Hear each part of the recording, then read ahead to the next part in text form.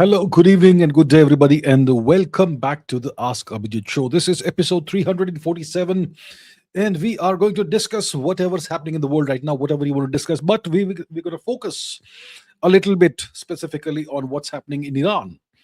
And a lot is happening in Iran, right? The Iran war, the war that the US and Israel have launched upon Iran. There was a ceasefire and what's going on in the ceasefire. So we're going to discuss that. But let me see before we start any of that. Let's see who all is there on the live stream, on the live chat. Who do we have? We have Lovish Thind, Anabil Sarkar, Bhavya Gupta, Rita Salathia, Nilanjan Ghosh. Okay, so Nilanjan Ghosh and Ritik Pawar. Tapishi Kaur, Karthik is here. Arvind KR Singh, Manmohan teaching tricks, Padmanabhar, Piyush Sinha, geopolitical debate from Indore. Good evening, sir. Anarva, Ashwani Sharma, Anarva once again. Rohan Bidi, Har Har Mahadev, Darshan Patel, bonjour, monsieur. Really now, Miss Patel, Sab Kushal Mangal, yes, ma'am. Devik Shriyan, Arvind KR Singh, wonderful evening indeed. Alka Shukari, namaste. Tuhin Rai, Tanmay Deshpande, Anuj Dikshit, Sharat Menon, Ishwar 8457, Nirvana Shanks, Ave. Hitchhiker's Guide, good to see you. Third volume you started. Excellent, good. Excellent book. Devik Shriyan, Samrat Shukla, Tanmay Deshpande, Mehul Rajesh Babu, Scintillating Kids, Pratardana Namaste Ji, Samrat Shukla, Grugu 75, Ayush Singh, good evening, Rano Nahapana, good to see you, Rano Nahapana, Samrat Shukla, Honey Badger of Kalinga, good to see you, Ishwar, Danush, Nanesh, Samrat Shukla, Somi is here from Jaipur, Navodit Verma, Samarth Pramanik, Ankush Sharma Photography, who else? We have PG Deutschland. Hello from Deutschland. Hello to Deutschland. Durgadatta Panchal. Priyanshi Sood Om. Piyush Sinha. Suresh Sivach. Hello. Watching from Ireland. Well, good to have you. Good evening, I suppose, in Ireland. Yes. Kahan is here from Saket, New Delhi. Fun Loop is here. Ashwamedha from Great Nicobar Island. Fantastic. Outstanding. Brave Robot. Daksh Somi from Jaipur. Jay Kumar. XI. She Trump. Sagav Ghare, Marshall Saini, and Brown Leprechaun again from Ireland. Cosmic Lab is here from Rome in Italy. Yes, Italy. Hensi Penguin is here from Kathmandu. Good to see you, Hensi Penguin, again. Wise Idiot. Ashish Chavda. Kahan, Manhattan I6W, Pain 2Z, Reddy, always ready, present, good to have you. Vaibhav Venkatesh from Bangalore, Kapil Singh from Uttarakhand, Rashikuddin, Jayant from Berlin, Vinay Rai from Azamgarh, McLevin once again, and everybody else. Okay, so I won't be able to greet you all individually, but thank you so much for being on this live stream. Now let's discuss what's happening. These days, things are moving so fast in this war, the war that's been launched against Iran. Things are happening so fast that if I do a live stream after 3 days, it's like half the world has been, things have. I mean, that failed American attempt to steal Iranian uranium. It now seems like old history, even though it happened less than a week ago. The Americans tried to steal. They sent multiple large transport planes and multiple helicopters and God knows so much more. And they landed in Iran on a makeshift airstrip, and they tried to steal uranium from Iran. And the whole operation ended up being a complete disaster. They lost about 12 aircraft in the process. And then they declared victory that, we were able to extract that one pilot that was missing. That pilot was missing 200 kilometers away. So that's old news now. It happened just five or so days ago. That's old news now. Now, yesterday, what happened is that a ceasefire was announced, and then the ceasefire has collapsed.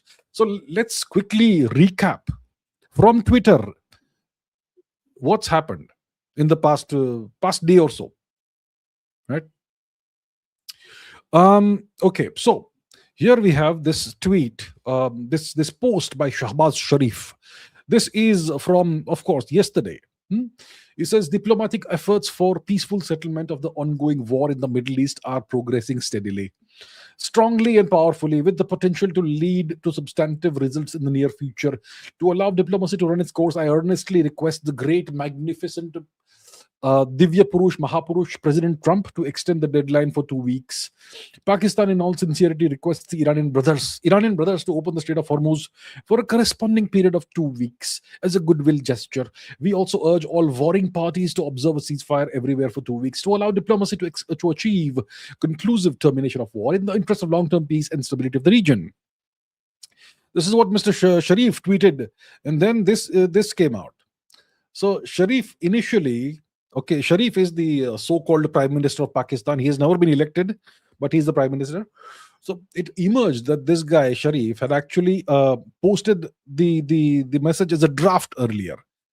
So it was titled "Draft Pakistan Prime Minister's Message on X," and then the whole thing was copy pasted for him. So he or whoever is running his account copy pasted the entire thing, including the title "Draft Pakistan's Prime Minister Message on X." Now, if Shahbaz Sharif's interns or employees would have drafted the message for him, they would have said that this is the Prime Minister's message on X, not the Pakistan's Prime Minister message on X. So clearly, this draft came in from somewhere outside of Pakistan, right? It came from somewhere outside of Pakistan. One of his masters, probably in Washington or something, they drafted this for him and they asked him to post this. So then he edited the message, and that is this message that we see here. So it was given to him by one of his masters, whoever is handling him, probably from Washington DC, maybe some other national capital, maybe not far from here, maybe, but definitely not Tehran. So Sharif is essentially a message boy, an errand boy. Okay, so this happened, and then after some time, okay, a few hours later, he tweeted this. Shahbaz Sharif: with the greatest humility, I am pleased to announce that the Islamic Republic of Iran and the United States of America, along with their allies, have agreed to an immediate ceasefire everywhere, including Lebanon and elsewhere, effective immediately. I warmly welcome the sagacious gesture and extend deepest gratitude to the leadership of both the countries and invite their delegations to Islamabad on Friday, 10th of April, which is tomorrow, to further negotiate for a conclusive agreement to settle all disputes. Both parties have displayed blah, blah, blah, remarkable wisdom and understanding and all that. We earnestly hope that the Islamabad talks succeed in achieving sustainable peace and wish to share more good news in the coming days. And he has tagged Trump, who is his boss, JD Vance, who is his vice boss, and all his other bosses. He's also tagged Dr. Pezeshkian, the president of Iran, and so on. Okay, so this is what happened. Then this came out. Okay, this came out yesterday once again. This is a message by Trump, by the American president, Mr. Trump. The United States will work closely with Iran, which we have determined has gone through what will be a productive regime change, a very productive regime change. So according to Trump, there's been a regime change in Iran. And he says there will be no enrichment of uranium. The United States will, working with Iran, dig up and remove all of the deeply buried nuclear dust. It is now and has been under very exacting satellite surveillance. Nothing has been touched from the date of attack from last year, when Trump had attacked these Natanz and Fordow sites. We are and will be talking tariff and sanctions relief with Iran. Many of the 15 points have already been agreed to. That's what Trump claimed yesterday. Now, this was this is the White House official account, and they tweeted this on Twitter, the official statement of Iran. So Iran says, on behalf of the Islamic Republic of Iran, I express gratitude and appreciation for my dear brothers, the Prime Minister of Pakistan Sharif and Field Marshal Munir, for their incredibly tireless efforts to end the war in the region. In response to the brotherly request of Prime Minister Sharif in his tweet, and considering the request by the US for negotiations based on the American 15-point proposal, as well as announcement by the President of US about acceptance of the general framework of Iran's 10-point proposal as a basis for negotiations, I hereby declare on behalf of Iran's Supreme National Security Council If attacks against Iran are halted, our powerful armed forces, tweeting like Trump, will cease their defensive operations for a period of 2 weeks. A safe passage through the Strait of Hormuz will be possible via coordination with Iran's armed forces and with due consideration of technical limitations. And signed by Sayed Abbas Araghchi, the Minister of Foreign Affairs, Islamic Republic of Iran. So this is something the White House officially acknowledged, that this is what Iran has stated officially. Then Trump also made this statement based on conversations with Prime Minister Shehbaz Sharif and Field Marshal Asim Munir of Pakistan, and wherein they requested that I hold off the destructive force being sent tonight to Iran and subject to the Islamic Republic of Iran agreeing to the complete, immediate, and safe opening of the Strait of Hormuz. I agree to suspend the bombing and attack on Iran for a period of 2 weeks. This will be a double-sided ceasefire, Trump says. The reason for doing so is that we have already met. We have already met our beautiful military objectives. We have already exceeded all our beautiful, big, beautiful, brilliant military objectives and are very far along with a definitive agreement concerning long-term peace with Iran and peace in the Middle East. We received a 10-point proposal from Iran and believe it's a workable basis on which to negotiate. So Trump says that we've received the 10-point proposal from Iran and we believe it's a workable basis on which to negotiate. Almost all of the various points of past contention have been agreed to between the US and Iran by a 2-week period, but a 2-week period will allow the agreement to be finalized and consummated, if you say so, on behalf of the US of America as president and blah, blah, blah, all that. Okay. So Trump says that it's an honor to have this long-term problem close to resolution. Okay. So thus far, things are going fine. And then the White House tweets this. Okay. God knows how many. Yeah. These are the White House's claims. These are the American claims of what they've achieved in Operation Epic Fury. Then Israel tweets this. Israel Defense Forces. Okay. They tweeted this yesterday afternoon India time. 1:39 p.m. India time. In accordance with directives from the political echelon, the Israel Defense Forces, the IDF, has ceased fire in the operation against Iran and is highly prepared to respond decisively against any violation. Overnight, the IDF conducted a wide-scale wave of strikes targeting missile launch sites and launches across Iran in order to significantly degrade Iran's launching capabilities. Simultaneously, and this is interesting, in Lebanon, the IDF is continuing to conduct targeted ground operations against Hezbollah. The IDF will continue to operate across all fronts to defend Israel. So they are saying that simultaneously in Lebanon, they are continuing to conduct targeted ground operations against Hezbollah. Now, Shehbaz Sharif says the ceasefire includes Lebanon. Okay? And Israel says we are now targeting Lebanon. We are simultaneously targeting Lebanon. So what kind of operations was Israel doing yesterday against Lebanon? So this is a claim by someone from Lebanon. Okay, I don't know if it's true or not, but a lot of similar claims have come out. So this lady, whoever she is, she says that I don't think people around the world realize how bad the attack on Lebanon was today. Okay, it's bad, like 9/11 bad. Hospitals are overflowing and do not have enough blood. We still don't know what the death toll is. This is terrorism, allegedly, pure and simple. April 8, never forget. So it looks like Israel did very massive airstrikes and other operations on Lebanon, Beirut also, right? And looks like a lot of civilians may possibly have died, allegedly. I don't know how true or not it is, but this is what a lot of people from that place, Lebanon, are saying. Then this is what Iran said. Okay, this is the Iranian embassy's account from India. And they say that you started the war, but Iran set the conditions for its end. And these are the 10 points. Okay, this is the Iranian 10-point proposal that was accepted by Trump as a workable basis for negotiations.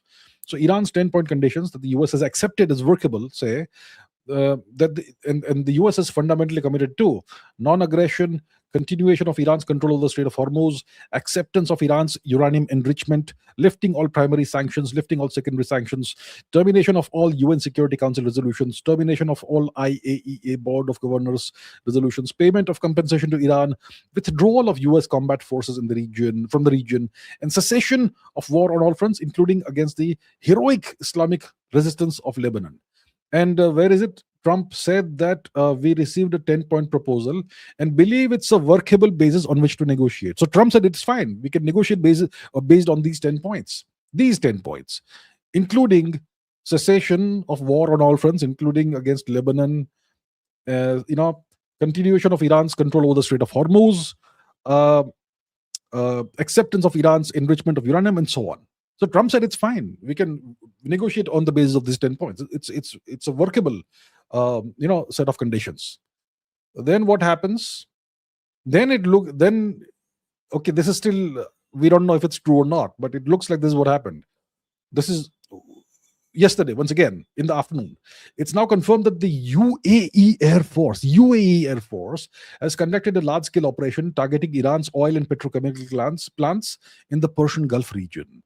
They have bombed refineries on the islands of Siri and Lavan and targeted multiple other petrochemical facilities using not only Winglong 2 armed drones, but also Mirage 2000 EAD fighter jets. Operations are ongoing, with reports that Emirati aircraft have also flown over southern Iran. Now, this is incredibly perplexing. Why would the UAE do this? I'm not sure if it's confirmed or not that the UAE did this, but what on earth? So clearly there was action going on against Iran yesterday. Now there's more. This is Trump considering a plan to punish. So the thing is, yesterday there were attacks against Iran. There were let me see, what else do we have? There were explosions in Tehran. There were strikes on Iran's oil facilities, petrochemical facilities yesterday.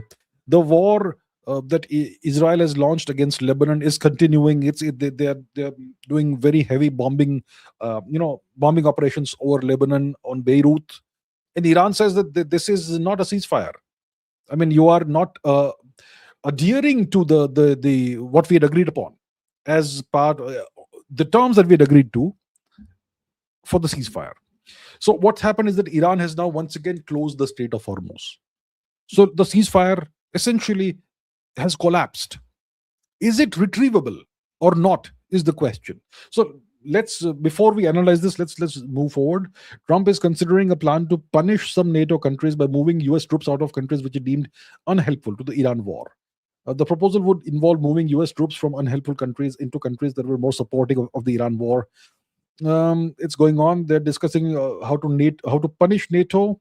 The US has 84,000 troops roughly stationed across Europe, and countries that could benefit from more American troops. Yeah, that's a benefit. Include Poland, Romania, Lithuania, and Greece. And US-NATO relations are degrading. This is another tweet by Trump yesterday. All American ships, aircraft, and military personnel with additional ammunition, weaponry, and anything else that's appropriate and necessary for the lethal prosecution and destruction of an already substantially degraded enemy will remain in place in and around Iran until such time as the real agreement reached is fully complied with. If for reason it is not, which is highly unlikely, then the shooting starts bigger and better and stronger than anyone has ever seen before. It was agreed a long time ago, and despite all of the fake rhetoric to the country, no nuclear weapons. No nuclear weapons. So Trump, here he says that we are fine with the 10-point proposal that Iran has given. And the 10-point proposal included enrichment, uranium enrichment by Iran. Okay, that was a workable basis for negotiations, said Trump. And now he says that no nuclear weapons, which means no enrichment, right? And the Strait of Hormuz will be open and safe. So Trump is saying that and what else do we have? Withdrawal of US combat forces from the region is one of the points that Iran had put forth. And Trump said it's fine. And now he is saying that, you know what, we are not withdrawing anything. We are moving in more forces. We are potentially moving in more forces into the Gulf region. Yeah, Persian Gulf region. America is back. So looks like very rapidly the ceasefire started unraveling. Now we have this, okay? Now we have this. Okay, it's muted. Boop, boop. Okay, so this is from today afternoon. Massive American buildup.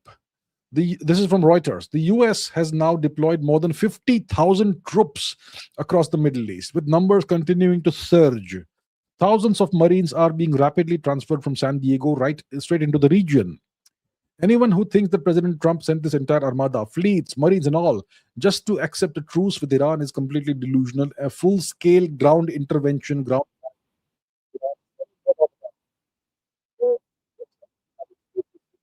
this ceasefire, this 2 week ceasefire, as a means to bolster their presence in the region, and then they will carry out further attacks, it looks like, on Iran. And Trump has given Europe an ultimatum. Within days, they must commit actual military forces like warships to the Strait of Hormuz. This is being reported by the Spiegel, Germany. So that's what's going on. That is what's happening. Okay. Now, I so essentially, what is the deal?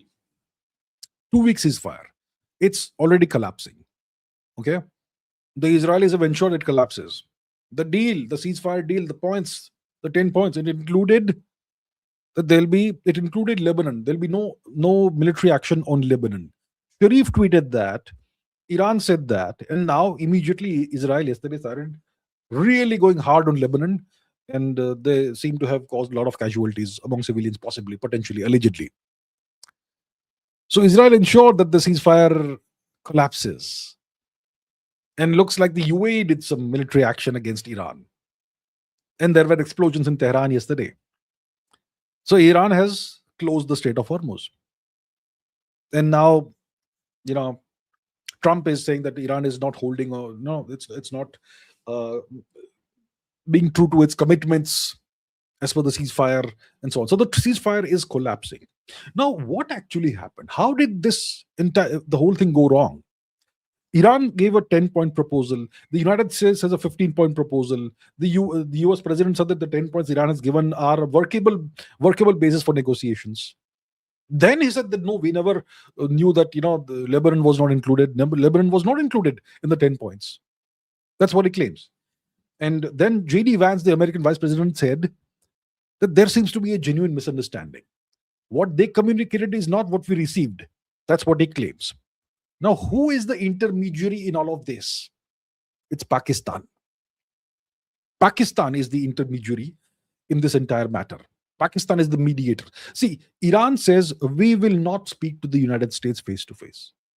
They are aggressors. We don't want to negotiate with them.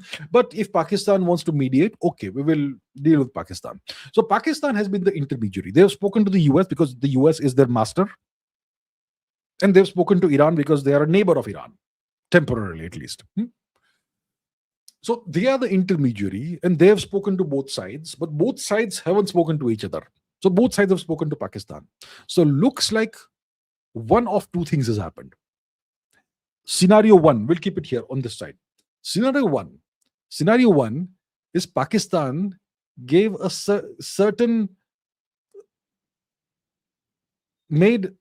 Pakistan made a certain set of statements to Iran, and a totally different set of statements to the US. So it said one thing to Iran and said a different thing to the US. And that has caused the complete devastating misunderstanding, if it's a misunderstanding, which means that Pakistan has essentially botched up the whole thing. Pakistan has lied to both sides, essentially. That's one scenario. That Pakistan has its own agenda, it is playing its own game. They lied to Iran about what the American proposal was, and they lied to the US what the Iranian proposal was. They said two different things to two different sides, and that's why there's a fundamental mismatch, and that's why the ceasefire has collapsed. That's one scenario, this scenario here. The second scenario here is that the Pakistanis are simply obeying American orders. The Americans told Pakistan to go ahead and mediate and all that, and you take the Iranian proposal, give it to us, and we will claim that we have never agreed to this, even though we have put out all these tweets. So in that case, Pakistan has played the role of a faithful servant of the master, the United States. And in both scenarios, Pakistan has backstabbed, betrayed Iran. Right? That is what's going on.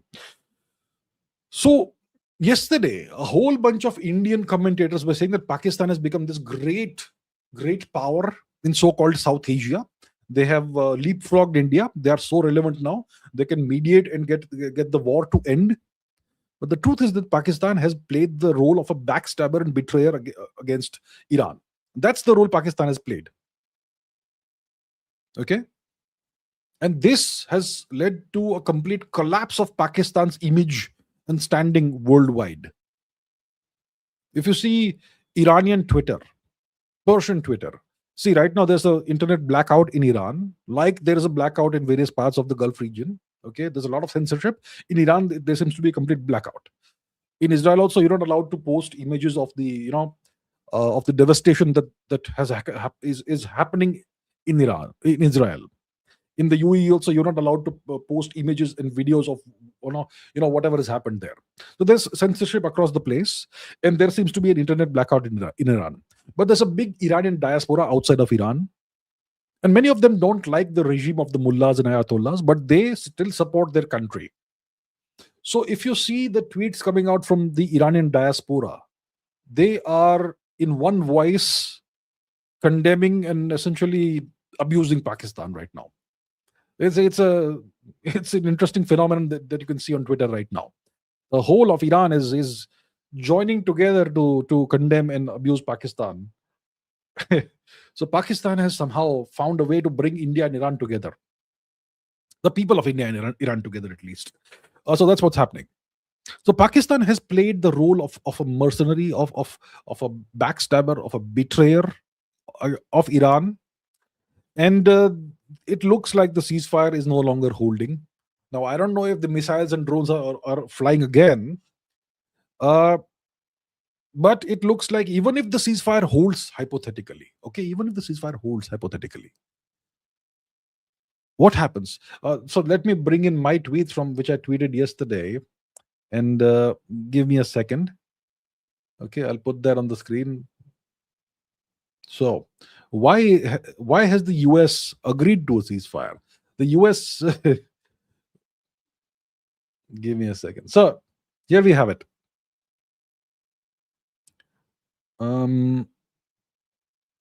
Yeah, here. So I said that the war's current outcome, a US-Israel tactical victory and an Iranian strategic victory, has became irreversible at the point where fresh reserves or resupplies could no longer turn the scale. The US and Israel now have 2 weeks. If the ceasefire holds for 2 weeks, they have 2 weeks now to move in enough reserves and resupplies to tip the scale and then go for the kill against Iran. And Iran is in no position to press in new reserves or resupplies unless Russia or China or both step in, which is highly uncertain. So unless Russia or China or both step in, Iran has 2 weeks left to establish deterrence by demonstrably testing the one weapon that can guarantee its long-term survival. And what's that one weapon? I think you all understand what that one weapon is, right? And the US air bridge to the Middle East continues. The US is still, even though the ceasefire is going on, allegedly, at that time it was going on at least, the US is still bringing in new supplies, new troops, etc. to the Middle East. So something is not right. The ceasefire is simply a means of buying time by the United States. And then you have all this happening. Israel has bombed Beirut in a devastating attack that could have caused hundreds of casualties potentially, says Al Jazeera. So the ceasefire was hanging by a thread, and I don't know if it still exists or not, the ceasefire. So that's the day. That's what's happened thus far in the past day and a half, right? So even if the ceasefire holds, the US is bringing in more troops. The US is bringing in more equipment, more supplies, more whatever else. If you're serious about a ceasefire, you don't do that, right? And one of the conditions Iran has given is that the US must move out its military, etc., from the Gulf region. The US is doing the opposite of that. So this ceasefire is not viable. And the longer Iran waits, the more disadvantageous its position becomes actually. So this war is not over. The ceasefire may be in the process of collapsing. It may have collapsed already. Even if it holds for 2 weeks, the US is not going to agree to Iran's conditions of continuing its enrichment of uranium for whatever reason. And Iran's trump card is its hold over the Strait of Hormuz. If it gives that up, well, what does it have? So the US will bring in more reserves, more supplies, more arms, ammunition, rockets, missiles, whatnot. And I think in a couple of weeks at most, or maybe whatever the time is, I think the war is going to resume. This is not over by any stretch of the imagination. Okay, so now let's take some questions from you all. What questions do we have? All right, we have a question by Ritik Pawar. Despite having larger economies and military power, why don't China or India invade at least one oil-rich country to secure oil resources for themselves? Because the oil-rich countries are under American protection, except for Iran, which is under American attack, and still America can't defeat Iran. So you think if America and Israel combined can't defeat Iran, do you think India or China can defeat Iran? And does India even want to attack Iran? For what reason would we attack Iran? In 3,000 years of history, we have never attacked Iran. Why would we attack Iran? Are we crazy or what? And when it comes to attacking, hypothetically, some of the Persian Gulf countries, they are under American protection. You attack them, you come under the full spectrum of American, offensive measures. It's madness to do that. Madness. Okay, the P. Shi Kaur says, I have great respect for your initiative, but your dismissal of feminism as propaganda was hurtful. Unequal distribution of labor and safety threat is lived reality for women. My dismissal of feminism as propaganda. No, feminism, I've never said feminism is propaganda. Feminism, you see, understand this. Feminism emerged out of the United States in the 19th century. It was much needed. In the United States of the 19th century, women were second class, essentially third class citizens. They had no right to property. They forget about the right to vote. Forget about the right to vote. They did not even have the right to property. They were non-persons. They were essentially non-persons. They had no recourse to legal aid or whatever the hell. Women were deeply, deeply oppressed in 19th century United States and 18th century, in 17th century United States, whatever. The US was born in 1776 or whatever it was, right? That's in the 18th century. And women were deeply oppressed. So it was necessary for a movement to uplift women to come into existence. And that's how you have the rise, the genesis of feminism in the United States. And feminism was kind of in alliance with the civil rights movement in the US. Okay? So understand, feminism was very necessary in a place like the United States, in a deeply oppressive, inegalitarian, unequal society like the United States and also Europe. The same was the case in Europe as well around that time. I mean, since the Christianization of Europe, it's been like that, right? So it was necessary for feminism to emerge and strive to give women the same rights as men. It was very important. And they achieved that eventually. Women, women got the right to vote. Women eventually acquired the right to property whenever it happened, probably in the 20th century. So those things were necessary. Feminism was necessary. Then what happens is 1950s and 60s onwards, feminism got hijacked by the Marxists, okay, by the leftists. The leftists eventually hijacked a lot of these movements that were originally very important, that were created for very good reasons. So then feminism transmogrified into something totally different. It transformed, it morphed into a tool for dividing society. Once women get equal rights as men, once women get equal salaries as men, yeah. Once women get the right to property, the right to vote, all of those things, most of feminism's job was done. But no, you're going to go forward now. And Marxism, it always seeks tools to divide society. So it took over feminism, it hijacked feminism. The Marxists slowly, gradually infiltrated the feminist scene, and they became the voice of feminism. Essentially, they hijacked it. And then they start using the same ideas for dividing society, for say that women should not be content with equal rights. Now women should take over society. And if you look at the United States today, the men are oppressed today. Okay? Men are oppressed. The US, you could say, is becoming more and more of a gynocentric society. Now feminism is about putting men down, oppressing men. And essentially, women want to become men now, biologically.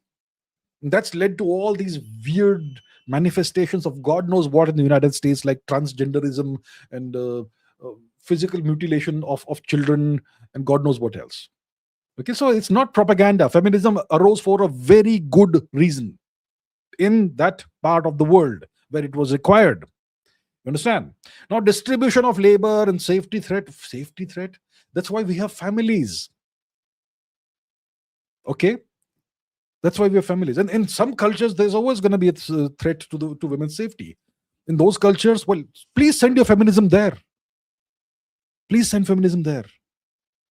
Right? But it's not the case in all societies, in all cultures. There are cultures where women have the highest of respect.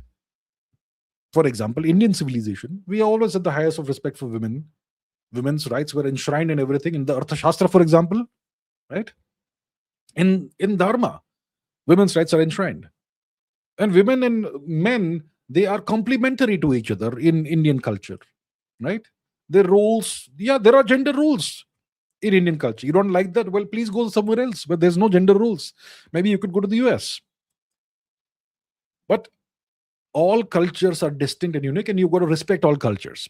You don't like a certain culture, please go move elsewhere. Please move to the Middle East, perhaps. Maybe that's more egalitarian for you. And so on. So there are safety threats in some cultures. Unequal distribution. Well, why don't you become a lumberjack if you're a lady? Would you like to do that? Become a lumberjack? Why don't women want equality of labor?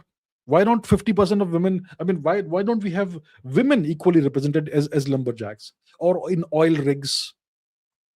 Right? Because there is a difference in the physique of men and women. It's a biological fact, whether you like it or not. There are certain jobs in the labor, in which fall under the category of labor, that women simply can't do because of their physical limitations that are simply a consequence and a factor of biology. So please understand, let's think about things, let's analyze these things logically, rationally, keeping emotions aside. Okay? I have never said that feminism has to be dismissed and should be dismissed. Feminism was necessary in the West, in the United States. Now superimposing feminism on societies where it has no relevance, I don't think it's the right thing to do. For example, I don't agree that feminism has any relevance in India. Feminism has relevance where women are canonically oppressed, subjugated, relegated to third-class citizen status. It's never been the case in India. So there's no need for feminism in India, right? So understand the whole discussion is nuanced, it's complex. Feminism has great relevance in some parts of the world, or it had great relevance in some parts of the world, but then it's been weaponized in those parts of the world, and so on. So it's a complex, nuanced discussion, all right? Please don't feel hurt by this. Think. If you come across some ideas that go against what you believe, well, you can choose to have an emotional reaction to it, which is getting hurt, or you can choose to think about it. I know thinking is hard. It's hard for all of us. Thinking is hard. It's hard work. But if you think it through, then you will grow and become a more mature person eventually. So that's what I would say. Please look into what I'm saying. Think about it. Look into the history of feminism. Okay? Read a book or two about the actual history, the genesis, the origins of feminism, why it emerged, where it emerged, and then see how it's transformed over the 1950s, 60s, 70s onwards, and what it's done to the United States and Western societies, etc. All right, Tapish Kaurji, thank you so much, ma'am. Thank you. Karthik Kanteti. Thank you very much, Karthik ji. Okay. Padmanabhar says, I live in the United States and no one knows about Pakistan's role in the ceasefire. Well, it's okay. Yeah. Pakistan is not an important nation. They have not really played any actual role in the ceasefire. They have played the role of a spoiler. They've played the role of a backstabber. And in the United States, no one cares anyway about Pakistan. Right? Pakistan is simply an errand boy, okay, for the United States. It's simply one of the minions you can that exist at your beck and call, and who exist to serve you in some way or the other. Right? So, right. So over here in India, there's been a whole bunch of people, the usual suspects, who have been lauding Pakistan and saying, Pakistan has become more relevant than India, and so on. That's what they were doing yesterday. Today, I suppose they must be quiet about this.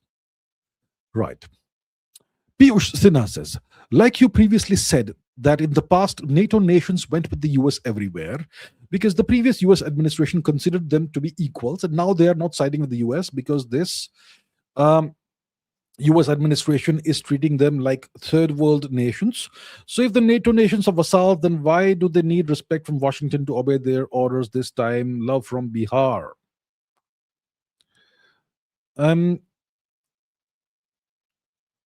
If the NATO, so let's yeah, in the past, NATO nations went with the US. They did not go with the US everywhere. They agreed with the United States and its geopolitical agenda and decisions, and they participated in various US geopolitical initiatives, which means wars and whatnot, sanctions, etc. The NATO nations have done that in the past. And the deal was that the United States gets to control Europe physically by putting troops on the ground, boots on the ground in various NATO nations. Okay? And the US finances a substantial amount of NATO's military budget, all of that. And in exchange, the US gets the privilege of essentially controlling physically the whole of Western Europe. That was the deal. That was the unspoken contract in NATO. So the NATO nations give up a significant amount of their sovereignty to the US. In exchange, they get all these things. So both sides benefit. That was win-win. And the US, they did not consider NATO nations to be their equals. The United States was always aware that these are our minions, these are our vassals, these are our puppets. The US always knew this. They never considered them to be equals. But see, understand, please, there is nuance in this.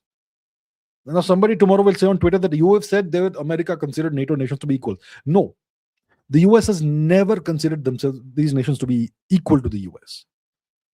But the US has always treated them as if they were equals. The US has always given them due respect in the past. Okay, the US has never disrespected these nations. And then Trump comes along. And Trump disrespects the hell out of the NATO nations. He makes it a point to humiliate their leaders. He makes it a point to disparage each nation individually, turn by turn. Right? So that is deeply hurtful to any people. Even if you are a vassal state, as long as you're treated with respect, you will swallow the fact that you're a vassal state and you'll keep quiet about it. But you are first of all a vassal state, and then you are repeatedly humiliated on an ongoing basis. The people won't tolerate that.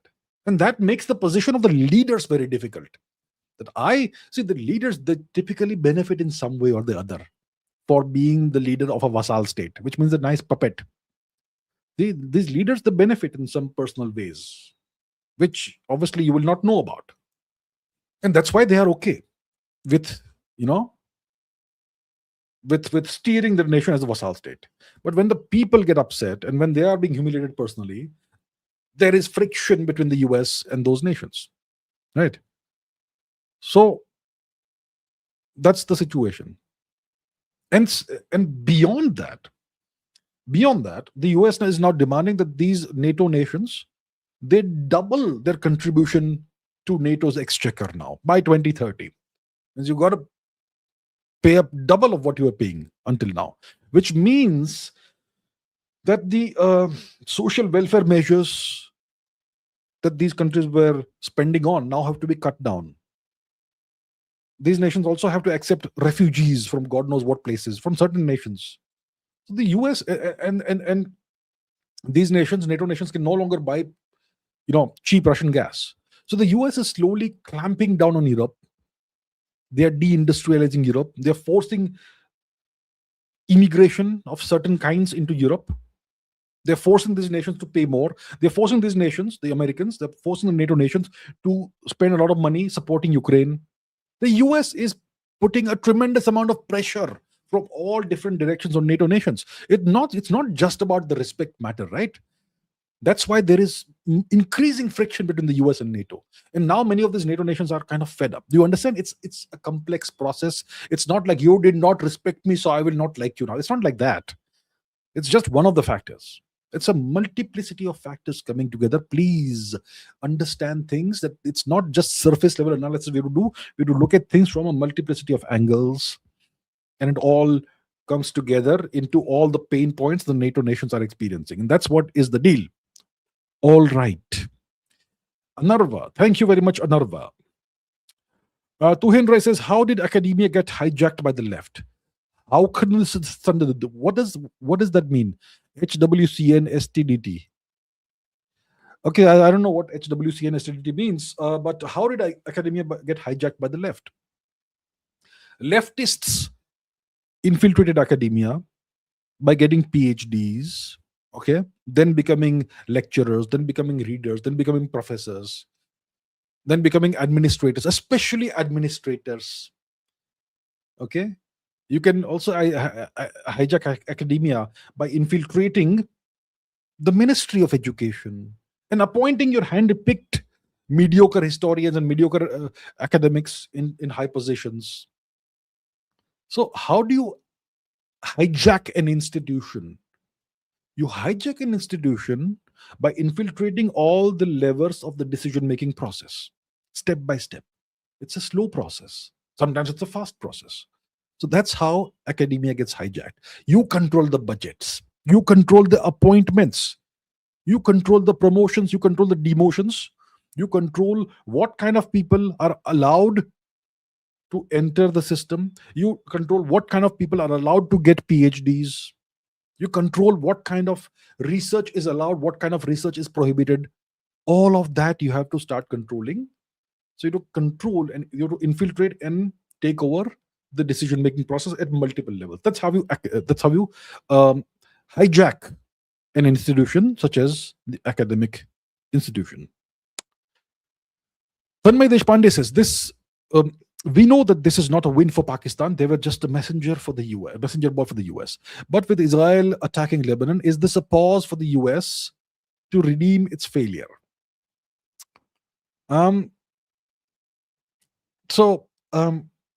Yeah, Pakistan is not important. I rarely speak about Pakistan. You all know this, right?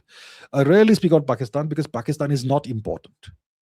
Pakistan is not relevant except as a vassal state, an errand boy, a minion, an asset of the United States. That's all. It's a nuisance value for India, for Afghanistan, for Iran. Pakistan has three neighbors. It has India as a neighbor, it has Afghanistan as a neighbor, it has Iran as a neighbor.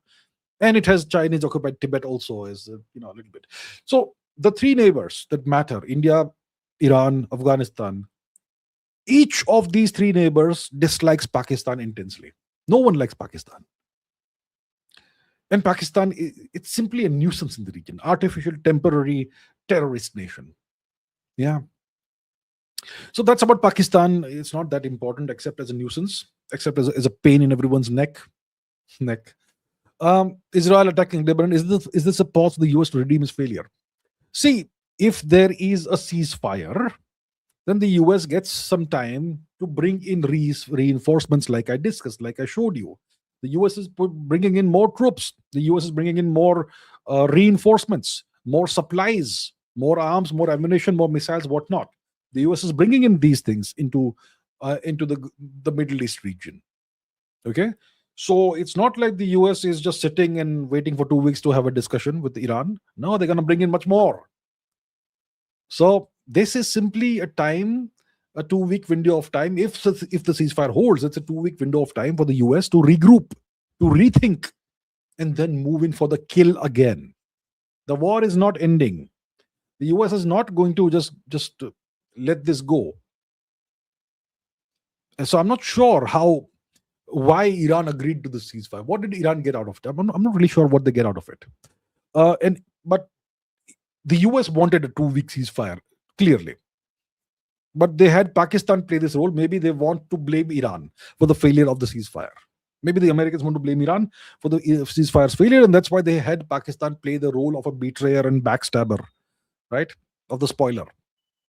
And looks like Israel doesn't want a ceasefire, and that's why they went ahead, and they knew, the Israelis, that one of the points that Iran had put forth, one of the conditions that Iran had put forth, was that the ceasefire will extend to Lebanon also, not just to Iran, but also to Lebanon. And the Israelis, the moment this was announced, they went and bombed Lebanon. So the Israelis ensured the ceasefire doesn't happen. Right? The ceasefire collapses. So that is the situation. Right? The US and Israel have both failed thus far in their objectives. They kept on changing goalposts. Day 1, it was about regime change. Day 3, it was something else. Day 5, it was something else. Day 7, it was Hormuz. Day 10, it was Iran's missile program. Then it's nuclear program. Then it's drones. This, that. Now again, when Trump said that we're going to destroy our civilization, he once again said regime change. Now in yesterday's tweets again, he said regime change. So what is it that they seek? They actually seek regime change in Iran. Okay? And they seek military defeat of Iran. But that's not happened. So the US has failed, Israel has failed. So that's why they want to use a breather. The US wants the breather, a couple of weeks, to rethink everything, to re-strategize, to bring in more capacity in the region, and then attack again. They are not serious about a ceasefire.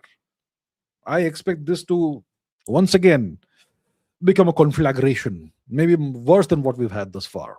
Right? Okay. Ashutosh, thank you very much. Ashutosh Malgaonkar ji, thank you. Raghava, thank you very much, Raghava ji. Very nice of you. Thank you so much. Satyajit says, in your studies of history, have you noticed any common symptoms or patterns when an empire civilization declines, and what we can learn from them? Oh, absolutely. Absolutely. It's a cyclical process. What happens? What precipitates the decline of an empire? And first of all, the empire becomes super successful. Okay? The empire becomes super successful. It acquires more and more land, territory, influence, power, including power over kingdoms and nations that it doesn't physically control, but it still vassalizes them. That's why it acquires power over them. And as a consequence, the empire becomes super rich, very prosperous. And the people become accustomed to luxury, etc. So why did the empire first rise and become powerful? Because the people were dynamic. And the people were all, geared towards progress and rapid transformation, which means the people were okay with being uncomfortable. But now you have this period of prosperity where everyone is happy, enjoying luxury. There are no real problems left anymore. So the people become soft. They stop focusing on what matters.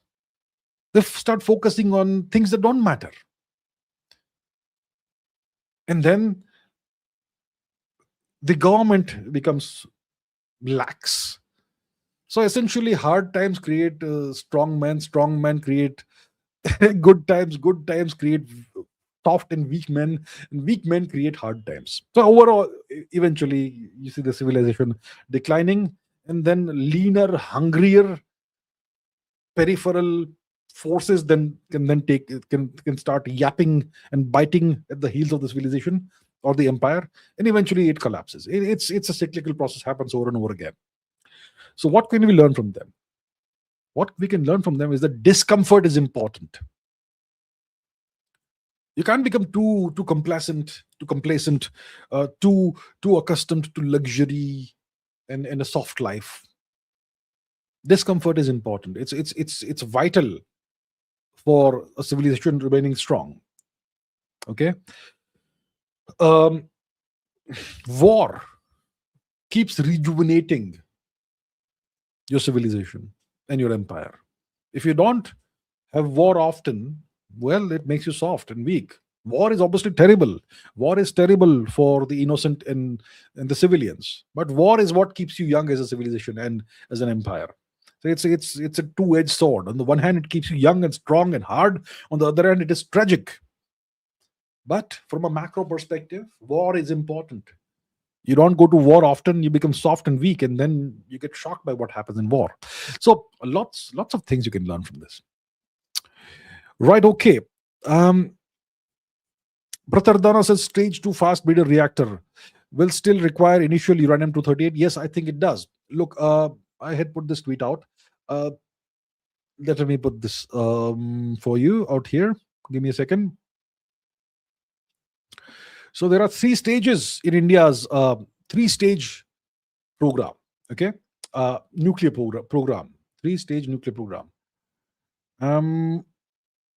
All right, so here we have it. Okay, just look at this tweet. This gives you everything you need in very brief, instead of going into the details. So Prime Minister Modi on April 6, he announced that India's first prototype fast breeder reactor at Kalapakkam has attained criticality, which means the nuclear reaction has started in this fast breeder reactor. Okay, so this is the beginning of the second stage. So there are some experts who will tell you that India has reached the end of the second stage and we are entering the third stage. Some experts will tell you. These experts have no idea what they're talking about. India is now beginning the second stage of its 3-stage nuclear program. The first stage started in the 1960s, and we are now entering the second stage with 1 reactor. All of our other reactors are still first stage reactors. So India is still mostly in the first stage with 1 reactor that has entered the second stage. So if we have, let's say, how many reactors do we have? 25? Let's say 25. Out of 25, 1 is second stage and 24 are first stage. Okay, so we are 4% into the second stage and initial second stage, and 96% still first stage. That is where we are. Understand this very clearly. Now understand how this works. So this 3-stage program was this plan was created by Dr. Homi J. Bhabha. Okay, so the first stage is pressurized heavy water reactors. This stage is complete and operational. So we are still, most of the reactors are stage 1 reactors. Okay, India runs about 22 pressurized heavy water reactors. Heavy water is protium. It's tritium. Right? No, what do you have? You have deuterium, right? So heavy water uses a heavy isotope of hydrogen. So India runs about 22 pressurized heavy water reactors, which generate power and accumulate plutonium 239, which is the fuel that we need to reach to feed second stage reactors. Plutonium is it's an element that's not found naturally on our planet. Okay, but we need plutonium 239 fuel to feed stage 2. Okay, so that's our stage 1 pressurized heavy water reactors. We have 22 of those, roughly 22, 24, whatever the actual number is, roughly 22. The second stage is fast breeder reactors. The second stage reactors, they use the stage 1 plutonium as fuel, and they are loaded with uranium 238 and thorium 232 around the core in a blanket like configuration. Okay, so the Kalapakkam fast breeder reactor, which is the prototype, it will convert uranium 238 and thorium 232 into more fissile fuel, more plutonium 239 and uranium 233, which will be bred from thorium 232. So the pressurized, so the fast breeder reactors in stage 2, they will breed more fuel than they burn. Imagine a reactor that burns fuel but produces more fuel. So that's a stage 2 reactor, okay, fast breeder reactor. So the Kalapakkam FBR, fast breeder reactor, is now sustaining a controlled fission chain reaction. Okay, it's successfully sustaining a controlled fission chain reaction. So a Kalapakkam type reactor, a fast breeder reactor, will produce maybe a few grams, maybe a few kilograms, okay, of uranium 233 per year. Per year. So we're going to need a lot of these reactors if we are to reach stage 3 whenever it happens. So stage 3 is advanced heavy water reactors on thorium. So first of all, in stage 2, you need uranium 238, okay? And you also need thorium 232. So you need uranium 238 and thorium 232 both. And without the thorium, you will not be able to breed the uranium 233 in stage 2. So in stage 2, you need thorium. Okay. Stage 3 is advanced heavy water reactors. This is the end goal. Advanced heavy water reactors will use the uranium 233 bred in stage 2 as their main fuel, along with thorium 232. And India has the world's largest reserves of thorium. So this will give India virtually inexhaustible indigenous clean nuclear energy for centuries. So India is now beginning its transition into stage 2. And we have demonstrated indigenous mastery of one of the most complex reactor technologies without foreign assistance. It's a great achievement. No question about that. It's a great, great achievement. But we have a long way to go. It's gonna take decades for us to reach stage 3. Because a fast breeder reactor like Kalapakkam. So Kalapakkam is a prototype. It's an experimental reactor. We're gonna operate it for a while, for 2-3 years.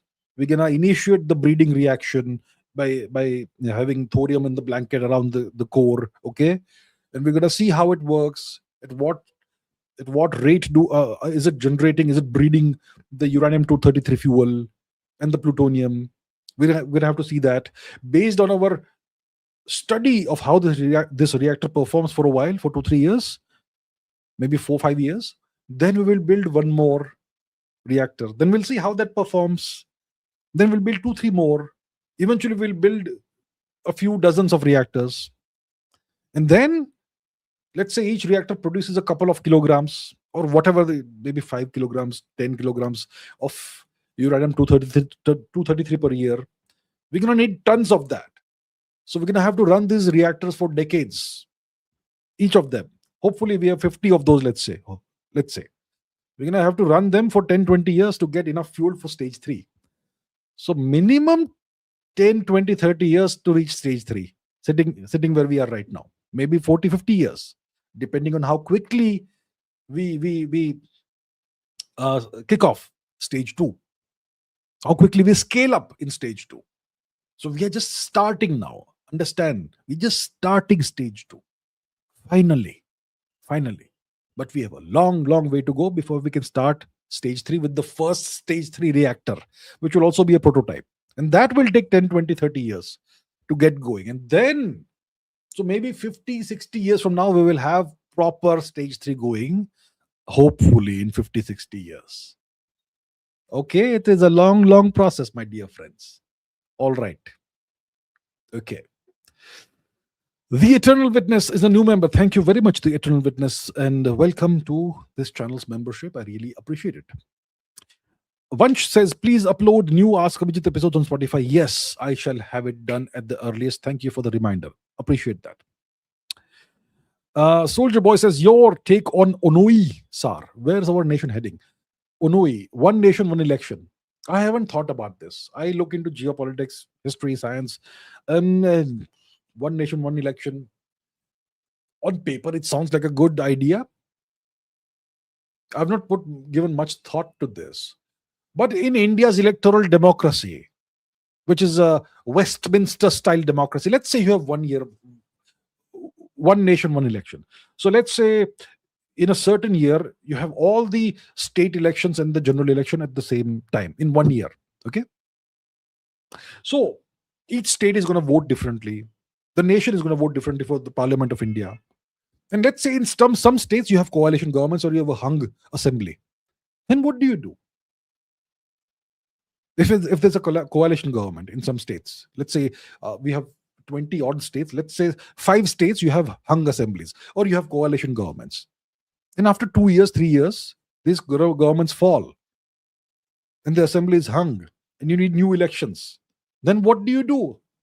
Then after 2 years only, do you once again have one nation, one election, or do you put the state in the president's rule until the next cycle of elections 5 years down the line from the initial starting point? What do you do? For one nation, one election, we need to transition to a presidential form of government. This parliamentary system, this Westminster democracy system will not work if you want to have one nation, one election.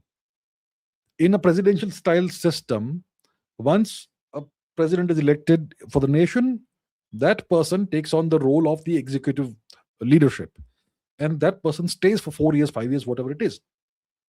And if you apply the presidential style system to states, then you will have state assemblies, but the state will have a chief minister or a governor who will rule for 5 years or 4 years, whatever. Let's say 5 years for India. So even if the state assembly is a hung assembly or whatever, the person who was elected as governor or chief minister will stay for 5 years. That person can't be removed unless there's impeachment, which is very rare. So if you want a one nation, one election, it will not work with this current system, which is ridiculous and which the system is not suitable for India. For 80 years, roughly, almost, we have been saddled with a system that is terrible for the country. Ideally, we should have a presidential style system. Then you can make one nation, one election work. Otherwise, you can't. It just won't work. It will not be practical. It will not be feasible in the real world. On paper, it will look nice. In the real world, it will break. Sergeant Skyland says Rafale versus Sukhoi 57.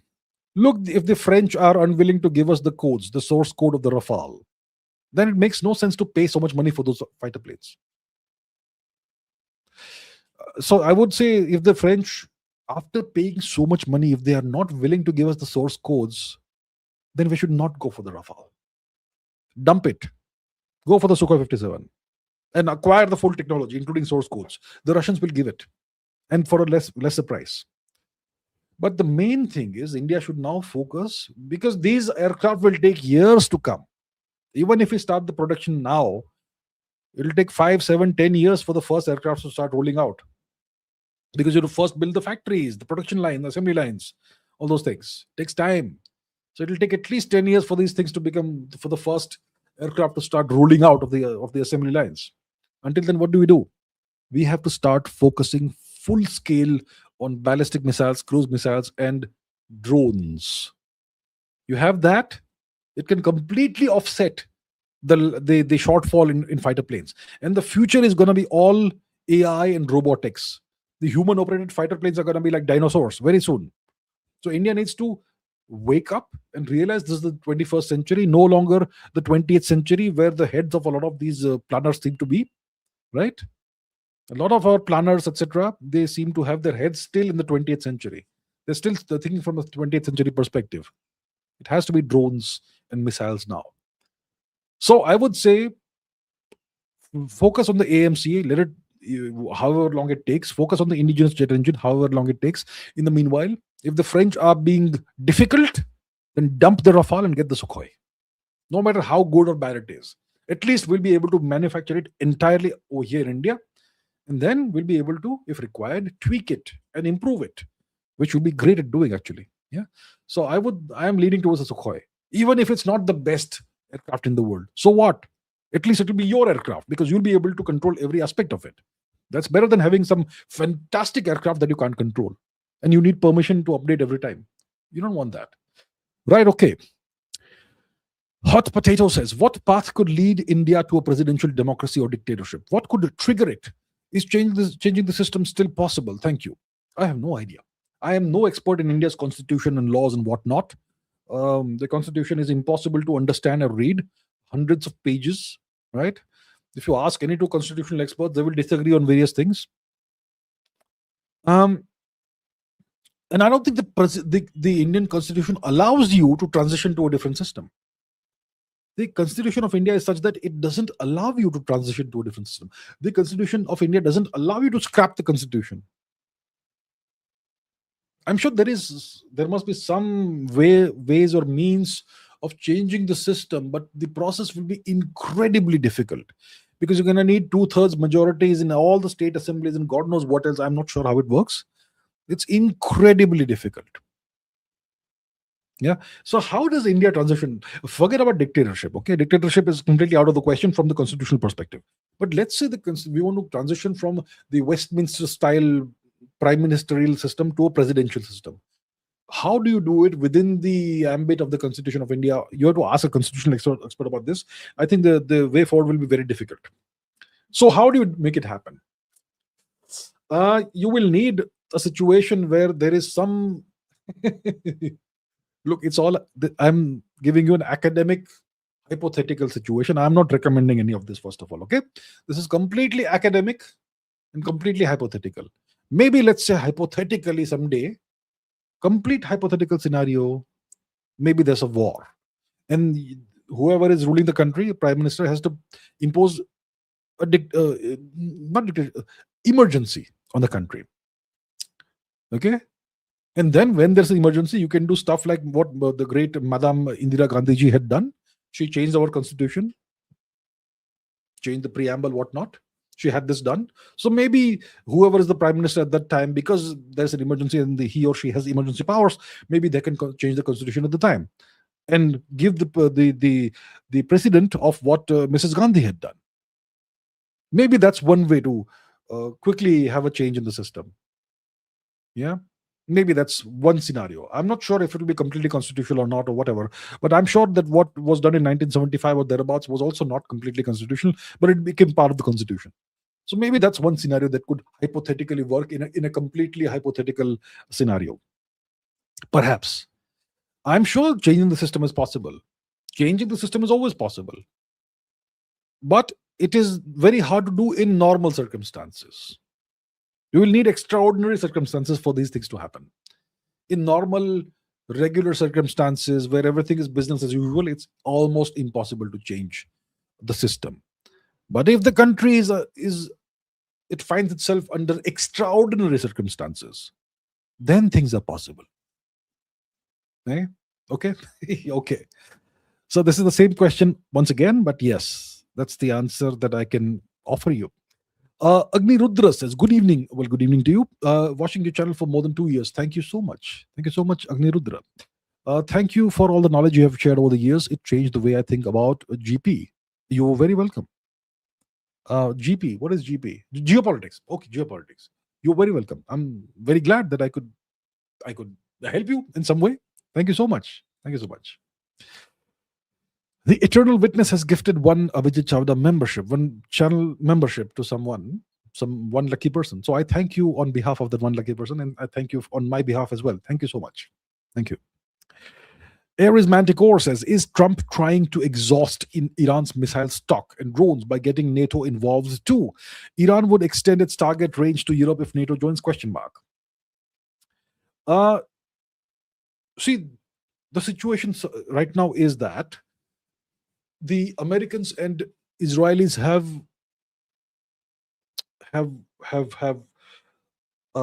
done tremendous damage to Iran. They've bombed universities, they've bombed children's schools, they've bombed factories, they've bombed refineries, they've bombed petroleum reserves, oil reserves.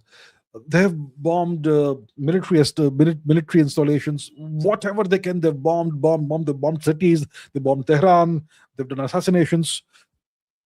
So Iran is in a situation where it most likely is not currently manufacturing or producing more missiles and drones. Whatever stockpile it had accumulated, that's all it has to play with. That's most likely the scenario. Because to manufacture more missiles and drones, you need factories. And factories you can't bring underground, most likely, unless Iran has done the almost impossible. And factories, the Americans would have identified where are the factories. They would have bombed them. And if a factory is bombed, you can't manufacture new missiles and drones there because it's all destroyed. So most likely, Iran is not able to produce more missiles and drones right now. And whatever stockpile they have, that's all they have to play with. That's what I imagine is the most likely scenario.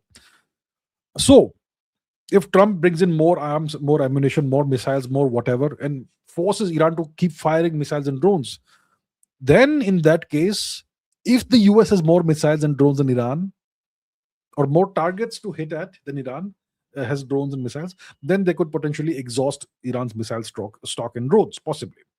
Um, so, but Iran would have, most likely, they would have planned for these scenarios.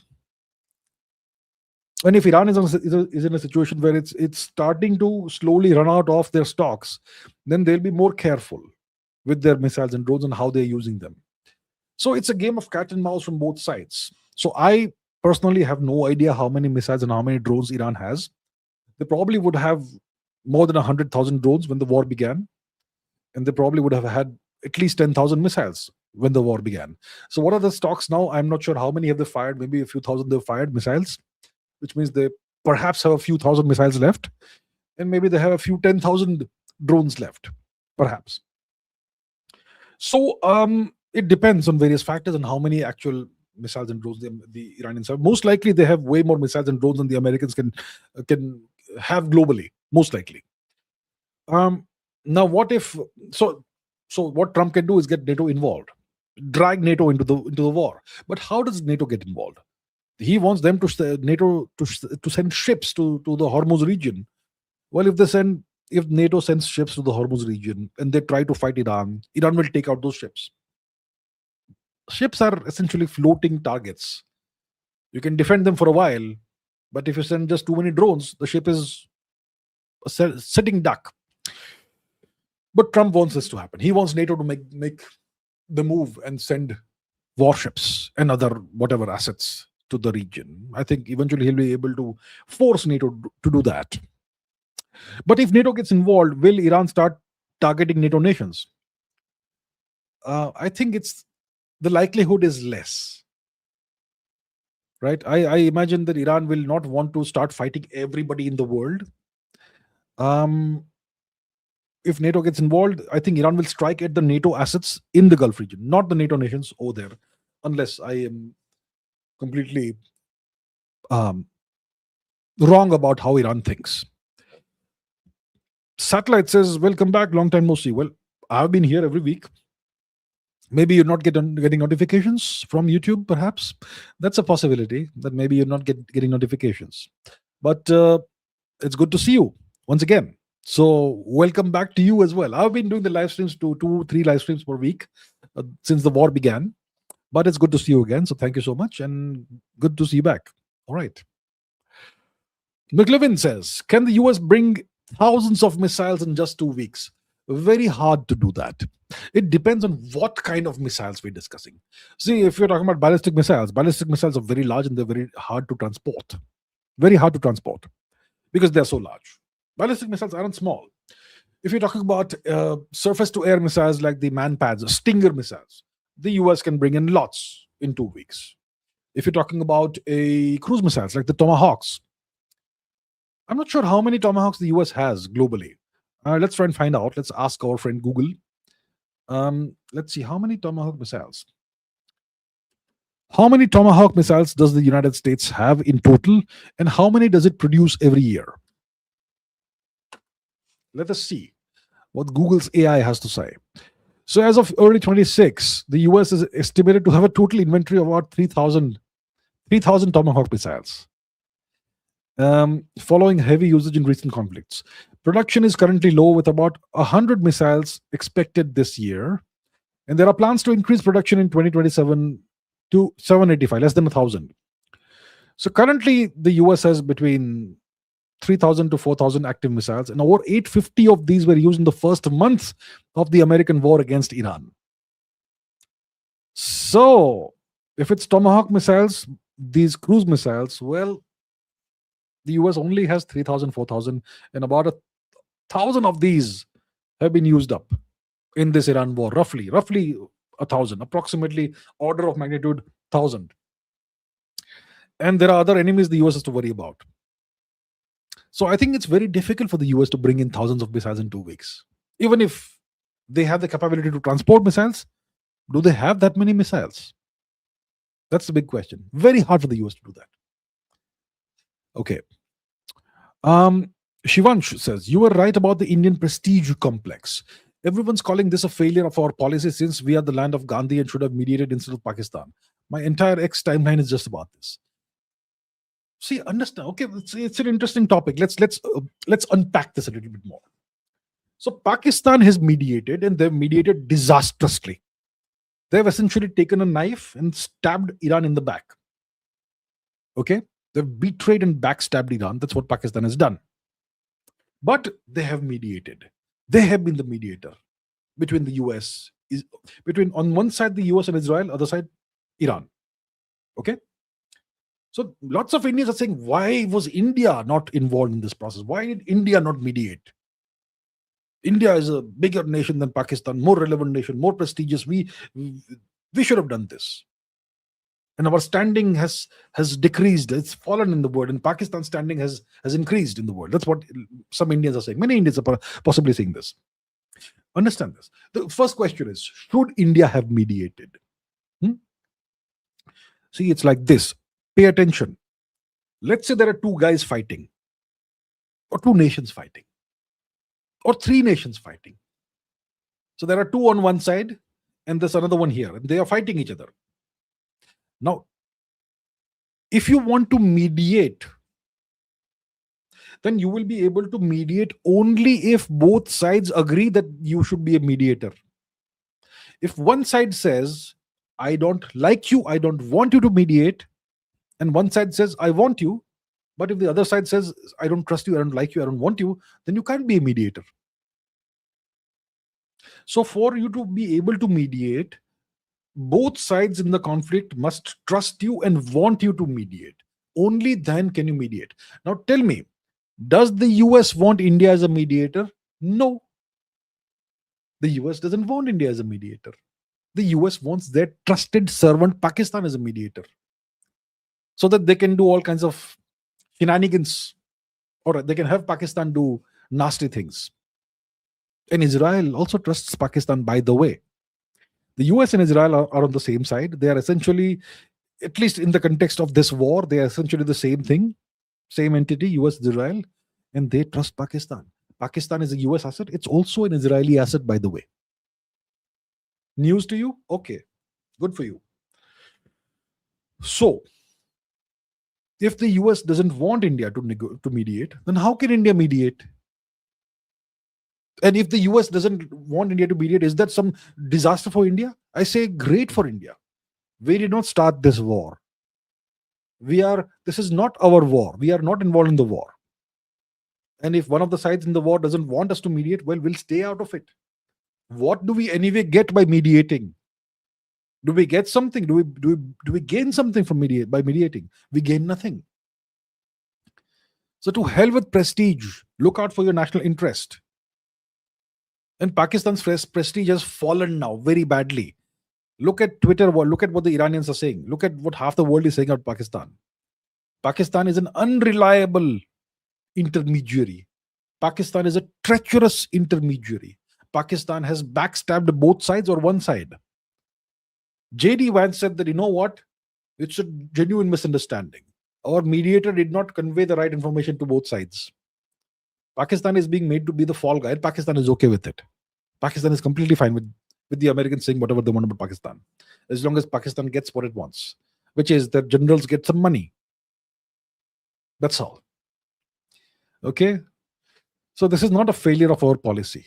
Our policy, our government's policy is to look out for India, to look out for India's national interests, and mediating in this matter is not in any way advancing our national interest. Okay, so whoever is calling this out, they must be newly minted geopolitical experts, but they have no idea what they're talking about. Right, okay. Akshay Janu says, if the US leaves GCC, Iran becomes a local power, right? Right. Iran has already become a regional power, a great regional power. You could say that Iran has emerged as a consequence of this war as a global great power, not a superpower, but the most powerful nation in West Asia. Okay? If Iran decides, it can destroy any of the nations in West Asia. It has that kind of power. Maybe Iran also did not realize how powerful it is. but now it does. So whether the US leaves the GCC or not, whether the US leaves the region geographically or not, Iran is now the most powerful nation in West Asia. And that is something the entire world can see now. It's not a local power, it's a great power in the region. It has more missile and drone firepower than India. It can wipe Pakistan out tomorrow morning if they want. Iran can do that to Pakistan. Iran can flatten Pakistan tomorrow morning if it wants. Okay? Right. Aryan Gorty says, how has the influence that our orange fool in the US has over Pakistan impacted the outcomes of past wars from a Bharat perspective? As an Indian American, I don't understand why Pakistan is our ally. Okay. How has the influence that your orange fool means Trump? So, how has the influence that Trump has over Pakistan impacted the outcomes of past wars from a Bharat perspective? See, when we talk about past wars, the one past war that comes to mind is the 2025 Operation Sindoor, which was a 3-day conflict. It was an aerial conflict. There was no naval dimension, there was no land dimension. It was an aerial conflict. So it was a 3-day war between India and Pakistan. Before that, the last war was 1999, was it? Kargil war, right? Was it 98, 99, whatever year it was? It was 99 most likely. Or 2000, whichever year it was. Kargil war, 2001. Okay, since I am not able to remember, let me just quickly see. Kargil war, which year? Okay, 1999, like I said first. All right. So before Operation Sindoor, you had the Kargil war in 1999. And in 1999, Trump was nowhere near being anything like the US president. He was just a real estate guy at the time. So the orange fool came to power, like you say, orange fool. He came to power in 2016, as you will know very well. He went out of power in 2020, and then is back in power 2024 onwards. In that period of time, there's only been one war, which is the Operation Sindoor 3-day war. And Trump had a big role to play in ending the war, because India's suddenly visible domination of over Pakistan and the damage India started doing in the last day of the war against Pakistan, the US suddenly became alarmed, and they rushed in and they essentially, you could say, forced India to stop the war. The Indian government doesn't agree with this. The Indian government says that the Pakistanis begged us to stop. That's why we stopped the war, and it's a paused war. It's not an ended war, whatever, right? So Trump had a role to play in ending the Operation Sindoor war.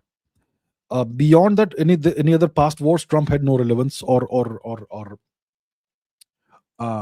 influence or role to play in any past wars. As an Indian American, you don't understand why Pakistan is America's ally. See, the US seeks to project power everywhere in the world. The US seeks to establish specific balances of power in various theaters or regions. So in West Asia, the US wants a certain balance of power. It wants all the nations arranged in specific ways with certain amounts of power.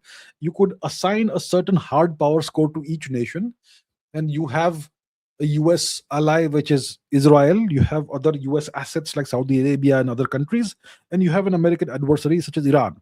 So you want the whole region to be balanced in such a way that the American allies and puppets have cumulatively more power than the American adversary, which is Iran.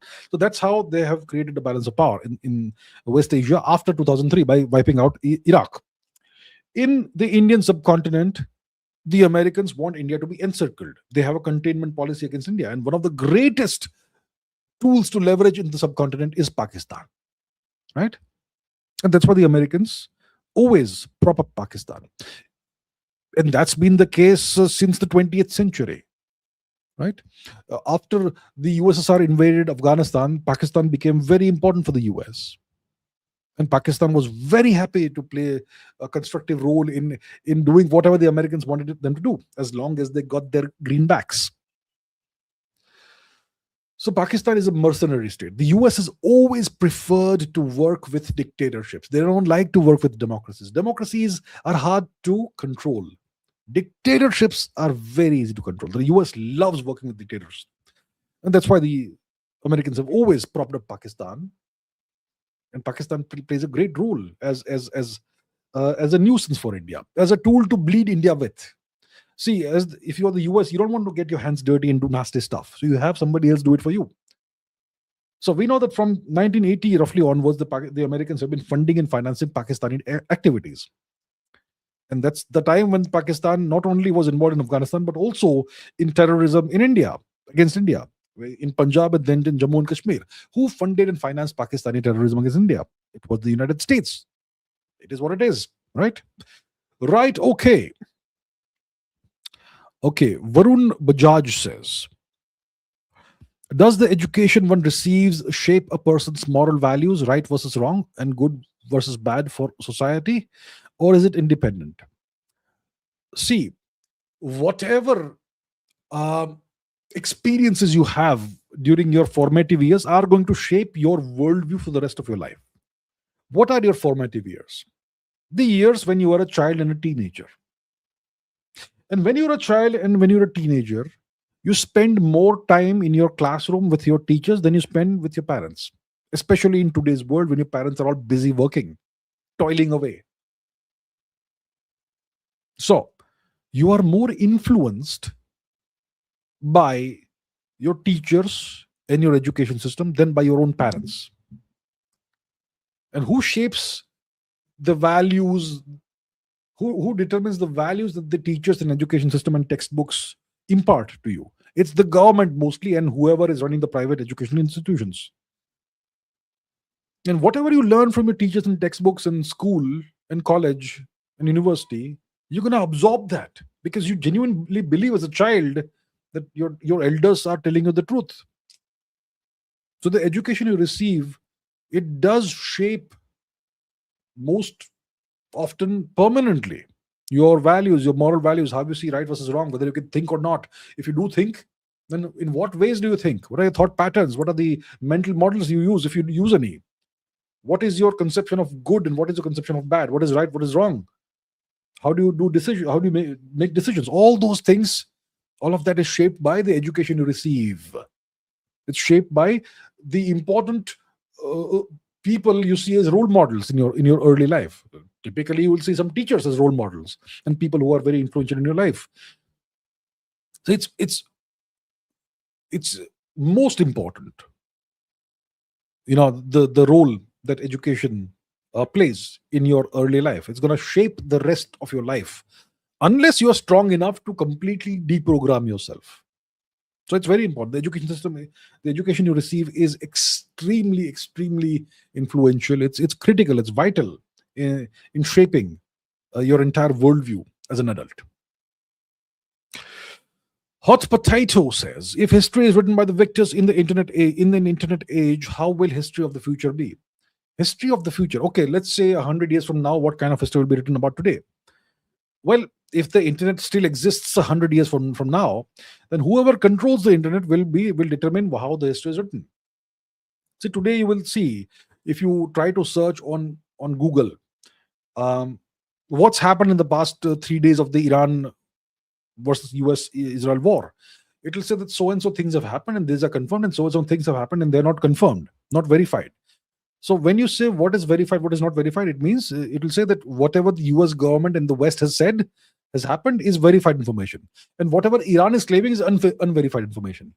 You can see already there's a bias here.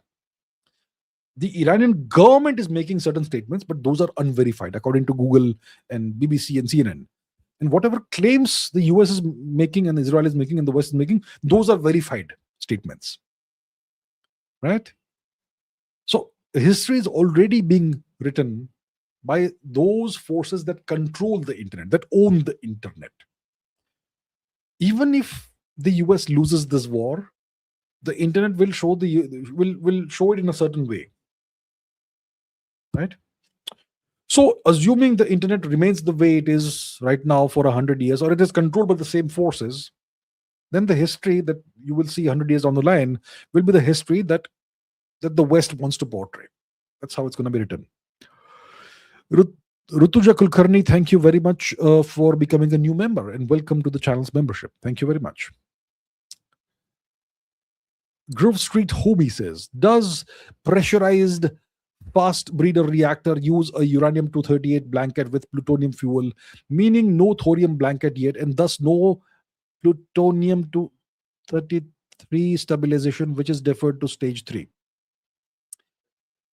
In stage 2, if you want to breed uranium-233, you're going to need thorium in the blanket along with the plutonium fuel.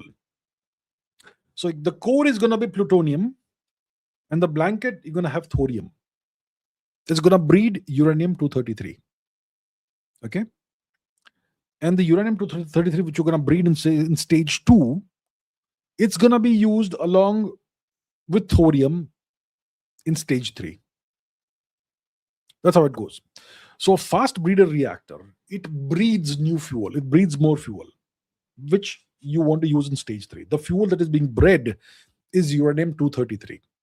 For that to happen, for that reaction to happen, which breeds uranium-233, you need a thorium blanket.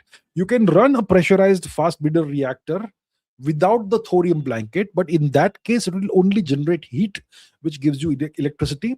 It will not breed the uranium-233. So if you want to use it as a breeder, not just an electricity generator, then you need a thorium blanket. Okay? So without a thorium blanket, the reactor still operates, but it doesn't breed new fuel, uranium-233. It only generates electricity, heat, which is then converted into electricity. But we want to breed uranium-233 for the third stage. For that, you need a thorium blanket. So initially what you do, you have the reactor go critical when it's a new reactor, and you stabilize the reactor. You stabilize the reactions, you control it with the cadmium, etc., rods and all that. You do that. You have it run for a while, few weeks, maybe a couple of months, and then you introduce the thorium blanket and see at what rate is it breeding uranium-233. So you can operate it without the thorium blanket, but then it defeats the whole purpose of breeding uranium-233. Okay? That's the deal. Right. Hardik Joshi says, apparently Pakistan getting collapse. How do we care? How will the US and Iran expose their lies? Why will the US expose Pakistani lies when the Americans are the sponsors? Okay, let me read the whole thing. Apparently, Pakistan is getting collapse. How will the US or Iran expose their lies on a global stage such that they are blamed for the violation? Clever move by Pakistan. First of all, Pakistan is not important. I don't know why Indians are so obsessed with Pakistan. Secondly, Pakistan has betrayed and backstabbed Iran. They will not dare betray and backstab the US. If they have done such a thing, the Americans will punish them tremendously, and the Americans seem to be very pleased with Pakistan. Okay? The Americans aren't saying a thing against Pakistan. The Iranians are very upset with Pakistan. So it tells you who has been on the receiving end of the backstab by Pakistan. The Pakistani Prime Minister yesterday claimed that we have successfully engineered a ceasefire. Well, is the ceasefire holding? Now both sides are blaming each other, and one side is also blaming Pakistan. The Pakistani Prime Minister very clearly wrote yesterday, okay, let me show you once again. He very clearly wrote yesterday that the ceasefire includes Lebanon. See, look here. See, he tweeted this yesterday. The ceasefire will be effective immediately, and it will include Lebanon and elsewhere. So Sharif said Lebanon and elsewhere, and the Israelis immediately violated that. Right. So do you think this is a successful move, operation, whatever, by Pakistan? It's been a colossal failure. Right. And not just has the ceasefire process, engineering process failed, it has betrayed Iran. So what the Pakistanis did, okay, is the Iranians have a 10-point proposal, and the Americans have a 15-point proposal, and these two have to somehow be viable starting points for a negotiation. So the Pakistanis took these 10 points from Iran and they gave it to the Americans. Trump said that we are fine with that; it's a workable starting point, and so on. And then the Israelis go ahead and start bombing Lebanon, which was not supposed to happen as per the ceasefire thing. Then JD Vance goes and says that this was a genuine misunderstanding. The mediator seems to have given the wrong sets of things to both sides or whatever. So he's indirectly blaming Pakistan for this, right? That Pakistan somehow is messed up. But overall, what's happened is that the Pakistanis gave the illusion to the Iranians that the ceasefire will work, that you can rely on the Americans and Israelis, and the exact opposite happened. And even Iran was bombed yesterday. There were explosions in Tehran. Allegedly, the UAE bombed some petroleum refineries or whatever, petrochemical complex of Iran. So Iran has been backstabbed and betrayed. And even if you disregard what's happened to Iran and the fact that they've again closed the Strait of Hormuz, no, you don't disregard that. If you disregard the Lebanon bombing and all that, the ceasefire has failed. And Pakistan has been exposed as a duplicitous nation. So, for what reason are they getting claps? From whom are they getting claps? They're getting a tremendous amount of abuse from the Iranians. I'll not put it on Twitter because on the screen, because the language is very abusive in Persian. And some Persian abusive words are also understandable, intelligible in India. So we don't want to see that here on this screen, on this channel here. So I don't know who's clapping for Pakistan. There must be the same old usual suspect in India who always bat for Pakistan, who may be clapping for it. I don't give a damn about them. Those people are irrelevant dinosaurs. Okay? But Pakistan has been totally exposed, and there is nothing clever about this move. The only clever thing is that they will get a pat on the back in private from the Americans. Okay, good job. You did a good job. That's it. Okay. Shivraj Rajput says, watching you since your Aryan invasion video 6 years ago on the Sangam Talks channel. Well, that was a long time ago. Thank you so much for having been such a long time watcher of mine. Thank you. I do remember that forum. Yes. How likely is Operation Sindoor 2.0 in 2026? Well, the likelihood is non-zero. The probability is non-zero, which means it could happen. But see, understand this. Right now, India faces one problem, which is the fact that the NAVIC system, the IRNSS system, is no longer fully functional. It's no longer giving us accurate positioning information. What is the NAVIC or IRNSS system? It's a satellite positioning system. In a satellite positioning system, you have satellites, a bunch of satellites that are placed into geostationary orbit above the Earth. So geostationary orbit means the satellite is about roughly 36,000 kilometers above the Earth's surface. And then you need at least 4 satellites to give you signal so that you can get a proper fix of your location, coordinates, latitude and longitude in accurately on the Earth. If less than 4 satellites are operational, your latitude, longitude coordinates will drift by kilometers, maybe hundreds of kilometers, at least 100 kilometers, which means you don't get accurate data, accurate positioning information. Now, if you're launching cruise missiles and you want the cruise missile to hit exactly where you want it to hit, you need accurate positioning data from your satellites.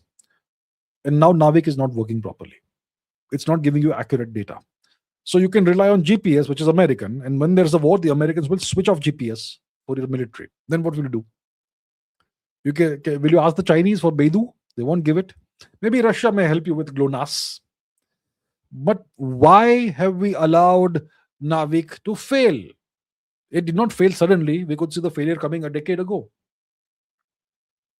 You can say, things went wrong, which you didn't expect. The PSLV rockets failed multiple times. Well, that also you could have foreseen. In the 1980s, the Ariane rockets failed in the same way. There was a spy involved in this. There was sabotage. There could be sabotage in the PSLV system also. So can't you foresee all these things, that these things could go wrong?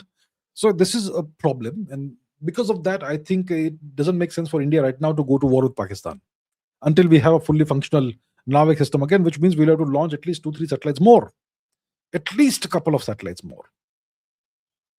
And I think the satellite launches are planned for some time later this year, perhaps.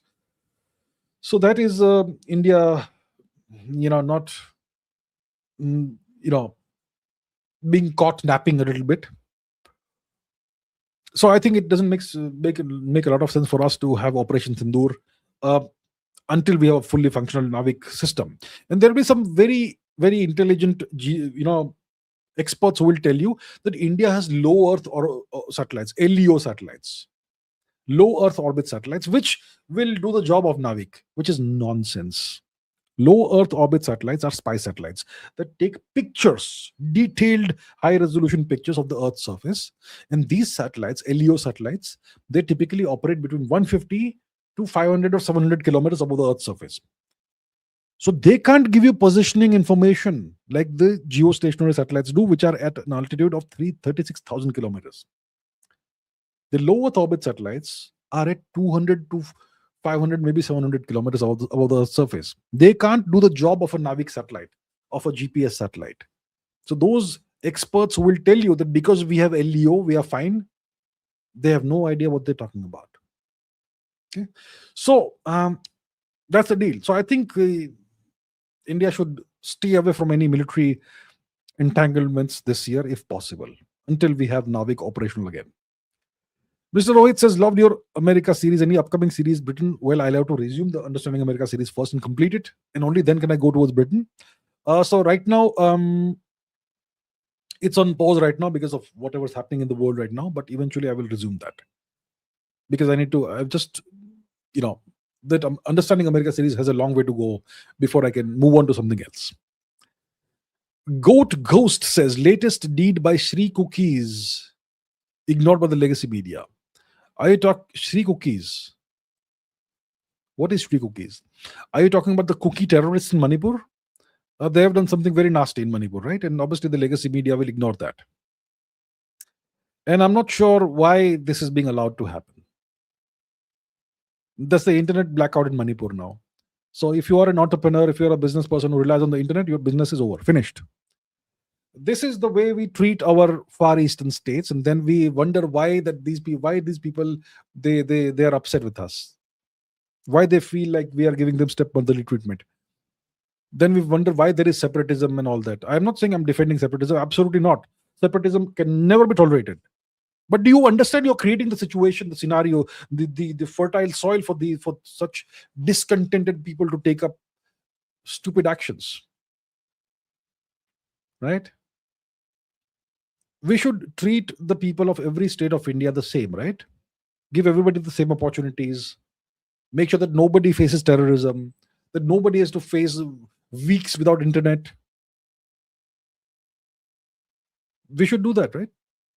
And that we are not able to provide to the people of Manipur, the indigenous people of Manipur. The foreigners who are on Manipuri territory, they're getting everything they want. So, big problem in Manipur. Manipur is an ongoing disaster. Ongoing disaster. Right Angle says, why is the government allowing foreign AI everywhere? Is BJP deep state is compromised? Nitin Gadkari is bringing Tesla in India, now allowed foreign AI in agri and road. I will not comment about the political angle, whether BJP is compromised or not, whether Mr. Gadkari brings in. I have no idea what's happening. Okay, I don't look at that. I look at the geopolitical angle outside of India. So no comments about the local politics, domestic politics.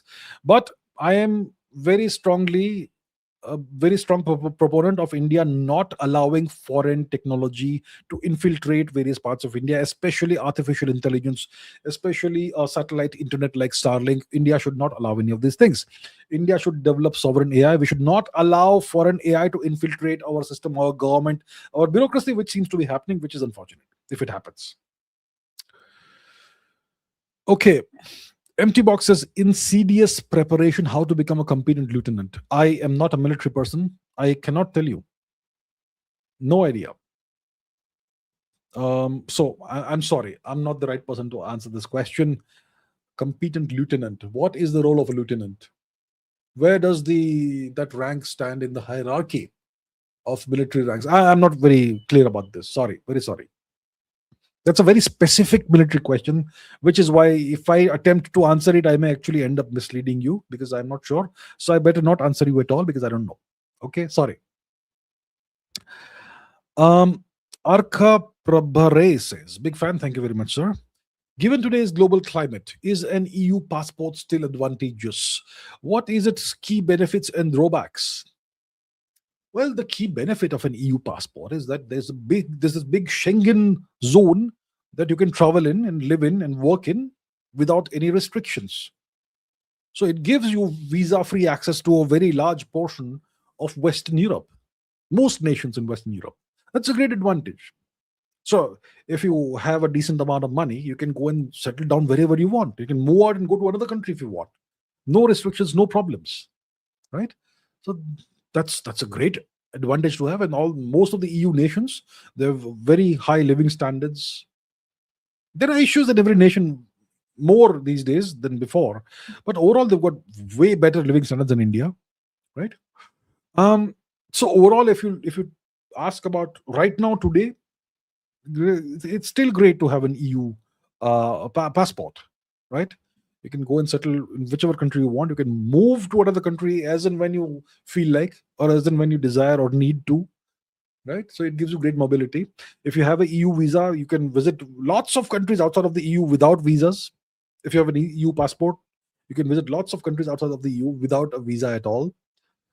So it opens a lot of doors for you, even in today's climate, even in today's geopolitical climate. It still opens a lot of doors for you. So overall, it's still advantageous, I would say. In 20 years' time, maybe the situation will change significantly, potentially, possibly. But as of today, it's still very advantageous. Slow Cheetah says, Abhijit Ayar disagrees with the concept of kill switches in fighter jets. What are your views on this? I am very clear. I've said it very clearly. Fighter jets are demonstrated to have kill switches. Demonstrated. I have given examples of this. No, now I would tell you, Slow Cheetah, forget about what people's opinions are, what my opinion is, or what Abhijit Ayar Mitra's opinion is, or what somebody else's opinion is. Forget about people's opinions, right? Why don't you do some research of your own? Why don't you do some research of your own? Instead of asking me about my opinion,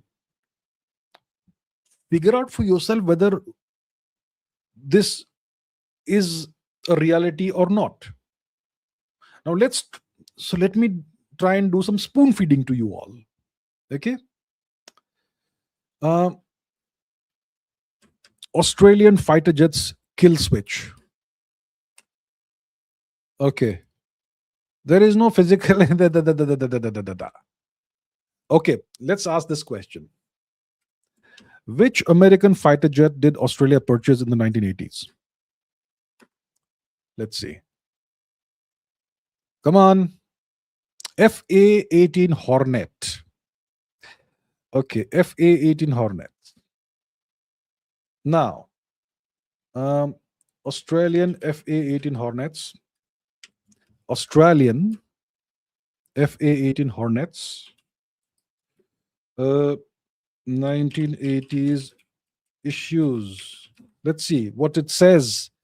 There were no issues. Initial design deficiencies. Concerns with immaturity. It won't tell you. It won't tell you. It won't tell you. 1980s target acquisition system. Let's see what that says. Let's see.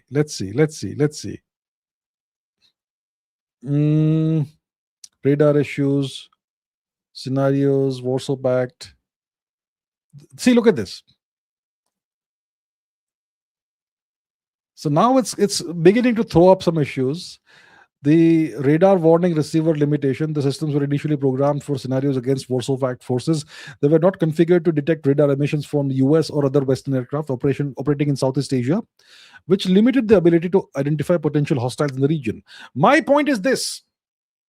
See, the radar, the target acquisition system. If you have purchased a fighter plane,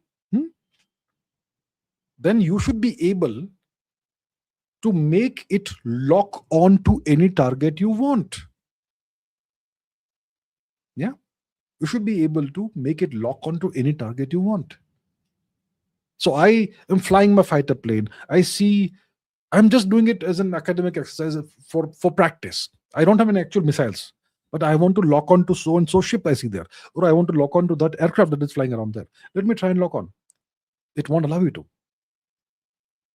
So the American aircraft, FA-18 aircraft, they did not allow the Australian pilots in the Australian Air Force to lock on to targets the Americans did not approve. And when the Australians tried to change the system, they were not allowed to change the system. The Americans did not share the source codes of the software. That's what the French are doing to India. That's one example of a partially disabled aircraft. Which 2019 or something, Israel had okay. Let's see this. Okay, Azerbaijan Israeli systems failed. Let's see what it says. Oh, really?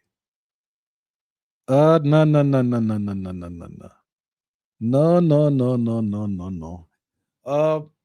Give me a second.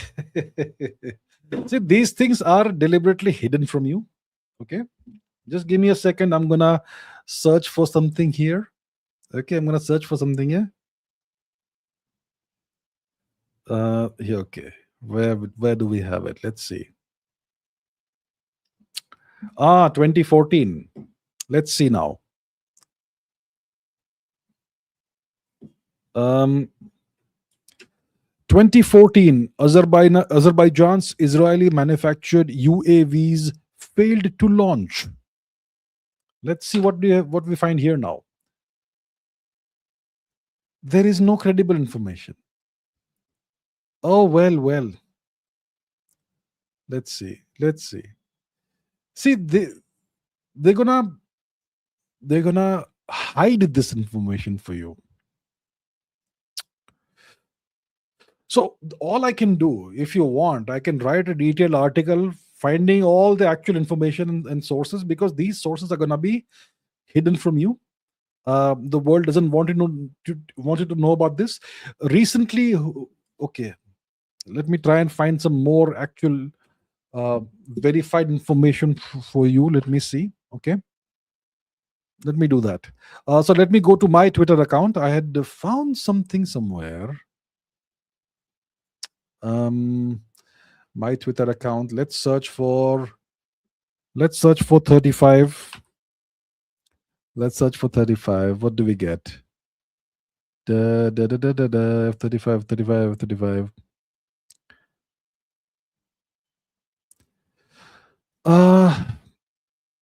Okay, there's so many tweets here. Let me see. There have been admissions in the recent past, that the F-35 has kill switches, but I'm gonna have to dig it out from wherever it is. I'm gonna have to dig it out. Not this, not that, not that, not that, not that.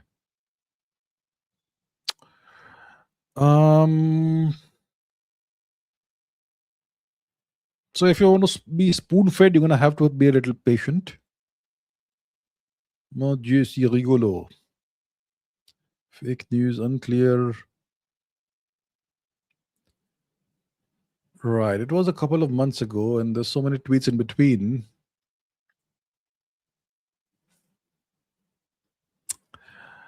Okay, so this may take time.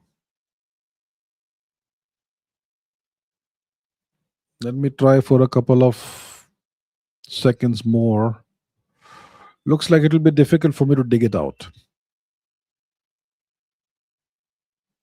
Where is that? Where is it? Yeah, okay, so I'm not going to do that. But my point is, there is evidence. If I want to spoon feed you all, I'm going to have to dig it out and it'll take time. But I stand by what I say. kill switches, backdoors, all of these things exist. I think anybody who is very intelligent knows this. Abhijit Iyer Mitra is a very intelligent person. I have the highest amount of respect for his intellect. Okay. So I stand by what I have said multiple times. And now you have NATO nations corroborating what I'm saying also. Okay. You just have to find it. You need to have the patience to find the information. So my point to you and everybody else is, to hell with my opinion or his opinion or somebody else's opinion. Why do you care what someone's opinion is? Search for the information yourself, right? And find out, figure out for yourself whether it's true or not. The information is all out there in the public domain, but it's hidden away. You have to know how to search for it. So please learn how to search for information yourselves instead of relying on someone's opinions. Noman Ratnani, thank you very much, Nomanji. Pradeep Kumar Roy says, what's a stage 3 nuclear reactor? A stage 3 nuclear reactor is a reactor that uses uranium-233 and thorium to produce nuclear power. Okay, and India has the world's largest reserves of thorium, which means that it is gonna, once we reach stage 3, it's gonna give us essentially limitless power. Hot Potato says, because of oil shortage, global economy suffers, but US suffers the least. Relative US gain weakens China, boosts dollar assets demand. Thoughts?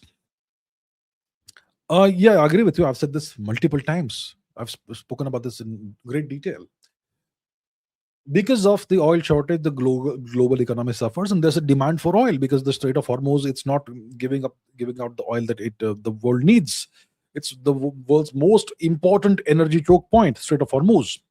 The US is the world's largest producer of oil, at least on paper.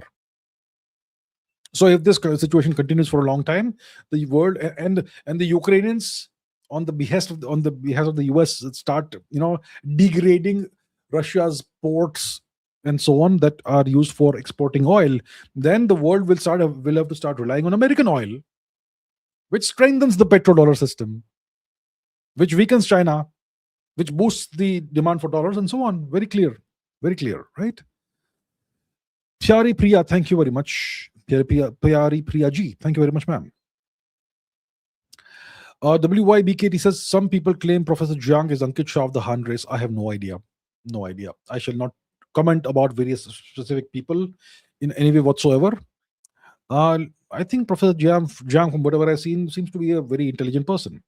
I don't watch his videos, so I don't know what he says, but yeah, okay. Rishikesh Deshpande says, do you believe the US can have control over smartphone companies like Apple, Google, through which they can attack any nation by launching a cyber attack? How to stay safe in the situation? These smartphone companies, Apple, Google, etc., are American companies. All American companies are geopolitical assets. Okay? If you are a person of any importance, and if you have an Apple product, they're listening to you in real time. It's a fact you have to live with. So, see, there are two major operating systems. One is Apple, the other one is iOS, Apple's thing. The other one is Android. Now, most of these Android companies are either Chinese or American. If you have a Chinese phone, the Chinese will take your data and listen to you. If you have an American Android phone, the Americans are going to listen to you. Right? You can't launch cyber attacks, but you can do all kinds of stuff, like essentially siphoning off all the personal data of a person. So if, let's say, hypothetically, 70% of India's phones, the phones that Indians own, are of American origin, let's say, then the data of 70% of Indians resides in the hands of the US. All your patterns, they understand you better than you. So they won't launch a cyber attack. A cyber attack is a one-time thing. What's the point of cyber attacks? The more important thing is to actually understand the nation, understand the patterns, consumption patterns, movement patterns, all the patterns. That is much more viable, much more valuable than launching a cyber attack. So The solution to this, how to stay safe from all these things, is for India to have its own cell phone brands, to have its own high quality cell phone models. Now, you will say that some of the cell phone brands are South Korean brands, Samsung and Huawei. No, Huawei is Chinese. At least some of these are South Korean, right? Samsung. But Samsung, I mean, South Korea is controlled by the US. It's US vassal. So once again, it's US. Okay, please.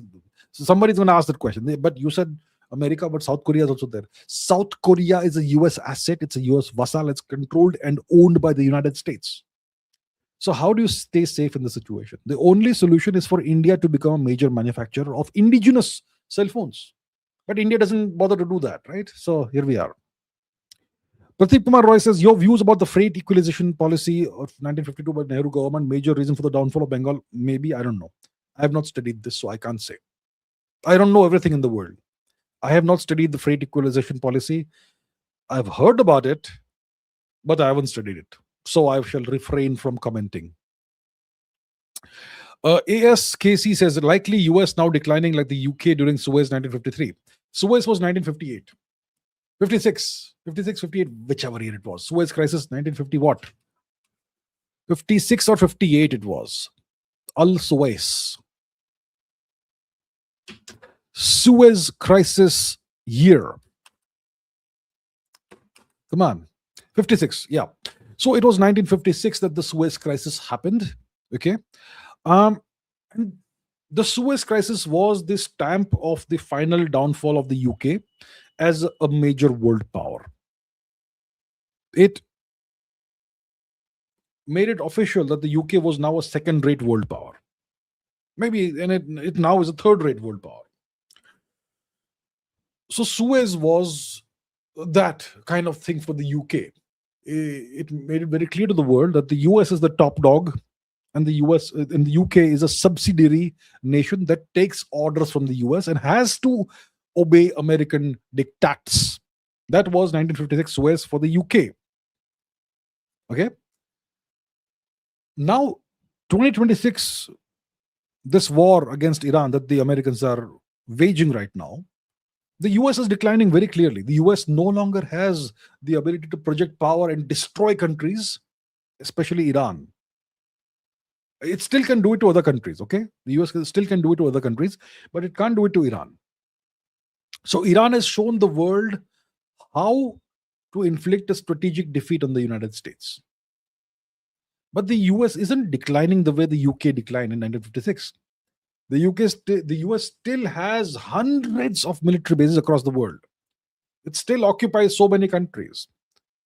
So it's not declining the way the UK declined in 1956. In 1956, the UK went from here to all the way down here. Went from here to here. Here, like big fall. From here to here, it was a big fall for the UK. Straight down.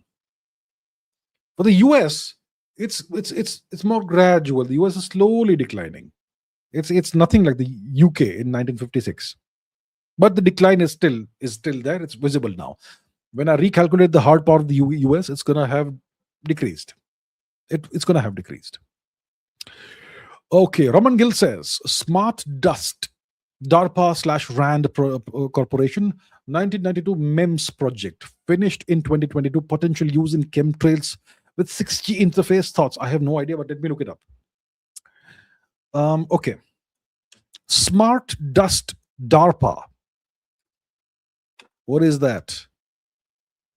DARPA-funded Smart Dust refers to minuscule sub-millimeter wireless electromechanical systems.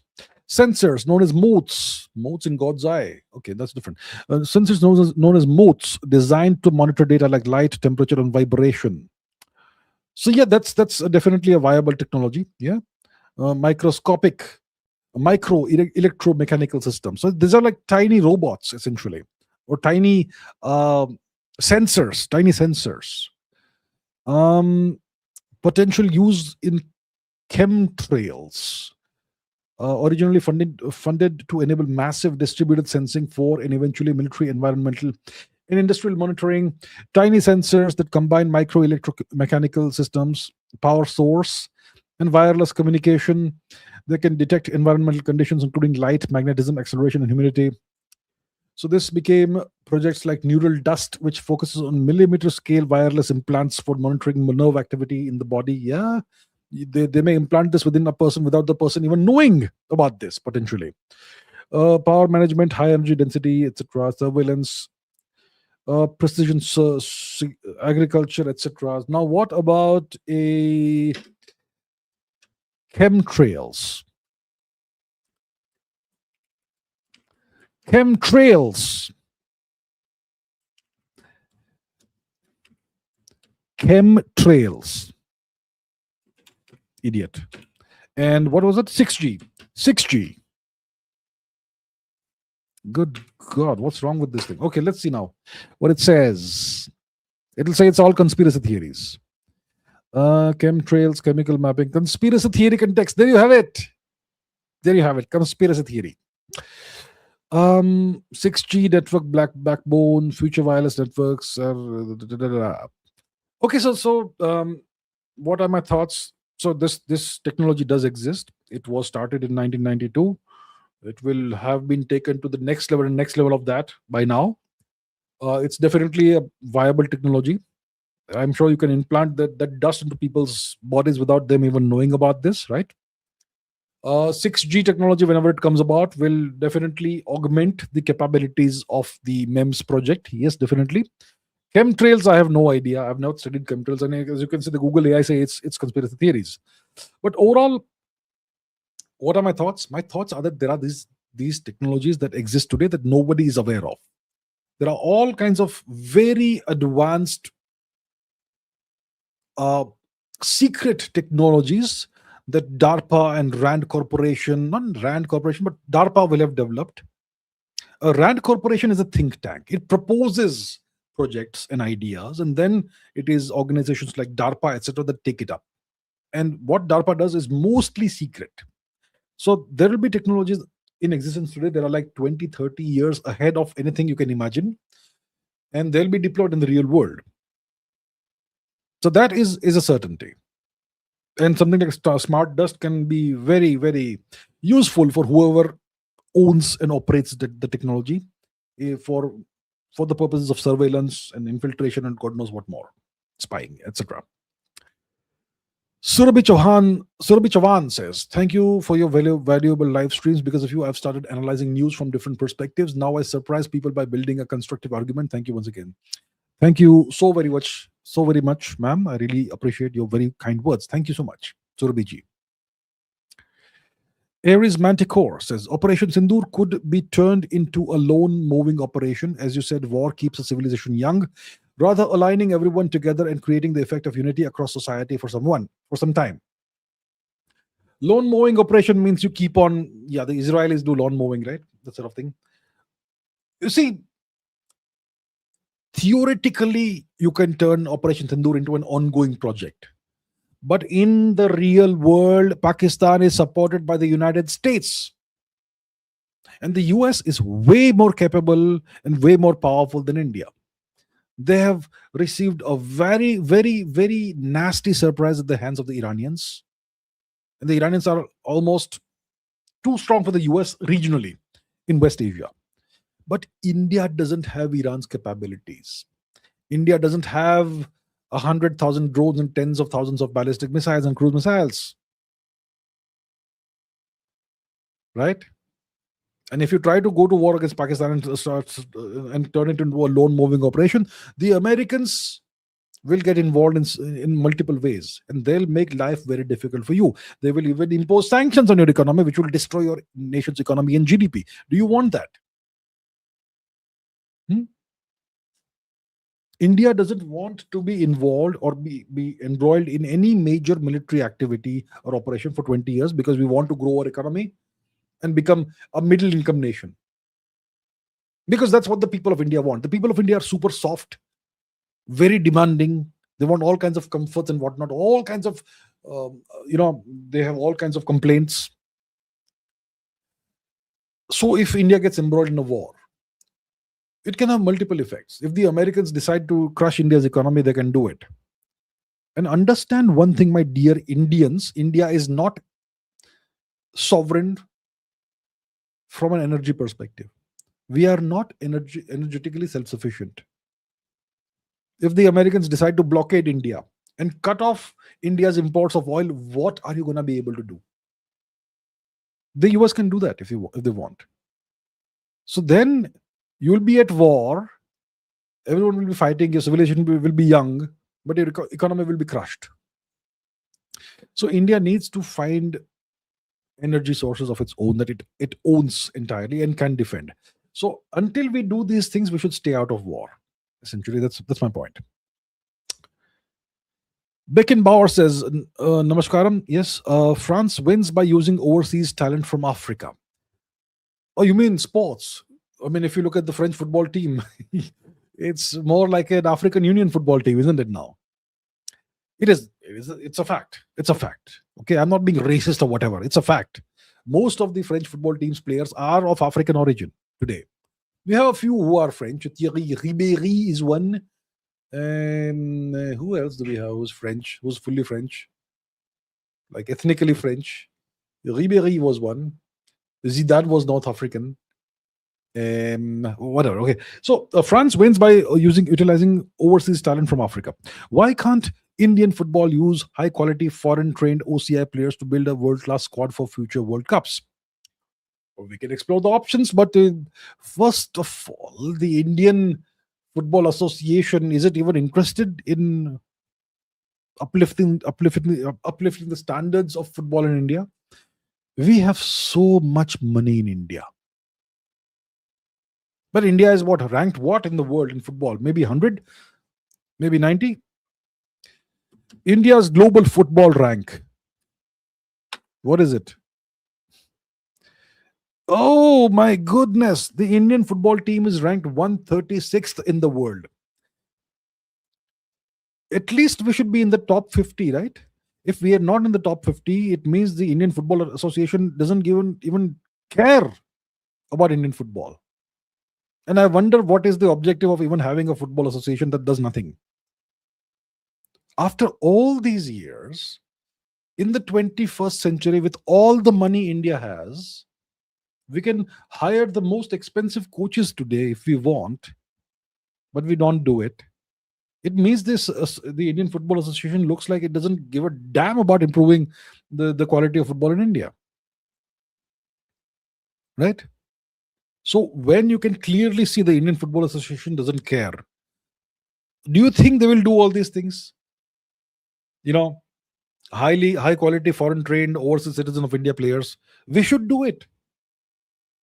Why doesn't India have a football league like the IPL? Even the IPL, actually, it's not the best league in the world, despite it being the richest league in the world in terms of cricket.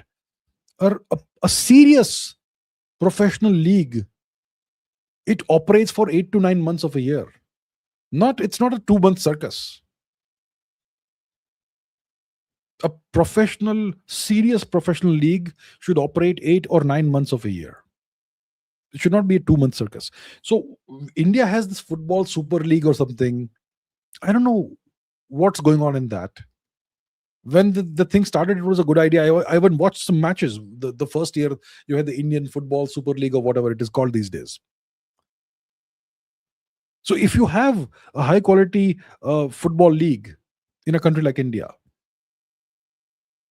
which operates 8 or 9 months a year, and every year the standards improve, then in a decade or so, India is going to attract the best football talent in the world. The Chinese have done that. The Koreans have done that. The Korean league, the Chinese league, the Japanese league. That's how China still isn't a great football nation, but Japan qualifies for World Cup. South Korea also does that. Even North Korea does sometimes. So it's about the fact that the Indian Football Association is not doing what it is supposed to do. And secondly, the Indian government also doesn't seem to be very interested in sports. Because sports is something that is very important for a nation. It brings the nation together whenever you win. The best way to unify a nation is through success in various domains. So what you're suggesting makes a lot of sense. And why is this not happening? Well, you have to ask the Football Association of India. Why is it not happening? Why isn't there a world-class IPL quality, better than IPL quality, global EPL quality football league in India? Why not? Why don't we have it? We have the resource, we have the money. You can have these franchise teams, just like in the EPL. These are all privately owned teams. You have plenty of wealthy private people in India. Why can't it happen? There's something wrong fundamentally in India. These sporting associations are doing, they are not doing what they're supposed to do. And I wonder how the funds are being managed and so on. That's the biggest question. I'm just wondering. I'm not saying anything. I'm just wondering what's happening. Ramanpreet says, I want to know what will be the long-term impacts of this war on Canada. And how do you see Canada as a country on the world stage? Okay, let me answer the second question first. How do I see Canada as a country on the world stage? I see Canada as a non-entity, as a geopolitically insignificant nation, and I see Canada as a non-sovereign nation. I see Canada as a US vassal. Canada essentially is owned by the United States. It's not a real nation. It's an artificial nation. Canada doesn't have any actual culture, any culture that binds the people together. Right? And it's not a sovereign nation. It's an extension of the US. It is a de facto 51st state of the US. It's like a US owned territory. The US tolerates the Canadian system that they have prime ministers who come and go. And no Canadian prime minister actually matters at all in any way whatsoever. Most of them are a joke. Like you had the Monsieur Trudeau, who was an absolute joke. Right? So Canada is a non-entity on the world stage. Its importance is that it's a huge territory, which means it has huge amounts of resources of various kinds. Uranium, good quantities of uranium, oil, shale oil, etc. And other kinds of oil also, I suppose. Lumber. So Canada has natural resources, which makes it important from a resource perspective, which is why it's important for the US to control Canada. It does. Right? And on the world stage, Canada is increasingly become a nuisance for India of late through its espousal of the Khalistani separatists, right, in Canadian territory. And they tolerate everything the Khalistanis do. So that's why Canada has become a nuisance for India. I mean, the worst terrorist attack that Canada has suffered was done by Khalistanis, the Kanishka bombing. And what has Canada done about it? Nothing whatsoever. So overall, Canada is a nuisance for India, and overall on the global stage, it is a non-entity. It doesn't really matter. It's a US-owned entity. Now, what are going to be the long-term impacts of this war on Canada? Nothing much. Overall, the world's economy is going to suffer as a consequence of the war, but it may have a good effect on Canada because Canada is a major oil exporter. What is Canada's ranking in the oil exporters league? How does Canada rank in the global oil exporting nations? What is Canada's rank? Fourth position. You see, Canada is a massive producer of oil. Canada supplies over 60% of US crude imports and holds the world's fourth largest proven oil reserves. Right. So Canada is if Hormuz is impacted, if Russia's oil exports are impacted because of Ukrainian military activities, then Canada's importance is going to grow significantly. So overall, it's going to be good for Canada and for the US. Apart from that, I don't see much of a bad impact for Canada sitting on the other side of the planet. It's going to be okay for Canada. Now, VK says, how are you? I'm good, sir. How are you doing? I hope you're doing great. What is the significance of India's nuclear reactor attaining criticality and its role in energy security and defense in the current geopolitical context? So I explained this. Maybe I can explain it all over again if you feel like, and I shall refer to my own tweet to explain what the deal is, because I have put everything succinctly in one place in that tweet. What is the significance of India's reactor, one reactor attaining criticality? Let me give you a brief overview of what's happened. Okay. So here we have my tweet, and check out my tweet. So the Prime Minister of India tweeted that today India has taken a defining step in its civil nuclear journey, advancing the second stage of the nuclear program. The indigenously designed and built prototype fast breeder reactor at Kalapakam has attained criticality and so on. So I have said that this is the landmark moment. India has now officially begun its transition, its entry into stage two of Dr. Homi J. Bhabha's three-stage nuclear program. Okay. So our phase two is now mature and complete. It is still operational of phase one. Phase one. Our phase one is now mature. It is complete. It is still operating. And this new reactor is our first stage two reactor, first ever stage two reactor. We are now officially beginning the initial stage of phase two. Okay. And we have a long way to go, because stage two reactors are going to breed additional fuel. Stage two reactors produce more fuel than they burn. And that fuel that we seek is uranium 233. Okay. So uranium 233 is going to be used in the stage three along with thorium. Without uranium 233, stage three doesn't happen. So that's why we need stage two reactors to breed large quantities of uranium 233. So right now we are entering stage two. It's our first reactor in stage two. We're going to see how it performs. Right now it's only generating heat. It's only generating electricity. Then we're going to put a thorium blanket on this stage two reactor. And we're going to see how, at what rate does it start breeding uranium 233. We're going to have to test it, observe it, do various experiments with it, and find out what is the optimal configuration of the blanket, and what is the highest speed or rate at which it's able to breed uranium 233. Then after a couple of years, 2-3 years, we will have some understanding of what is the best way to operate this reactor. Then we'll build one more, and then we'll see how that works. So then we have two working reactors after, let's say, 10 years from today. Then we build 5 more.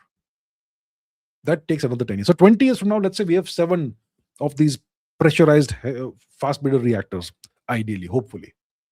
Then in 30 years, we may have 20 if we don't become lazy.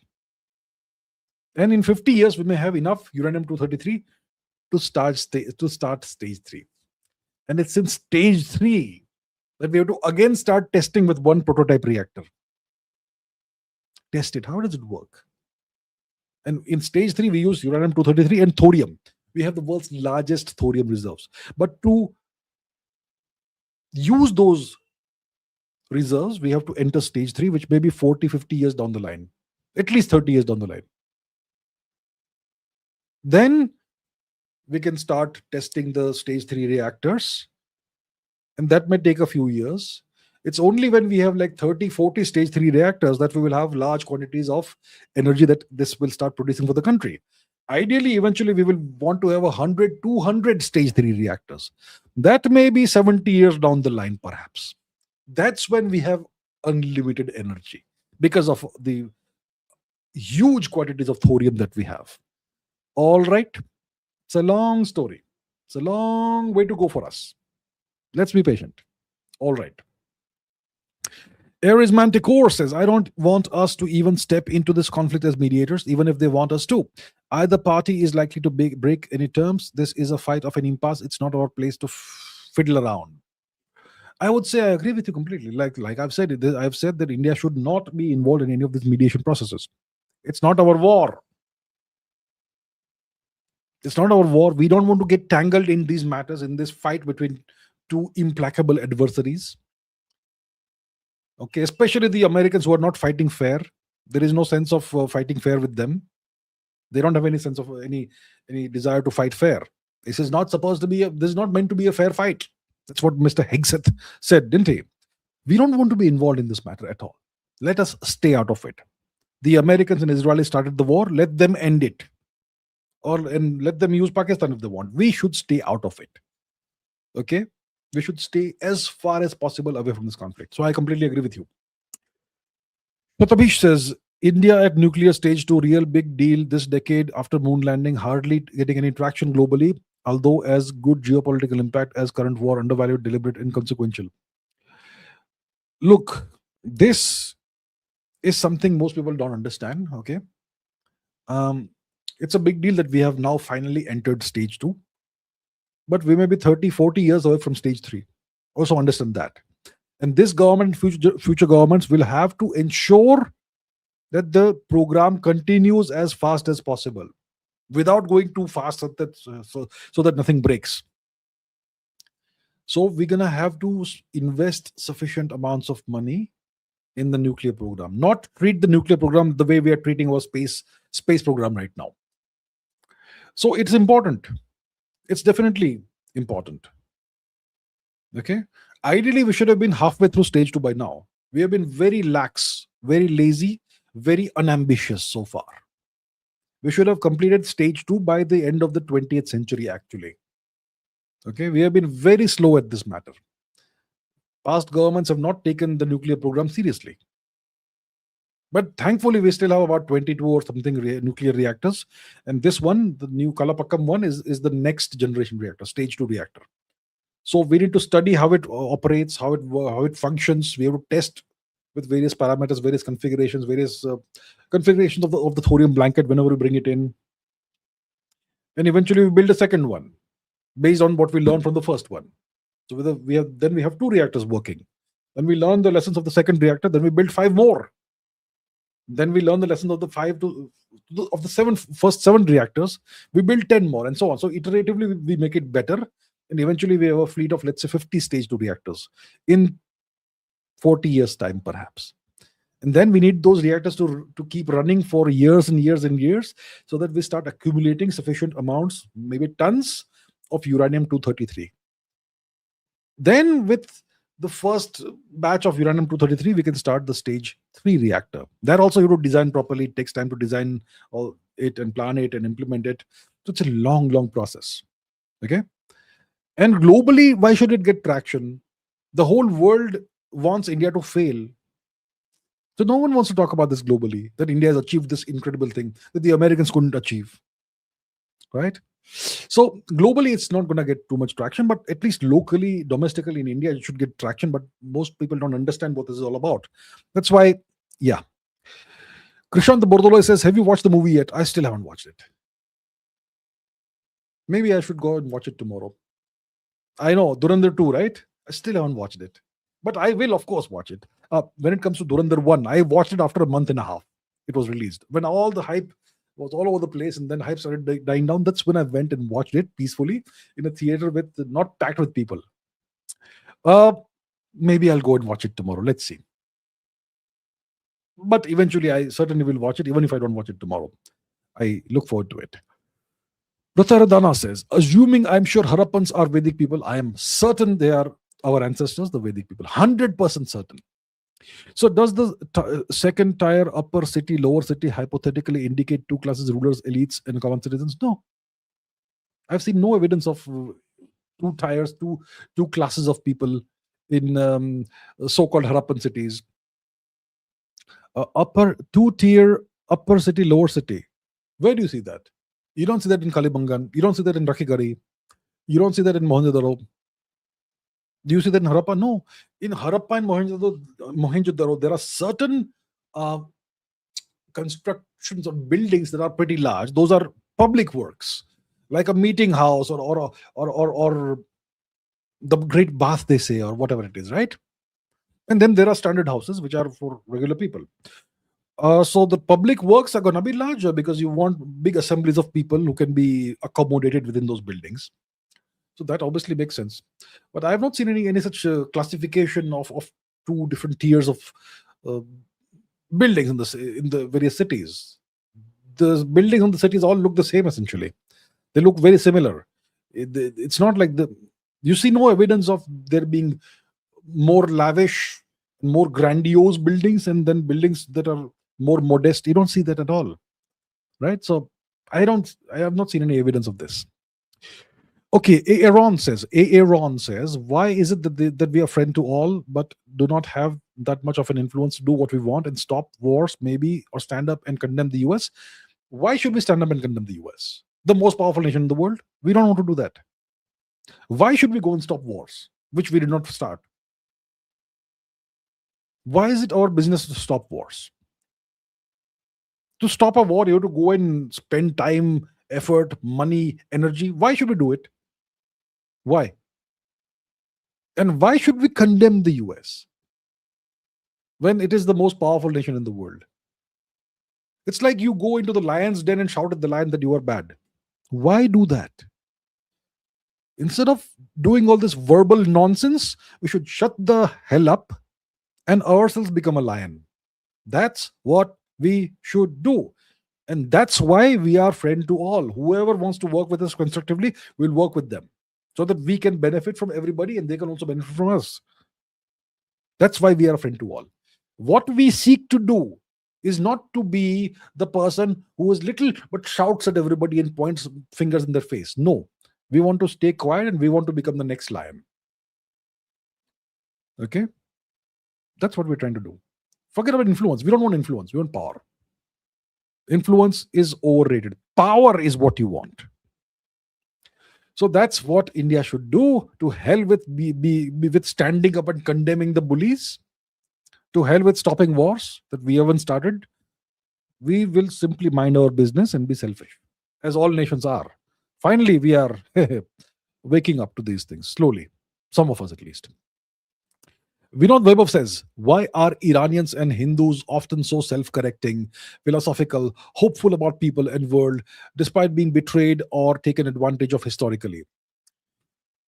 Well, there are lots of traits that are common to Iranians and Indians, Iranians and Hindus, right? Persians and Hindus. Because we have the same origin. The Persian and the Hindu people have the same origin. Our ancestors back in the day, like 3,000-4,000 years ago, were the same. We all have common ancestors, right? And we had a common shared culture, which eventually Persia lost because of unfortunate circumstances. The Rashidun Caliphate's invasion and occupation of Persia. 680 AD or whichever year it was, I forget. Doesn't matter. So India and Persia started drifting apart after the Rashidun invasion and occupation of Persia and the forcible conversion of the majority of the population to their religion, the religion of the Arabs, Islam, right? But even if your religion changes, your deeper cultural traits persist. So Persia is an old civilization, 3,000 years old. Before the Achaemenid dynasty, you had the Median dynasty and so on. And the origins are the same for us and the Persians. And we are an even older civilization, right? 10,000 years. And that's where Persia's roots also lie with us. So there are a lot of similarities between us and the Persians. Similar cultural traits, similar civilizational traits, shared ethnic origins, all of that. So you're going to have a lot of similarities. And whatever drawbacks you have, whatever flaws and drawbacks Indians have, you're going to see a lot of that among the Persians too. Yeah. So, yeah, we tend to see the world not through the lens of, that we should be predatory on the world. We should be extractive from the world. We don't see the world that way, right? We Indians think of the world in an idealistic way. Vasudhaiva Kutumbakam. The world is one family. We should all live and let be. We should all get along together. The Persians also kind of see the world in that way. I mean, historically, they did see the world that way. So, yeah, because of these shared traits, we kind of, get betrayed from time to time, and we are taken advantage of from time to time. And I think we should, together learn the lessons of history, India and Persia. Right. Pratham Soni says, how important is risk and discomfort in individual life? Discomfort is important because it keeps you,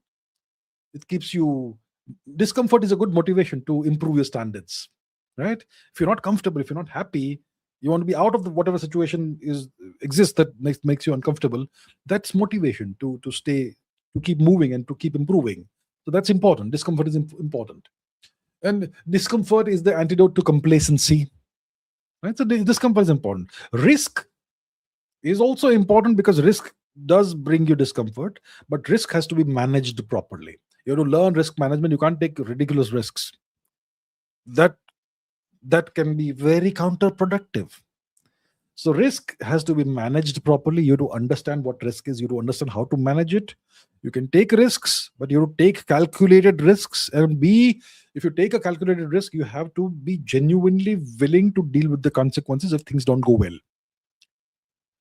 So yeah, that's the relevance of risk and discomfort in individual life. My views on Greenland and future trade routes in the Arctics. Greenland is a fantastic piece of ice. Denmark owns it. The Americans occupy it. There's a tremendous amount of resources on the territory, apparently, but it's covered under a kilometer or two of ice, which is fine. We can, if with technology, can deal with it. And Denmark is Greenland is a strategically important location. So let's open the map and take a look at Greenland. Right? Greenland, where does it sit? Why is it strategically important?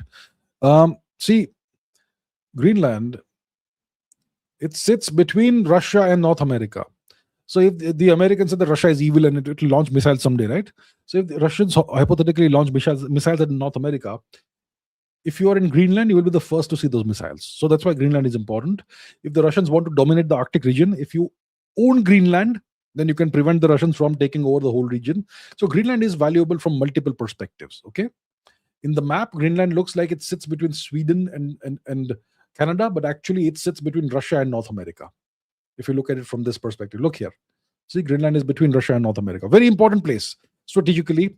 And if you own the place, you can make it difficult for the Russians to navigate the region. So it's like a geographical choke point. It's one of a set of choke points in the region. So very important overall. And if the Arctics start thawing and they are more navigable for more months of the year, then Greenland becomes even more important. Yeah, all right. Pradeep Kumar Roy, Iran versus India, hypothetically, who would win? Well, we have nukes, they don't. See, hypothetically, okay, we can talk about this. In the real world, we never want to fight Iran. Why should we fight Iran? Our cousins. Why should we fight our cousins? There was a time when they were our brothers. There was a time when we were the same people. Today, we are cousins. We are blood cousins, okay, India and Iran. Why should we fight them? What has Iran ever done to us? Okay, you will say Nadir Shah. Nadir Shah was a goddamned bloody Turk. He was a Turk, he was not Persian. He was like Aurangzeb for Iran. Aurangzeb was a Turk who ruled over India. Nadir Shah was a Turk who ruled over Iran. That's the only time Persia did something bad to India, but there was a Turk who did it. Right? But historically, when has Persia ever fought India? They have always consciously fought westwards. They've always expanded westwards. They never ever expanded eastwards, east of the Indus, of the Sindhu. Never. The Sindhu was the border between India and Persia, historically. And then the borders keep shifting over time. That's fine. So there is no reason for India and Persia to ever fight, no matter what the religions are of the two countries. But hypothetically, if India and Persia fight, conventional war, Persia has the overwhelming advantage. Too many missiles, too many drones. India doesn't have that. Yeah. I don't know how many missiles we have, but Persia has more. Quantity has a quality of its own. And drones, Persia has way too many drones for India.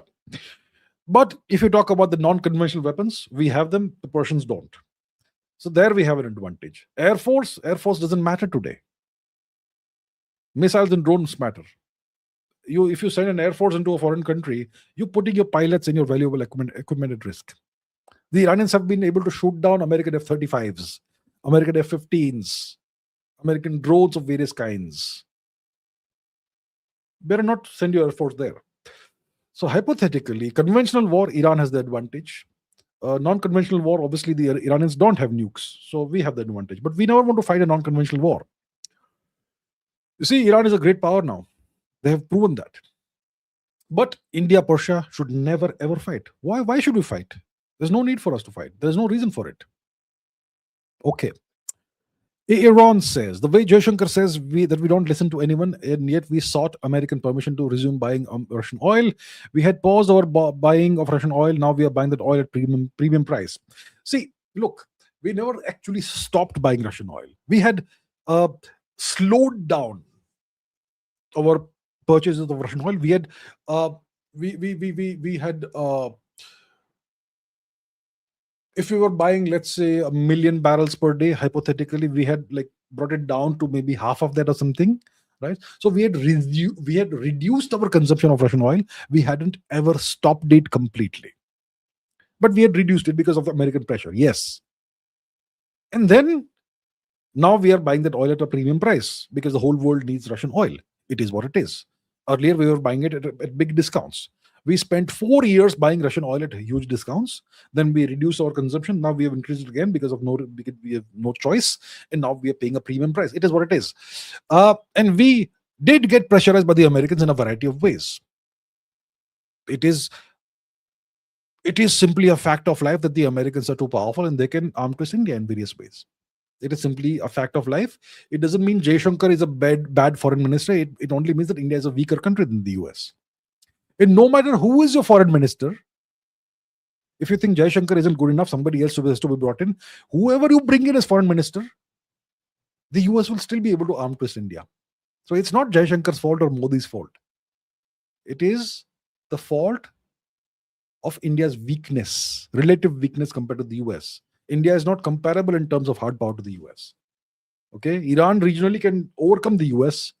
I don't think India can right now, regionally. So India has to work on these matters, work on these things. Kratos Aryavanshvasi says, Tajikistan, small 98% Muslim country, but of proud Persian roots, rejects the Aryan invasion theory, step theory, arguing for indigenous continuity roots, but we don't. Really, I have no idea of what Tajikistan thinks about this. There are lots of people in Persia, in Iran, who believe in the Aryan invasion theory. So maybe I should reconnect with Persia and teach them some of what I have discovered as with evidence. But whatever. So I am not aware of what the Tajik people believe about this. I was under the impression that most Persian people, at least in Persia, in Iran, they believe the Aryan invasion theory. But Tajikistan rejects this. That's interesting. I will have to look into it. That's complete news to me. That's the first time I'm hearing this. So Tajikistan, the people of Tajikistan are of Persian ethnicity. They are not Turks. The other stans like Kyrgyzstan, Kazakhstan, Uzbekistan, etc. These are Turkic nations. Turkmenistan. These are Turkic nations. The people there are Turkic people. They speak Turkic languages. But Tajikistan is an Iranian nation. The people are of Iranian Persian origin and they speak Persian. So they reject the Aryan invasion theory, the step theory, arguing for indigenous continuity roots. We don't. Well, we should learn from the Tajik in that case. We should learn from the Tajiks.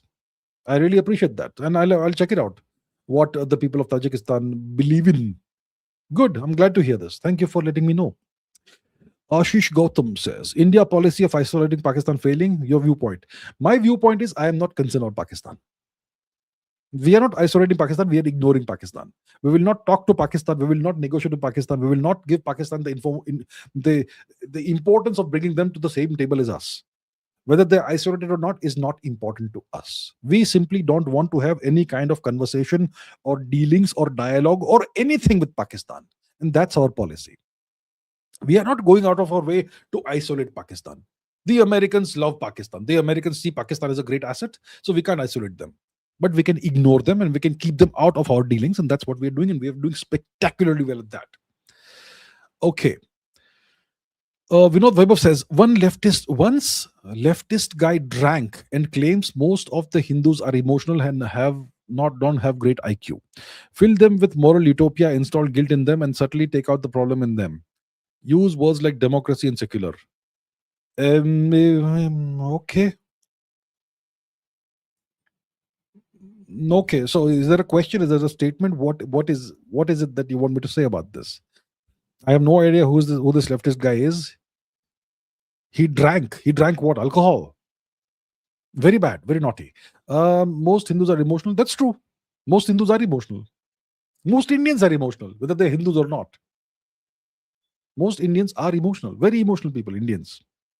IQ or not, that is a different story. I'll not go into that matter. Fill them with moral utopia. Install guilt. Yeah, install guilt works very well with Indians. So a lot of what these people say actually is true, right? I don't know, subtly take out problem in them. Democracy, secular, yeah. So the root cause of all these problems in India is the education system, which keeps Indians dumb. So we have to fix the education system, but no politician will want to do it because the politicians benefit from Indians remaining dumb and stupid. So they will not change the education system, which means I will have to do something about it on my own. Okay. Sujal Rajput says JD Vance going to Pakistan to meet Iran, to meet the Iranian delegation, whatever. What talks can happen? We'll see. We'll see what happens. The Iranians seem to be a very trusting people. They're still going ahead with talks with JD Vance. How can you trust the Americans? The Americans are simply waiting for a better opportunity to crush Iran. In the meanwhile, they will do all these they'll make a big show of having negotiations and all, but at the end of the day, they're waiting for an opportunity to kill you all. So if this happens, if the talks go ahead, then there'll be talks. What will happen? I don't see much happening as a consequence of that. Maybe JD Vance will convince the Iranians that, yeah, I truly want peace with Iran. And maybe they will make some big announcement that, yes, now we finally have a ceasefire. And maybe it will last for a week or so. Or maybe it will last 15 minutes before Israel again breaks the ceasefire. Who knows what will happen? At the end of the day, big story, big picture, the Americans and Israelis are waiting for the opportunity, right time, and the right opportunity to crush Iran completely. In the meanwhile, they will do all this. Negotiations and all that. Makes no difference, long term. Pratip Kumar Roy says, your views about the theory of evolution? It's the correct theory. It's the absolutely correct theory. I agree with the theory of evolution. I do. Pratham Soni says, how to think any process to make right decision. How to think correctly. Well, I can tell you in a few minutes how to think correctly, how to make the right decisions. You understand decision making for that. And decision making, it depends on what domain of decision you're trying to make. Is it a financial decision? Is it a strategic decision in business? Is it a decision about what to do in your personal life? They're all different domains with totally different decision making skills and mental models and worldviews and all that.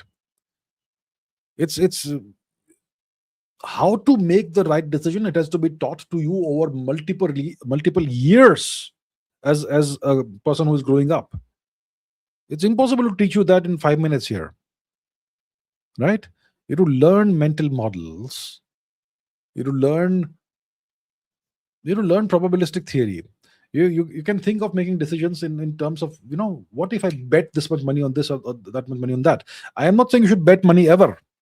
I'm saying think in terms of bets and probabilities, right? You have to use different approaches for decision making. It's very hard to teach that in 5 minutes. It's impossible to teach that in 5 minutes. But yeah, you can make a proper course on decision making. You have to think from a game theoretic perspective. Which is why I've said in the past multiple times that if you want to learn one skill that I would recommend, it would be game theory. Learn game theory, basic game theory. Start with the prisoner's dilemma and all that basic stuff. You'll understand how decisions are made based on game theory. So yeah, that's what I would recommend. Start with that. Ban Mi Curry says, if the government of India throws infinite rupees at S2, can we get S3 critical in 10 years? No. Not in 10 years. That's the problem. It's going to take time irrespective. Because you have the first fast breeder reactor that we have just operationalized. It has just gone critical, which means it is now producing a nuclear reaction that is ongoing. We are controlling the nuclear reaction. We will have cadmium rods and whatnot, and we are controlling that. And now we're going to run it. We're going to see what are the characteristics of the nuclear reaction. What is the maximum energy output that we can generate safely. Then we're going to put a thorium blanket on it. And we're going to see, what kind of thorium blanket gives you what kind of breeding of uranium-233. So we're going to have to do multiple experiments over a period of time on this reactor to understand how to operate it optimally to generate power and to breed uranium 233. So after doing these experiments for like say 2 3 years, we will have a decent understanding of how this kind of reactor works. Then, based on the lessons we learn on over this from this reactor, we're gonna make a bigger, let's say, fast breeder reactor, and we're gonna then do all the same process all over again on the second one. Then, based on the lessons we learn on from the first two reactors, we may, let's say, build a third batch of reactors, maybe three more.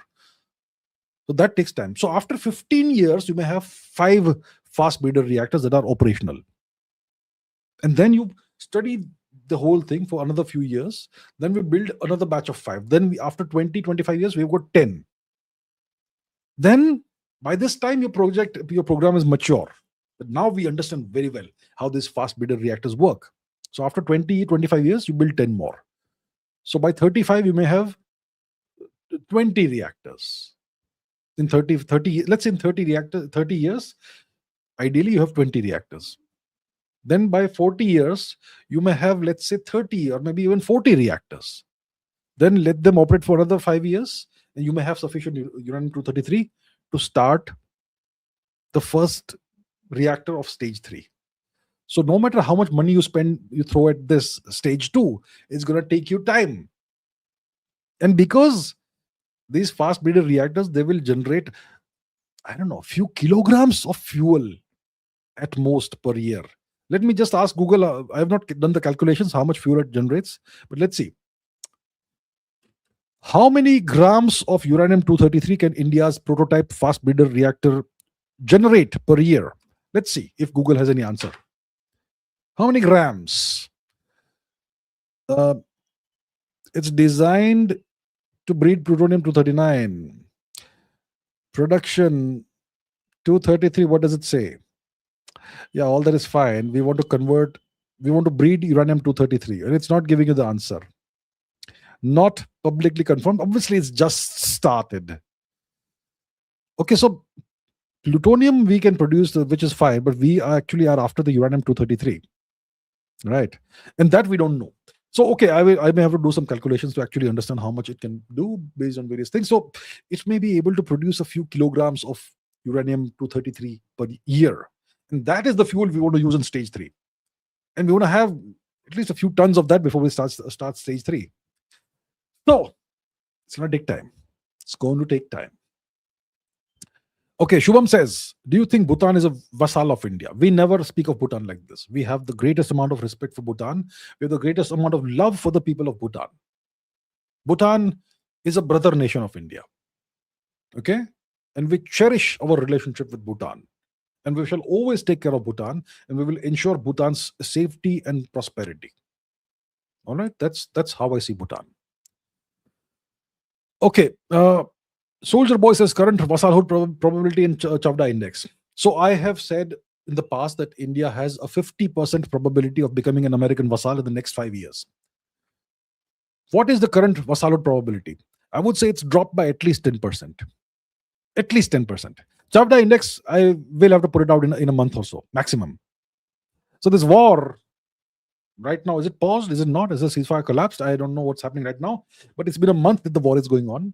And I said that I'll reconstruct the index and recalculate the scores after the end of the war. I don't see this war ending now, soon. So I will put this new index out, the 2026 index out, within a month at most. Okay? And I should publish it on a website. Current vassalhood probability has come down by at least 10%. Based on the US, the American, the abysmal American performance in this war. And that obviously affects its hard power and its ability to coerce nations like India. Okay. Vinod Vaibhav says, Anglo claims China is a paper tiger. Russia is a gas station with nukes. India is just a market for the US with 100 fault lines we control. We rule the world still and continue to rule the world, I suppose. Is that what you're saying? The US sees the world in these terms. I agree. They claim China is a paper tiger. But what if China has 1 million drones that they can launch at Taiwan? Is that a paper tiger? That's not a paper tiger. That's a frighteningly powerful nation. The US is turning out to be a paper tiger in West Asia right now. Thus far, its performance has been that of a paper tiger. China is no paper tiger. If this is the effect that drones and missiles have, then China, I promise you, has way more drones and missiles than Iran. In China, the Chinese are not stupid. They are very keenly watching what's happening in the war. And they've already understood what it takes to defeat the US. And they will take what it takes to defeat the US and multiply that by 10 or 20 or even 30. That's what the Chinese do. China is no paper tiger. If there's a war tomorrow morning in Taiwan, the Chinese will defeat the US. Guaranteed. Yeah. So China is no paper tiger. Russia is a gas station with nukes. Russia is more than a gas station with nukes. But the nukes are essential to Russia's hard power. India is just a market for us with 100 fault lines we control. More or less true. What does India produce that the world needs? Tell me. What does India manufacture that the world needs? What? Right? India doesn't manufacture anything the world needs in great numbers, in great quantities. India has a tremendous amount of fault lines that we aren't working on, we aren't solving, we aren't fixing those fault lines. So when it comes to India, the Americans are mostly right. Okay, Rahul Mahajan, will Pakistan's image improve because of this in the world? I have been speaking for the past 3 hours that Pakistan's image has taken a big hit because of what's happened. Their image is going down. What improve? Kidhar improve? Kidhar? Kaise? Kaha? It's not improving. Pakistan has backstabbed Iran. They've betrayed Iran. Their claims have turned out to be hollow. The Pakistani Prime Minister said that Lebanon is included in the ceasefire. And Israel then in 5 minutes goes and bombs Lebanon. What is Pakistan standing in the world after that? Pakistan's word, what value does it have? Nothing. Right? Nothing. Soldier Boy says India's 5 to 10 year outlook with the current system. 5 to 10 years, India will continue making economic growth between 6 to 8% was supposed to be, but after the Iran war, maybe it will come down. So we're gonna keep on going at a decent pace, but no major reforms are happening. So India will kind of in 10 years also be the same kind of nation, but with a larger GDP, somewhat larger GDP. Maybe 10%, 20% larger, maybe 50% larger GDP. I don't know what it is. But what you need is massive transformative reforms, right? If you want to truly unleash the potential of the people and of the civilization, that is not happening. So India is going to keep on going at a linear growth rate, more or less, the way things are, current system. Abhijit Singh says, did Russia really tip off about Van Dyke, or did we just want to catch him in West Bengal? And can we use him as a tariff discount once the Iran war is off? We can't use him as a tariff discount. The Americans will not give in to any kind of blackmail or arm twisting. Yeah, we can't. Did Russia really tip us off? Well, I don't know, because I am not involved in the RAW or in the government, so I have absolutely no idea. There are many YouTubers who know everything. Mera ye source ne mujhe ye kaha hai. I am a past member of RAW. I know everything what's happening in RAW. I have a direct hotline with Ajit Doval. There are many YouTubers who do that. I have no connection with RAW, and I have no connection with the government of India, which is why I have no idea whether Russia really tipped us off or not about Van Dyke. If Van Dyke is in India, why do we need Russia to tip us off? He's in India, right? Why do we need Russian help to understand what's happening inside India? Are we that dumb and stupid? So let's not get ahead of ourselves and imagine that Russia has helped us catch a guy who's already in India and doing nasty stuff. Okay, Godliness says staying positive is good, but the Indian state has to wake up. I fear for the Northeast now. Yeah, Northeast is the mess. Manipur is a disaster, ongoing disaster. All states in Northeast now have Anglo culture. When what is happening in Manipur is the same in Kashmir. I agree. What's happening in Manipur is actually worse than Kashmir in some ways. Manipur is under foreign occupation. Yeah. You can now give those foreign occupiers Aadhaar cards and say they are Indians, but they are not Indian. Even Bangladeshis have Aadhaar cards. I am sure many Bangladeshis have passports now, Indian passports. Does it make them Indian? India is under Bangladeshi occupation, and Manipur is under foreign occupation. At least half of Manipur, at least half. It's a disaster. Right? So in a lot of ways, it's similar to what happened in Kashmir. It's happening right now. Happening right now. Right now, as we speak. There's a reign of terror in Manipur. Then why is this being tolerated by the government of India is something I fail to understand. So yes, problems. Yeah. Okay. Goat Ghost says, please see Kuchi fire missile. Excuse me. Kusi fire missile and made civilians learn. What is Kusi? Okay, let me see what it says. KUCI fire missile. I don't know what's Kusi or Kuchi or whatever it is. What is that? KUCI. I'm sorry, I'm not able to get what you're saying, sir. If you could be a little more clear, then I would love to take a look at it. Okay. Okay. Roshan Panigrahi says UN failed. The UN is long obsolete. The UN is long obsolete, right? The UN failed and the international organizations are useless. Right wing parties are winning. Are we heading to pre World War political scenario impact on trade? In some ways, we are kind of in a pre World War One kind of scenario, right? Lots of nations that are waiting for an opportunity to set things right, that sort of thing. Kind of the situation kind of reminds you of the pre World War One scenario. Little bit impact on trade. Trade is going to be impacted. Now the world is splitting up into different blocks, right? You no longer have a global trade system, and the energy crisis, which is the result of the current war against Iran, it's going to have another impact on trade. So we are kind of like, in some ways, the situation today is in some ways reminiscent of the pre-World War One scenario. The UN has obviously failed, completely, utterly failed. It's completely irrelevant today. The United Nations, the international organizations are useless. The Americans have rendered them useless. Right-wing parties, I don't care right-wing, left-wing, who wins. Whoever is popular should win. That's fine.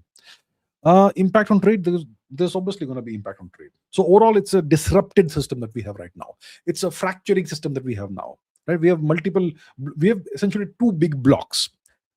One is the US-led Western bloc. The other one is the China, Russia, Iran, North Korea bloc. And then you have a bunch of global South nations, which includes India. India wants to be in various places. That sort of thing. And overall trade is impacted. Lots of things are impacted. Godliness says, your views on the new moon mission by NASA. I think it's going well, right? It's not a lunar landing mission. It's a lunar orbit mission. They're going to do one orbit of the moon, partial orbit of the moon, and then they're going to return back to the Earth. And it's going very well, I suppose. The images they've sent back are pretty spectacular. So I think it's a great initiative by NASA. The Americans are serious about going back to the moon, about taking ownership of parts of the moon, and they're going to achieve it soon. They're going to start the process of achieving soon. Yeah. So I think great for the US. And it makes me a bit jealous because India has no ambition, so similar to what the Americans have. We have the resources, we have the brains, the talent, but we don't have the ambition, sadly. Aaron says, why are we dependent? Why not build our own jets? Ask the politicians. We should have been building our own jets long, long ago. We had the Marut, HAL Marut jet, which was one of the best fighter jets of the 1970s. It was underpowered because we used weak jet engines in that. But the fighter plane design was brilliant. But our politicians killed it. They decommissioned the fighter plane.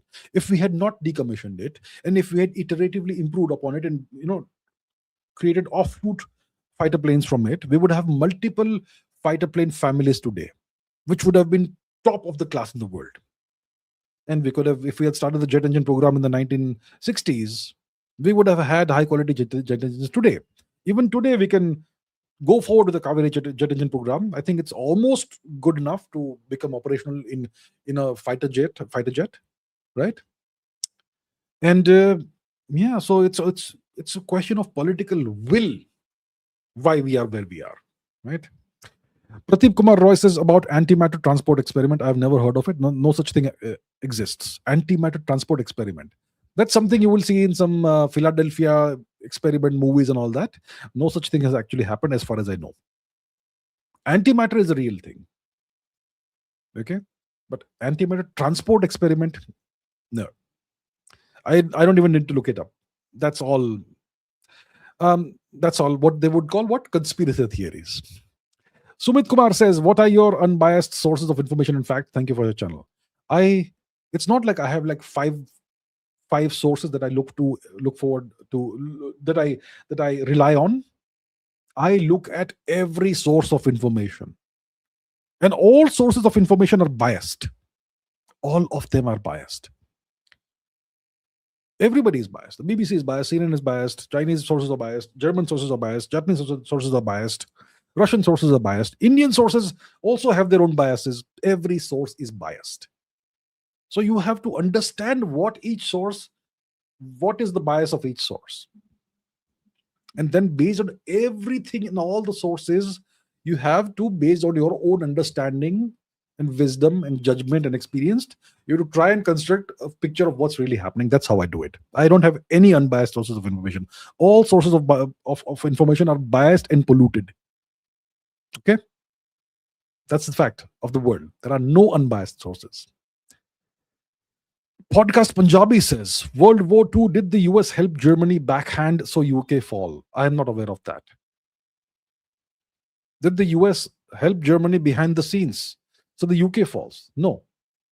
The US went ahead and destroyed Germany with the help of the UK. So there was no behind the scenes help that the Americans gave to Germany during World War II. No, they first went ahead and defeated Germany.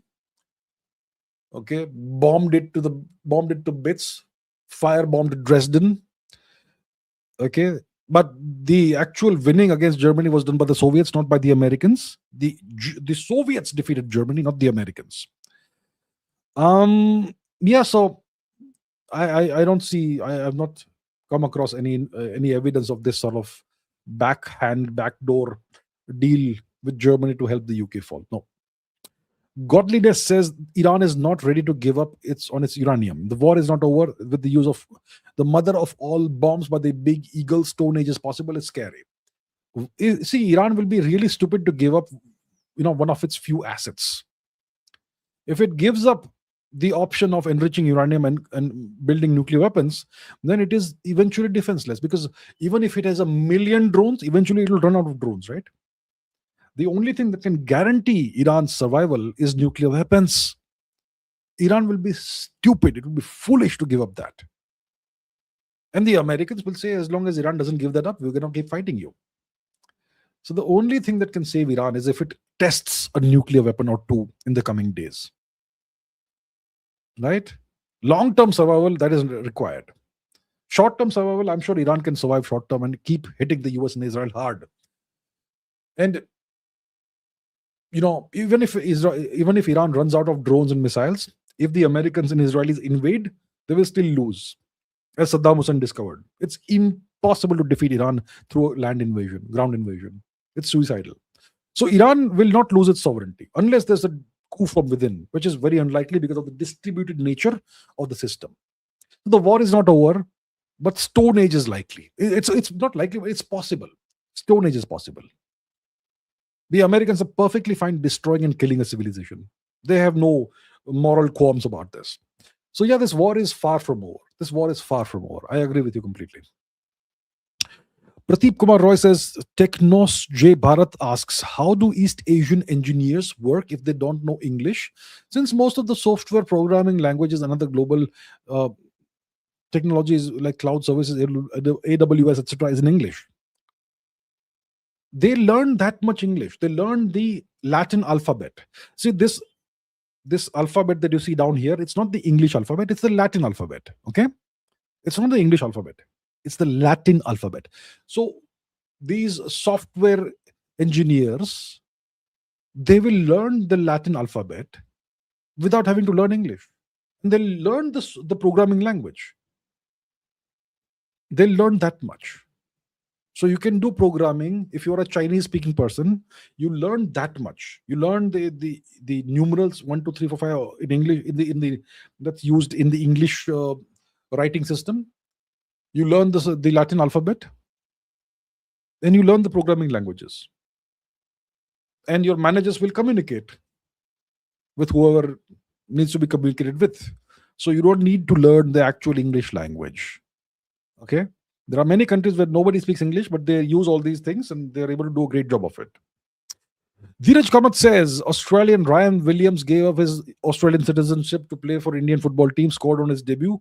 We need dual citizenship for such players. If there are, you know, athletes and sports people of Indian origin who are willing to play for India, well, we should roll out the red carpet for them. We should be very grateful. See, this guy Ryan Williams, he gave up his Australian citizenship, became an Indian citizen. I think he has Indian ancestry, right? And he has scored on his debut. I think we should really, really, you know, make him feel welcome in India. Yeah. And dual citizenship is not possible, unfortunately. India can't give dual citizenship. That will be not possible because of security reasons and so on. You can allow dual citizenship only if you are the most powerful nation in the world. Otherwise, you can't. So that won't work. But we should at least roll out the red carpet for such players and make them feel very, very welcome in India, right? And we should not create problems for them and tie them in tangled webs of red tape and all that we do to our citizens. At least these people should be exempt from that.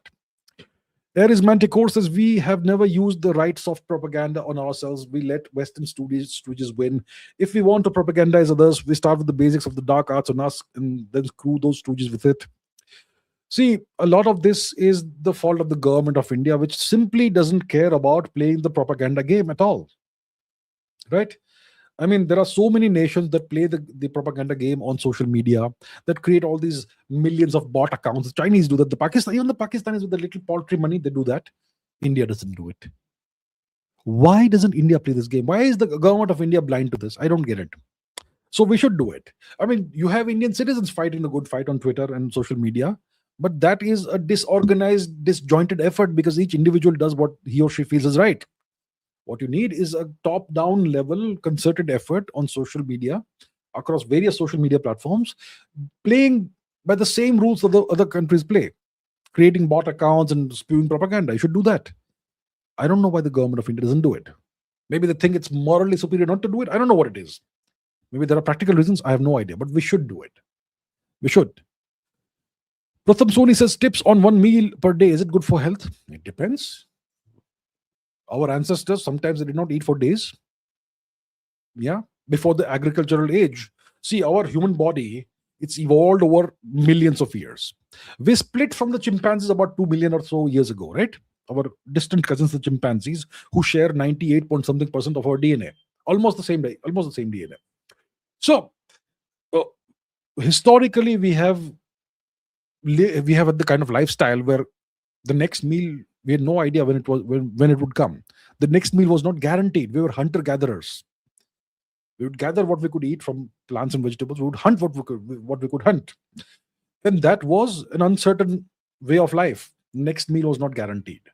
So you would go multiple days without food sometimes. And that is what kept you healthy and strong. Today we eat 3 meals a day plus snacks, 3.5, 4 meals per day. It's not good for health.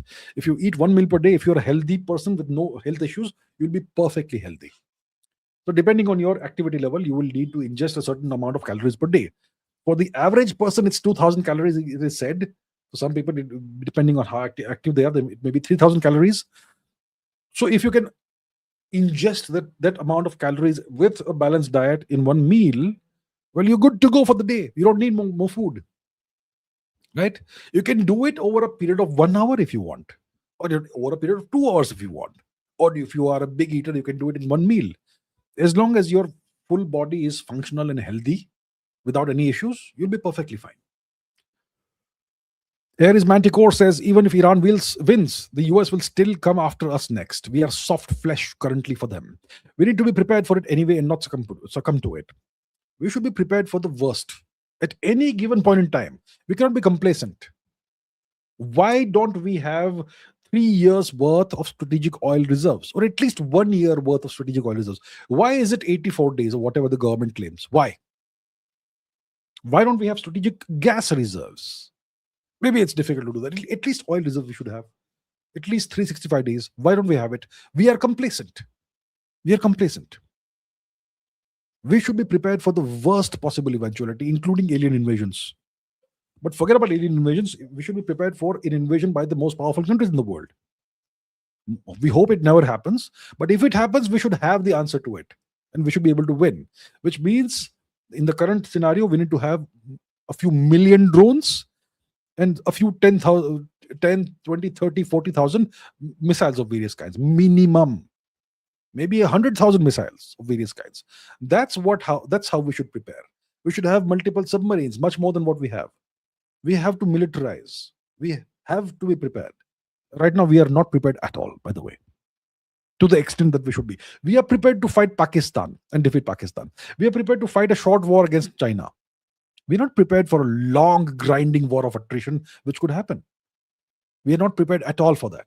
So, our military planners, I don't know what they're doing, and the government, I don't know what it's doing. But these things, we need to forget about what happened in the past. Let's let bygones be bygones. But now, we have to quickly adapt and prepare for any eventuality. Akshay Jannu says, why are Europeans not poor at all? Even small, irrelevant Gora countries still have so much GDP per capita, even better than Japan, China. What are Goras doing right? Industrial revolution and the benefit of colonization. Right? They devastated all of the countries, plundered all their wealth, whether it is Africa. They completely devastated Africa, took out everything of value from Africa. Even now, there is neo-colonization in Africa, which people don't understand. People don't realize it's still happening right now. The African nations are being deliberately kept impoverished and poor. And they did the same to India and China to some extent. They devastated India. In 1947, India's GDP per capita, overall GDP was less than 2% of the world's GDP.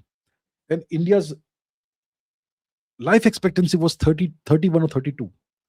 That's how badly they destroyed India. They sucked everything of value out of India. And they have ensured that there is peace, harmony, and good quality of life in their countries. And they benefited from the Industrial Revolution and all that. So there are multiple reasons why the Europeans are so wealthy per capita, and why other nations aren't. It's a long story, but yeah. Okay. Developer Samay says Pakistan knew how to betray. What did they get? Explain your strategy. Pakistan is the people who run Pakistan are the generals of the army. Shehbaz Sharif is their puppet, and they are puppets of the US. What did Pakistan get? Pakistan got a pat on the back from the US, and the generals got some cash, some paisa in their bank accounts in the US or London or wherever it is. That's what they got. That's what they got. And the US got to blame Iran for anything that goes wrong. And maybe the US wanted a 2-week ceasefire, but Israel didn't want it. Okay.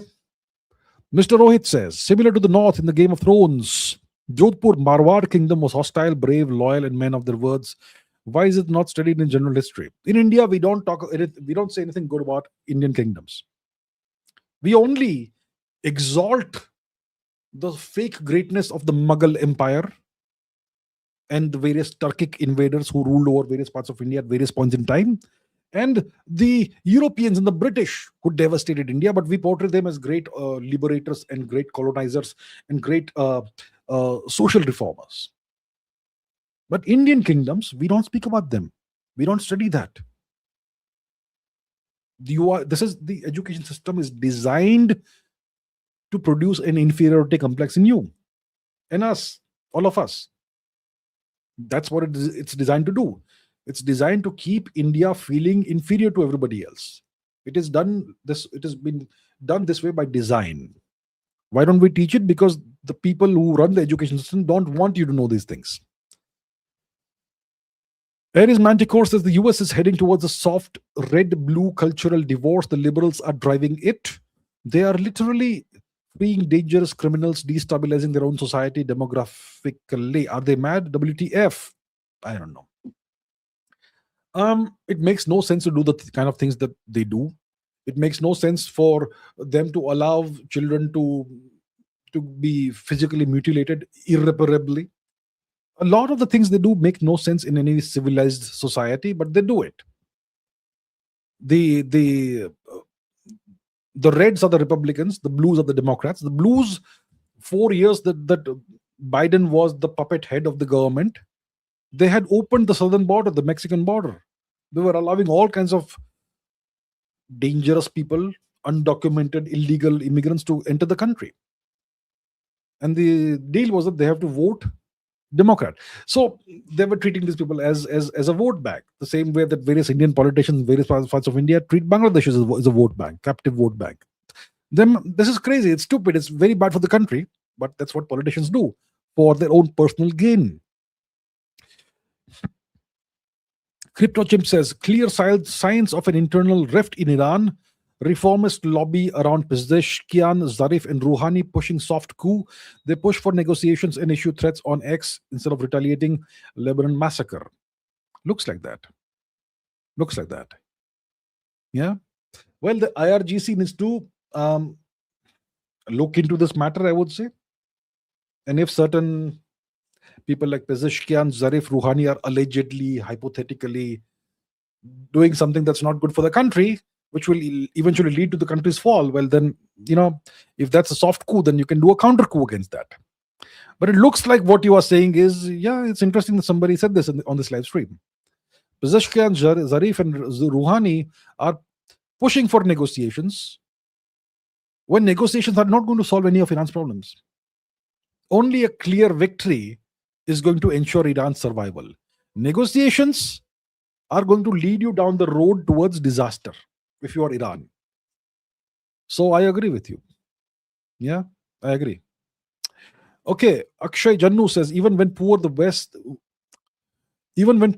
was Iran still sophisticated, unlike us? I don't know what is the meaning of sophisticated. Can you define sophisticated? In what way was Iran sophisticated? Iran has a higher GDP per capita than India, by the way, even today. Despite all the sanctions and despite all the horrors that the West have imposed on Iran, Iran still has a higher GDP per capita than India. Let's quickly check it out. What are India and Iran's GDP per capita today? So Iran's GDP per capita, India's GDP per capita is $3,051 today. Iran's GDP per capita is 3,897. It's higher than India. It's 3,897 to 5,190. Significantly higher than India if it is 5,190. Okay? So in Iran is per capita richer than India, first of all. Secondly, Iran has a far better education system than India. If it offends some of you, deal with it. Facts don't care about your feelings. Iran's education system is far superior to India's education system. First of all, there is no reservations there. It is merit-based. And secondly, education in Iran is free for all, even at the university level. There are private institutions also, but you have universities at the highest level with the highest level of technological education that is free for people who, the best of the best, can get free education. And healthcare is free. I mean, if you need heart surgery or something, you may have to pay for it, but basic healthcare is free. So overall, Iran has a much better system than India. There's far less allegedly corruption than in Iran. Right, okay. Abhay Parashar says, I'm not able to buy the history course. It keeps telling me payment gateway not authorized.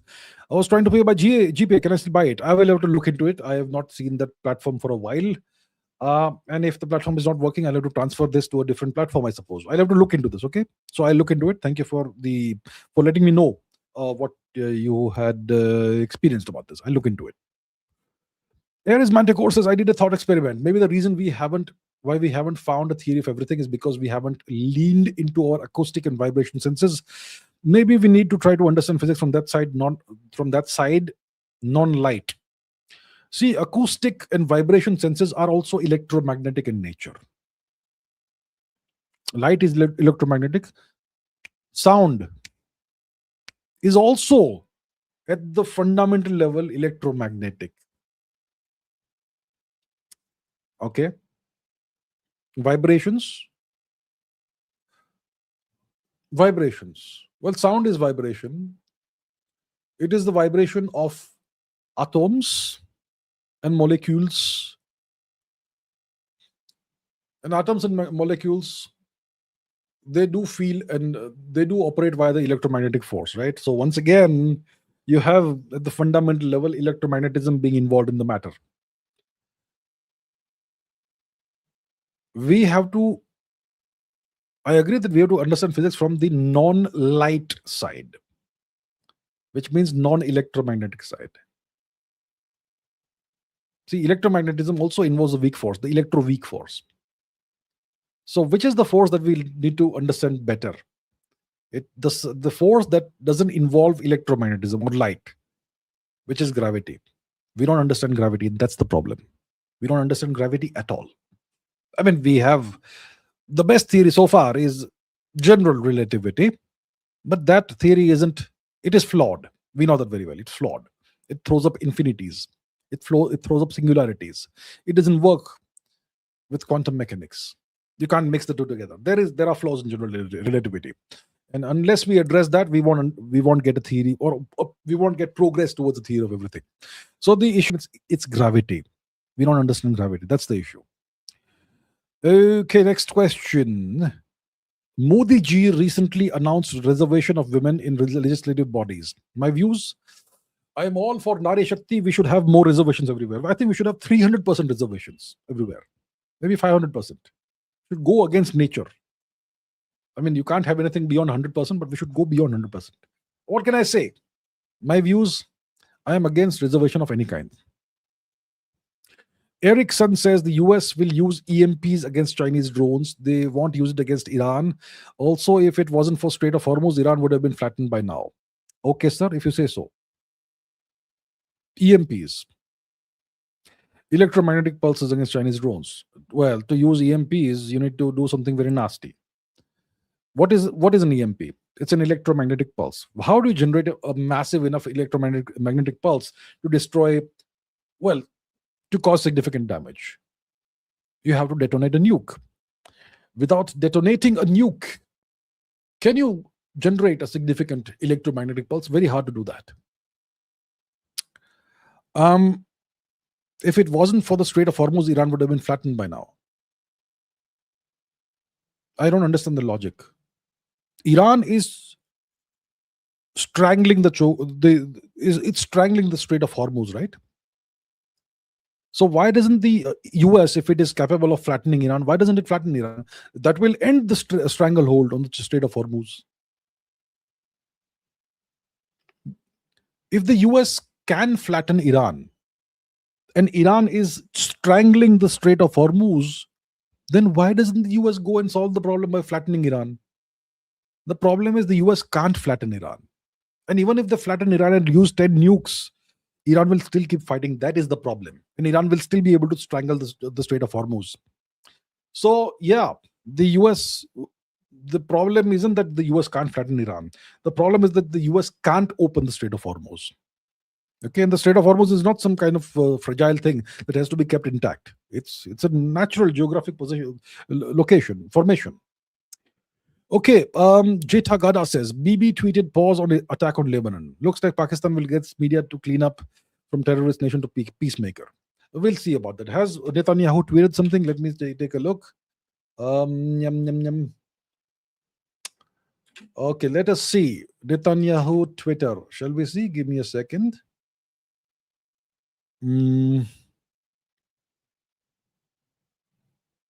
Okay, you know what? I'll not go and research this right now. I will look into it later. But if in case Netanyahu is pausing the attack on Lebanon, then maybe the ceasefire could become viable.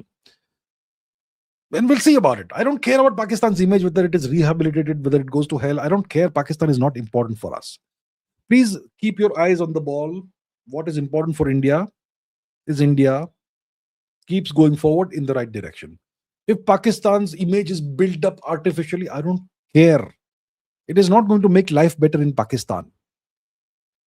We have to make life better in India. We want to make India a great nation, a great power.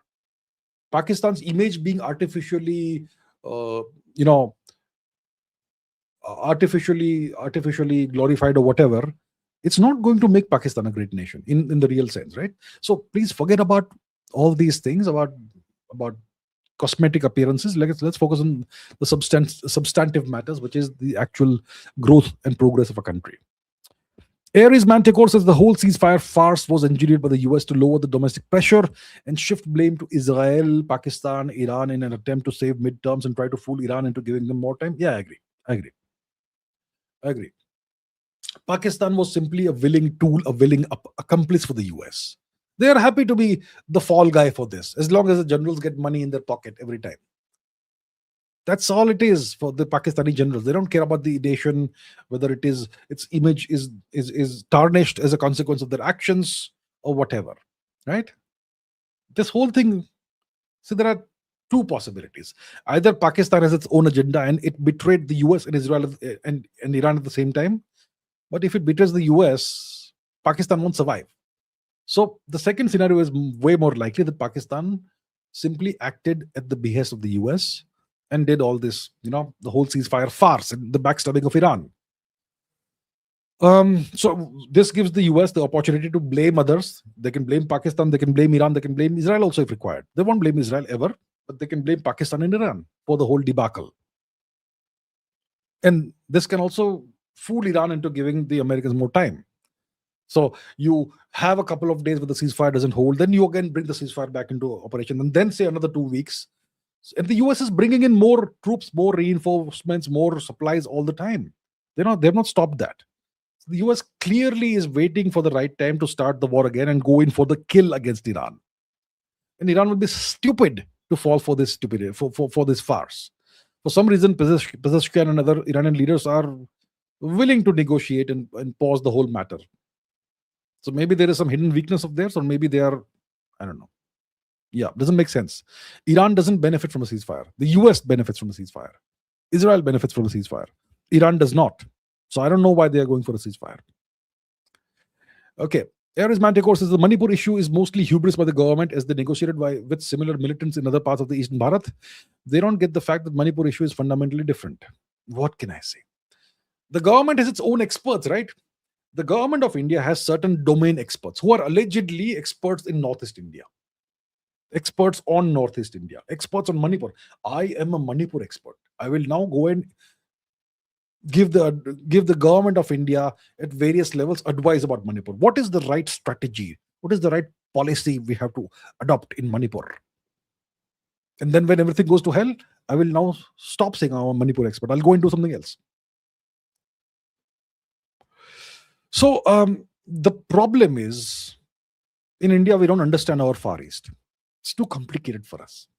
We don't care about the Far East. Those people there, who cares what happens to them? It's sad what is being done to Manipur, especially. Manipur is an ongoing disaster. Aries Manticore says it's not that we don't have ambition. It's the fact that the government ignored ISRO and let it get infiltrated by traitors. Okay. Only saving grace is that NSA seems to have finally woken up. Very shameful. Okay, I am not aware of ISRO being infiltrated allegedly by traitors. I'm not aware of this at all. Okay. But yeah, ISRO has been ignored. ISRO doesn't get enough funding. If it gets a little bit of funding, and if the projects are done with less funding, you have to return the money to the government. And no major projects are approved. No ambitious projects are approved. We have these little rockets, PSLV, GSLV, which we say are the most powerful rockets compared to what the Americans have. These are little rockets. Little.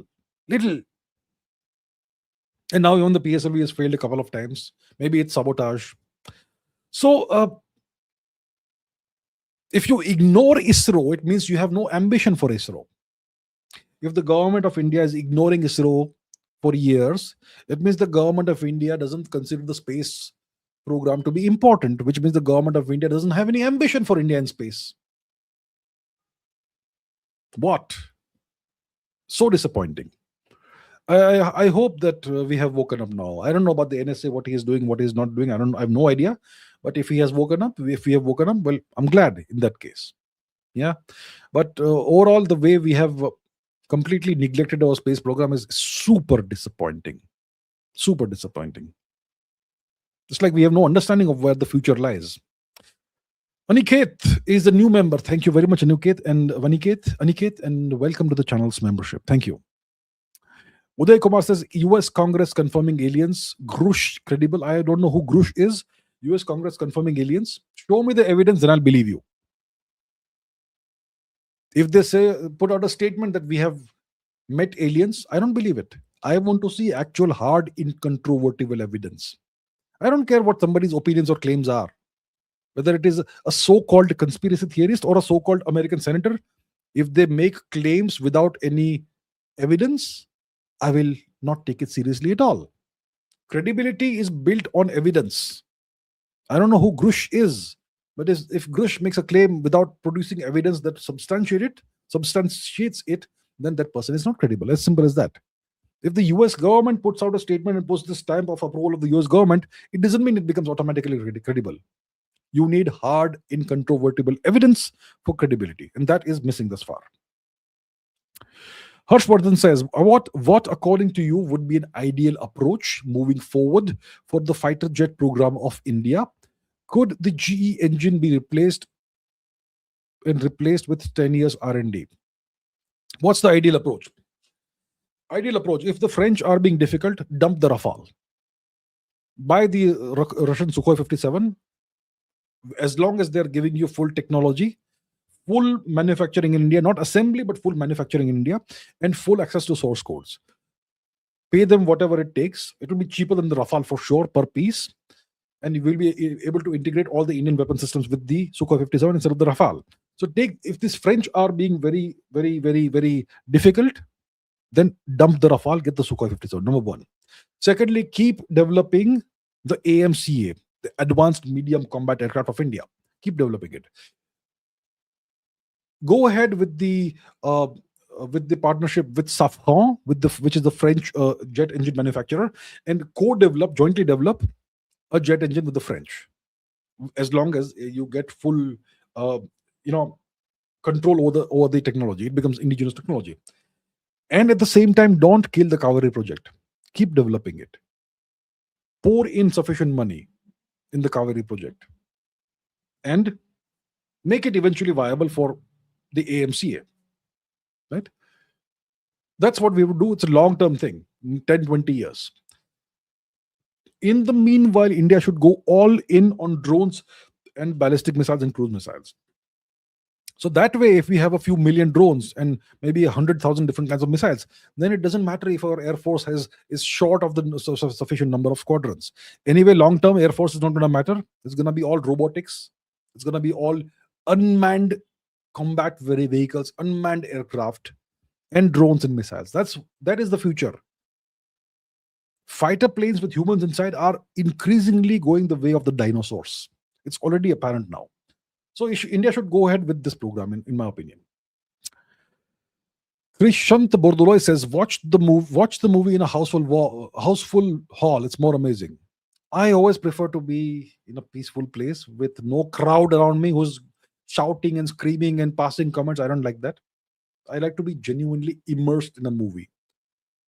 I have been in situations where I've had a whole bunch of people around me, and you typically have people just commenting and chattering and talking and shouting and clapping and hooting and raising slogans. That distracts you from what's happening in the movie. I like to be genuinely immersed in a movie. So that's how I prefer to watch movies. I like to watch movies while being immersed in that world, not while being distracted by all the monkeying around you. So that's why I would prefer to watch it in a hall where there's less people. Prateep Kumar Roy says, AI says the antimatter transport experiment was carried out at CERN near Geneva, France. I know France, CERN. Inside CERN's antiproton decelerator complex, they trapped it using magnetic containment system. Okay, let's see. Antimatter transport experiment. Let's see. Antimatter transport experiment, CERN. Base experiment at CERN succeeds in transporting something or the other. Do you have the CERN courier here? Okay, it's been transported. Okay, that's interesting. Okay, maybe I should have reject. Okay, so Nature says 24th of March 2026, antimatter has been transported for the first time ever in the back of CERN's truck. Okay, you're transporting antimatter. Okay, so they have succeeded in doing all that. So okay, before I even read this, let me tell you, antimatter is the most ephemeral volatile substance ever, because it consists of antiparticles. See, what are the particles that we have? You have protons, neutrons, electrons, right? That these are the particles that make up our atoms: protons, neutrons, electrons. So antimatter is matter in which the particles have the opposite quantum numbers, opposite charge, opposite everything. So so protons are positively charged particles. Antiprotons will have the same mass but the opposite charge. So antiprotons are have the same mass as a proton but the opposite charge, negative charge. Anti-electrons or positrons have the same mass as an electron but a positive charge. And anti-neutrons are not neutrons, they have opposite quantum numbers. Okay, so antimatter, if it comes into contact with regular matter, it immediately disintegrates. It just gives off pure energy. It's an explosion. Pure energy is released as a consequence. And that's why if you have antimatter, if it comes into contact with air, it will explode. If it comes into contact with the glass of your container, it will explode. So antimatter has to be kept in vacuum, complete pure vacuum, and it can't be allowed to even touch the walls of your container, which is why you need magnetic confinement. That's why it's so difficult to transport antimatter. So difficult. So now let's read. With that understood, let's read this. So physicists have succeeded in transporting for the first time this thing, antimatter. Da, da, da, da, da, da. So 92 antiprotons were transported in a specially designed bottle that traps the particle using magnetic fields, magnetic confinement. Once again, like I said, the bottle traveled at the back of a truck, taking a 30-minute journey around the lab's site. So essentially, you want to take the antiparticles to a location free of experimental noise where antiprotons can be studied with greater precision than is possible in the CERN antimatter factory where they are produced. CERN is the only place in the world that produces usable quantities of antiprotons. Okay. So that's the thing. They transported antimatter, and the antimatter was confined in a container using magnetic confinement, and it was put into the back of a truck. It was moved around for 30 minutes. That was the thing. Interesting. Okay. Nice. Good to hear. And thank you for letting me know about this. Thank you, Prateep. Thank you. Aman Tiwari says, why Palestine land given to Israel and no compensation for them? Might is right. And historically, the Jewish people, it was their homeland also, right? It was, of course, historically the homeland of the Jewish people, this region, which is called by some people as Palestine, right? So 2,000 years ago, the Jews lived there. And then they were expelled from there because of various reasons. The Romans had a role to play in this, and so on, historical reasons for this. And that's why the Jewish people were wandering around the world. And then in the early 20th century, they decided to reoccupy the place, to return to their homeland. And they found Arabs living there. So the Arabs also were living for a while. And then the Jews returned and said, this is our land. So who's wrong, who's right? There's no wrong, there's no right. So whoever has the might has the right. And that's what happened. And whoever has the might is under no obligation to give any compensation, unfortunately. Jitha Gada says, India key problems. 1, poor education policy. 2nd, Northeast issue disaster. 3rd, IT job disaster. 4th, infiltration and demographics issues. 4th, army flaws, jets, subs, Navik. 6, no leadership. 7, language war. 8, civic sense. 9, duopoly in key sectors. 10, Babu ministry families in the US, EU. Agree, rank it. I don't know what the duopoly in key sectors is. Apart from that, I understand everything else. What are the worst issues? The root cause of so many issues is the disastrous education system of India. Trash, garbage, utterly garbage. New education policy is nothing. It's going to solve no problem, no issues. So there is that. Yeah. The education system is the root cause of most of India's problems. Secondly, infiltration and demographics, big problem. Completely agree with you. Huge problem for India. I don't know why we're not doing anything about this. Thirdly, leadership. I'm not saying Prime Minister Modi is a bad leader. I am saying overall, if you look at all the leadership positions in various parts of the country at various levels, overall, there are some exceptions who are brilliant, some brilliant leaders, but overall, super mediocre or less than mediocre. Next, jets, subs, Navik is a big issue, of course. Yeah. And the 20th century mindset that many of our military planners seem to have, that's a big issue. The import lobby is a big issue. The lack of indigenous manufacturing of weapons in India is a big issue, right? Language war is a big issue. We need to have a common civilizational language that needs to be reimposed in India, which is Sanskrit. But no, no, no, no. Sanskrit imposition, right? So language war. Um, Northeast issue is a big issue, right? I completely agree with that. So I don't know exactly how to rank it, but I completely agree with pretty much everything you say. I'm not sure what the duopoly in key sectors is, but it's obviously an issue. Babus, bureaucrats, ministers, etc., having families settled in the US and the EU with citizenship there. Then why are you here? Your future is there. Your family's future is there. Why are you here? So that's an issue. All these things are issues. I don't know. Definitely, I would say education system number one, long term, but most urgent is the illegal infiltration of God knows how many tens of millions of Bangladeshis in India, and cookies, and Pakistanis, and Rohingyas, and God knows what else. Why? That is the most pressing and immediate issue. Then all the other issues are ranked in various rankings, I suppose. Yeah. Overall, I agree with essentially almost everything you say. Apart from the duopoly in key sectors, I'm not sure what you mean by that. I have not studied that. So, okay. Kratos Arivartavasi says, Tajiks declared official state ideology as Aryanism, arguing for ancient continuity using archaeology and Avesta while we still spout Aryan invasion theory. Really? Let me see once again about this. 2006 Tajikistan Aryanism. So the government of Tajikistan in 2006, under President Imamali Rahman, declared the year of Aryan civilization. This was an official state initiative focused on celebrating and studying the ancient heritage of the Tajik people, with a strong emphasis on connecting modern Tajik national identity with ancient Aryan roots, which is Iranian Zoroastrian roots. The initiative was not related to the early Christian heresy, etc. Okay.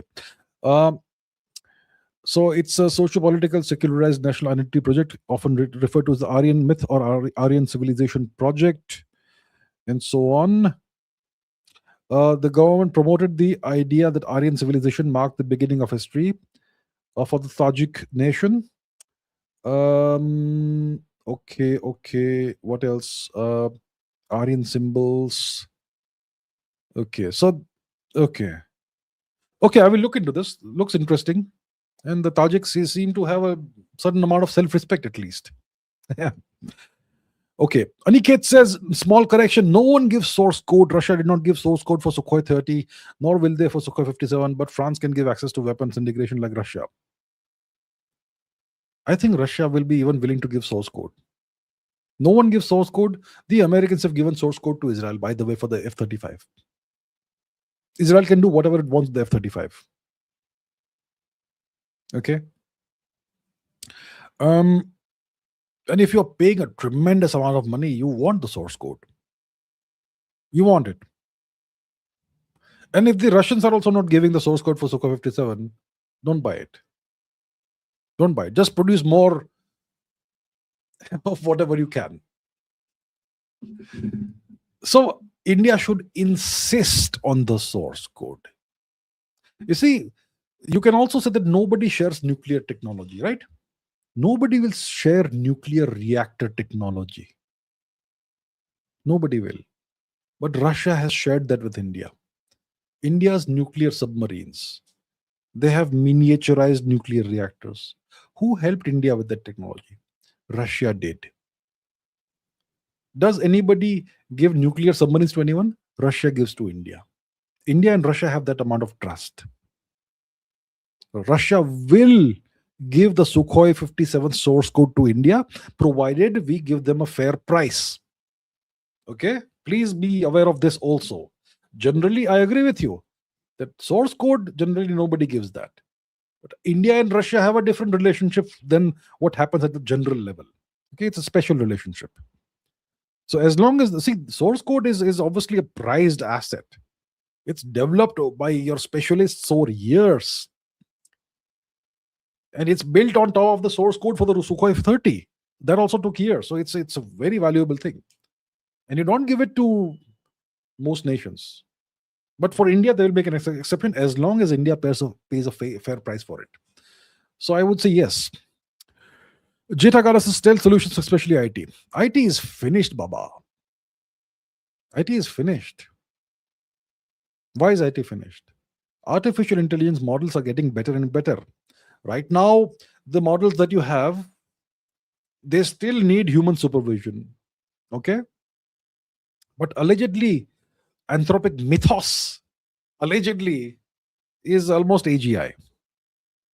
And they're not even releasing it allegedly to the public. Maybe it's a publicity stunt. Maybe it's a marketing stunt. Maybe it's real.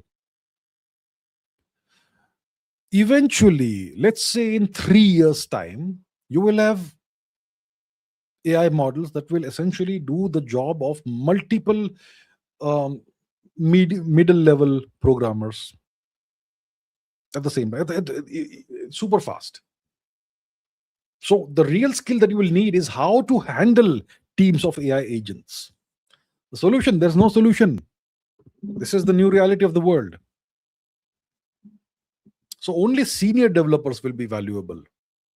Senior developers, senior programmers and engineers, that will be valuable. Solution: India has to develop its own sovereign AI systems that are on par with the best system in the world. Today, you have open source systems that are almost as good as the current anthropic models. Open source systems that you can install in your local machines and run privately. Open source, open weight systems you have. India has to become an AI power. That's the only solution. And yeah, overall, AI will take lots of jobs. That's going to happen. Aaron says education system would take 20 years to improve if we start today, minimum 20 years, which would not affect the current government regime. But then why not improve education? Because politicians are in this game for the long run. Politicians are in the game for the long run. They care about today, but they also care about 20 years from now. Let's say you're a 50-year politician. You're a politician, you're 50 years old. 50 years old means you're a reasonably young politician. At the age of 50, you're reasonably young in politics. And as a politician, you will want to be ruling until in your mid 80s. In 20 years, when you're 70, if the education system has created a whole breed of young people who think very differently from you and who you can't fool, then you will not want this to happen. And let's say you are from a political family, which means you want your son and your daughters to also become politicians and rule over the Indians. Then why will you want the system to change? Why? Do other countries not fear educated population? How did they manage to educate? The Iranians don't seem to fear an educated population. Their education system is far better than India's. The US did not fear an educated population in the 1950s. They had the world's best education system in the 1950s. Then they dumbed it down. The Americans today fear an educated population. Today they do. That's why they have dumbed their education system down today. If you see let's say, 7th standard mathematics exam questions from the 1950s, and you compare that with today's 7th standard mathematics exam questions, today the standards have declined very drastically in the US. So the US does fear an educated population. The Iranians don't. The Chinese don't. The Indians very much do. Pradeep Kumar Roy says, space episode request. Good night, sir. I could make videos about space, possibly. Space episode, I think there'll be like 50 people watching maximum. Anyway, maybe I'll do it. I've done in the past. So maybe I can do this sort of thing once in a while. Thank you so much for the recommendation. And thank you for the questions and everything. Good night, sir. Good night to you. Divodas Putra says, Persians finding Indian cousins on X. Algo tuning. No, that's happened out of the blue. Just happened. Wasn't expected. Wasn't supposed to be that way. But yes, Persians and Indians are suddenly finding common cause on Twitter. It's good to see. India and Persia started drifting apart after the Rashidun Caliphate's invasion and occupation of Persia and the imposition of the foreign religion. And ever since, India and Persia have slowly, gradually drifted apart. Now we are somehow, we seem to be, Indian and Persian Gen Z seem to be finding each other now. And it's good if India and Persia, the people, come together. We seem to have inhabited very different spheres of existence until now. Yeah. But now it looks like India and Persia The people may once again start discovering each other, which will be great. I'll be happy if that happens. So good overall. I don't think it's algorithm tuning. Maybe the algorithm will change now to prevent this from happening. But right now, Indians and Persians are liking each other's posts and tweets and whatnot and talking to each other. Fantastic. I'm glad to see that. Gulibar says, BB stop after call with Lebanon PM. Indian effort to isolate Pakistan is a diplomatic fail. I know war is bad and India benefits from peace, but want talk to fail. India is not doing any efforts to isolate Pakistan. As long as the Americans have Pakistan in their pocket, India can't isolate Pakistan. India's only job is to stay out of the war and ensure that the war doesn't have too much of a fallout effect on India. India's policy towards Pakistan is of ignoring Pakistan and not dealing with Pakistan, not bringing Pakistan to the table. You can't do a thing about what the US does with Pakistan.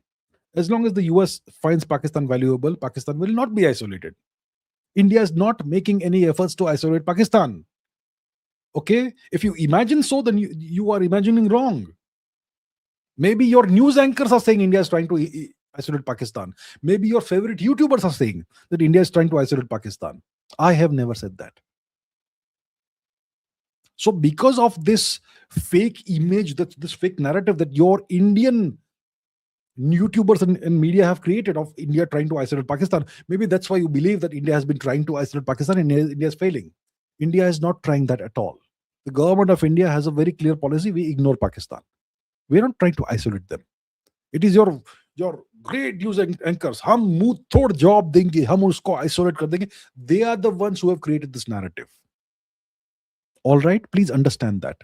The government of India has never tried to isolate Pakistan.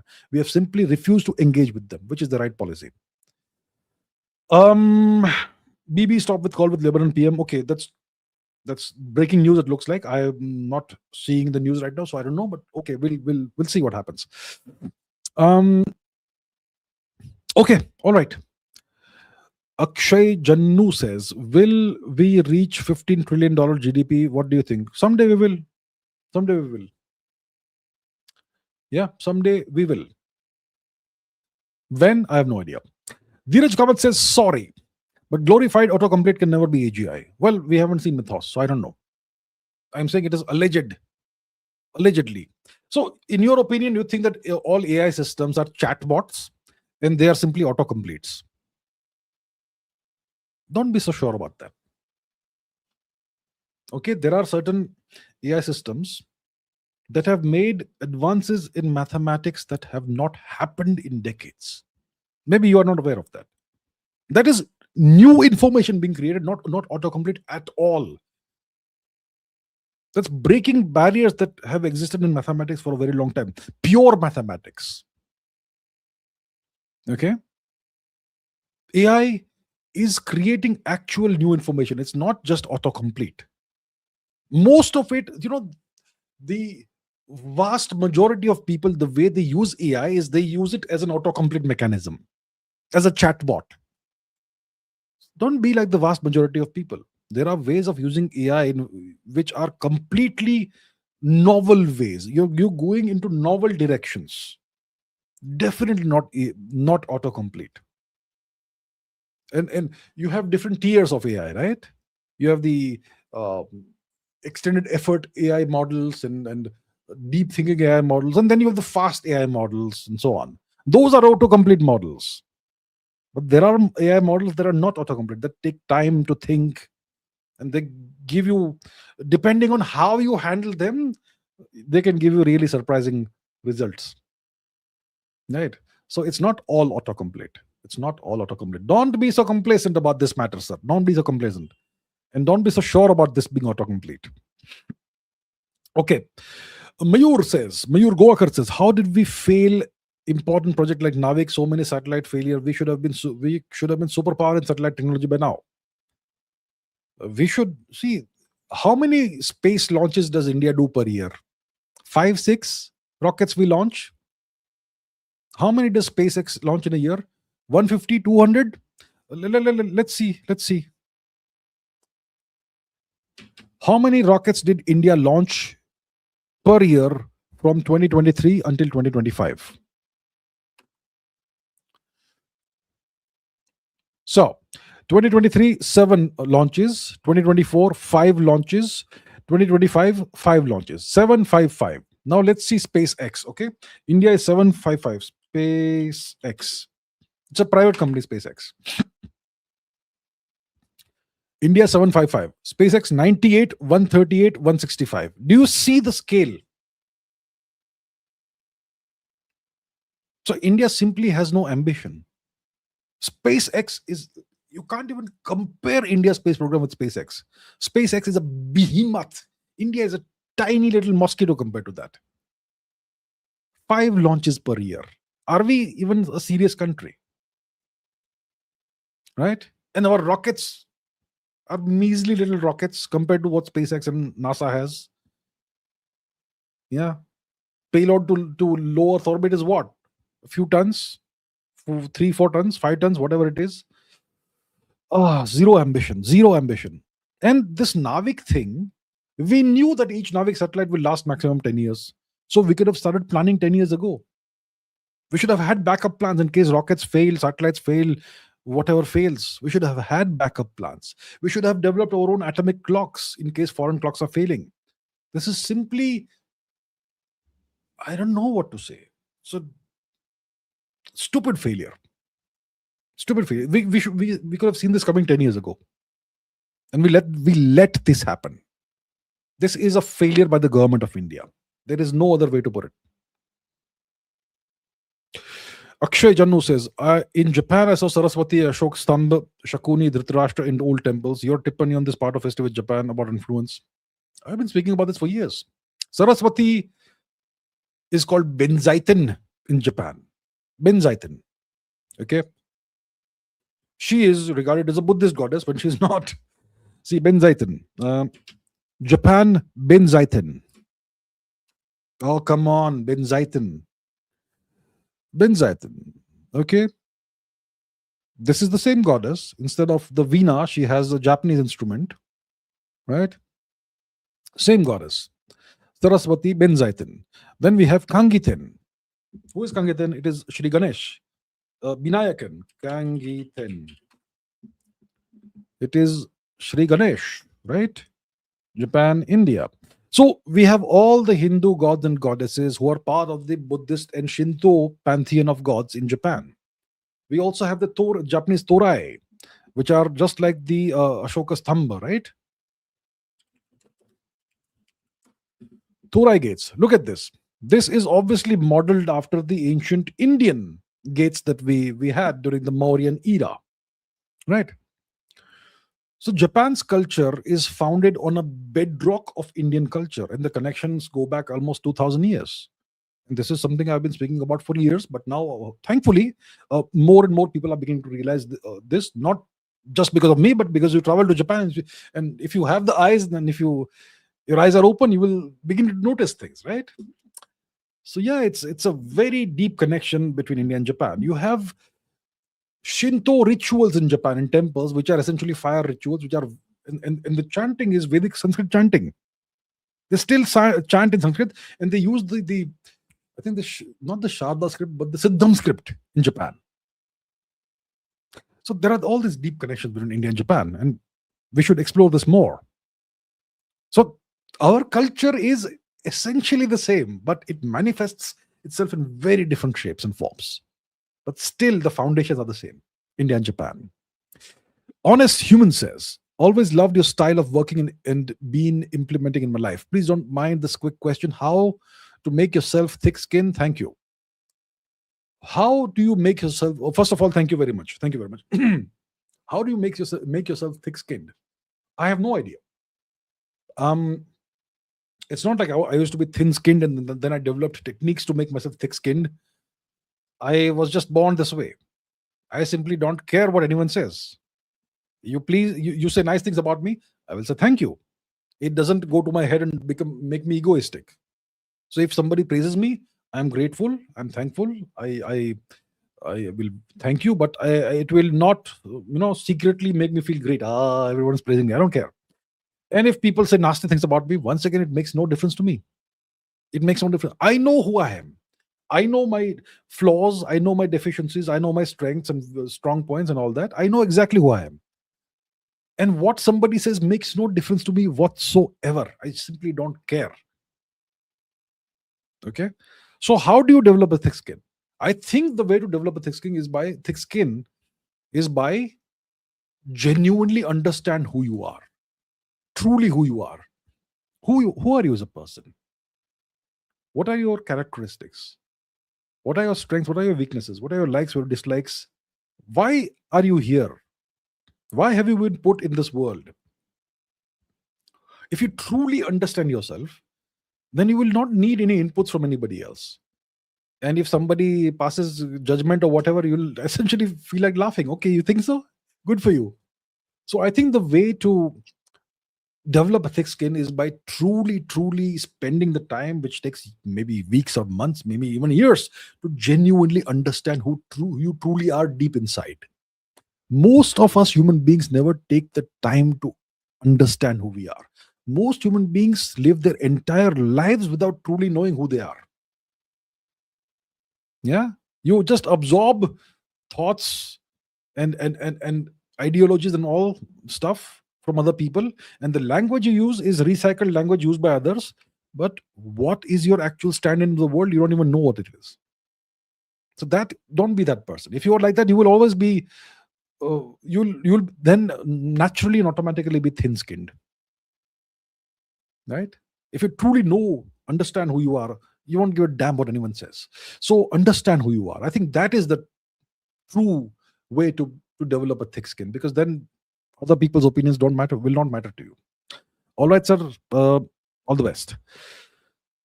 Padmanabhar says Hindu temples should be run by devotees and not by government servants. I completely agree with that.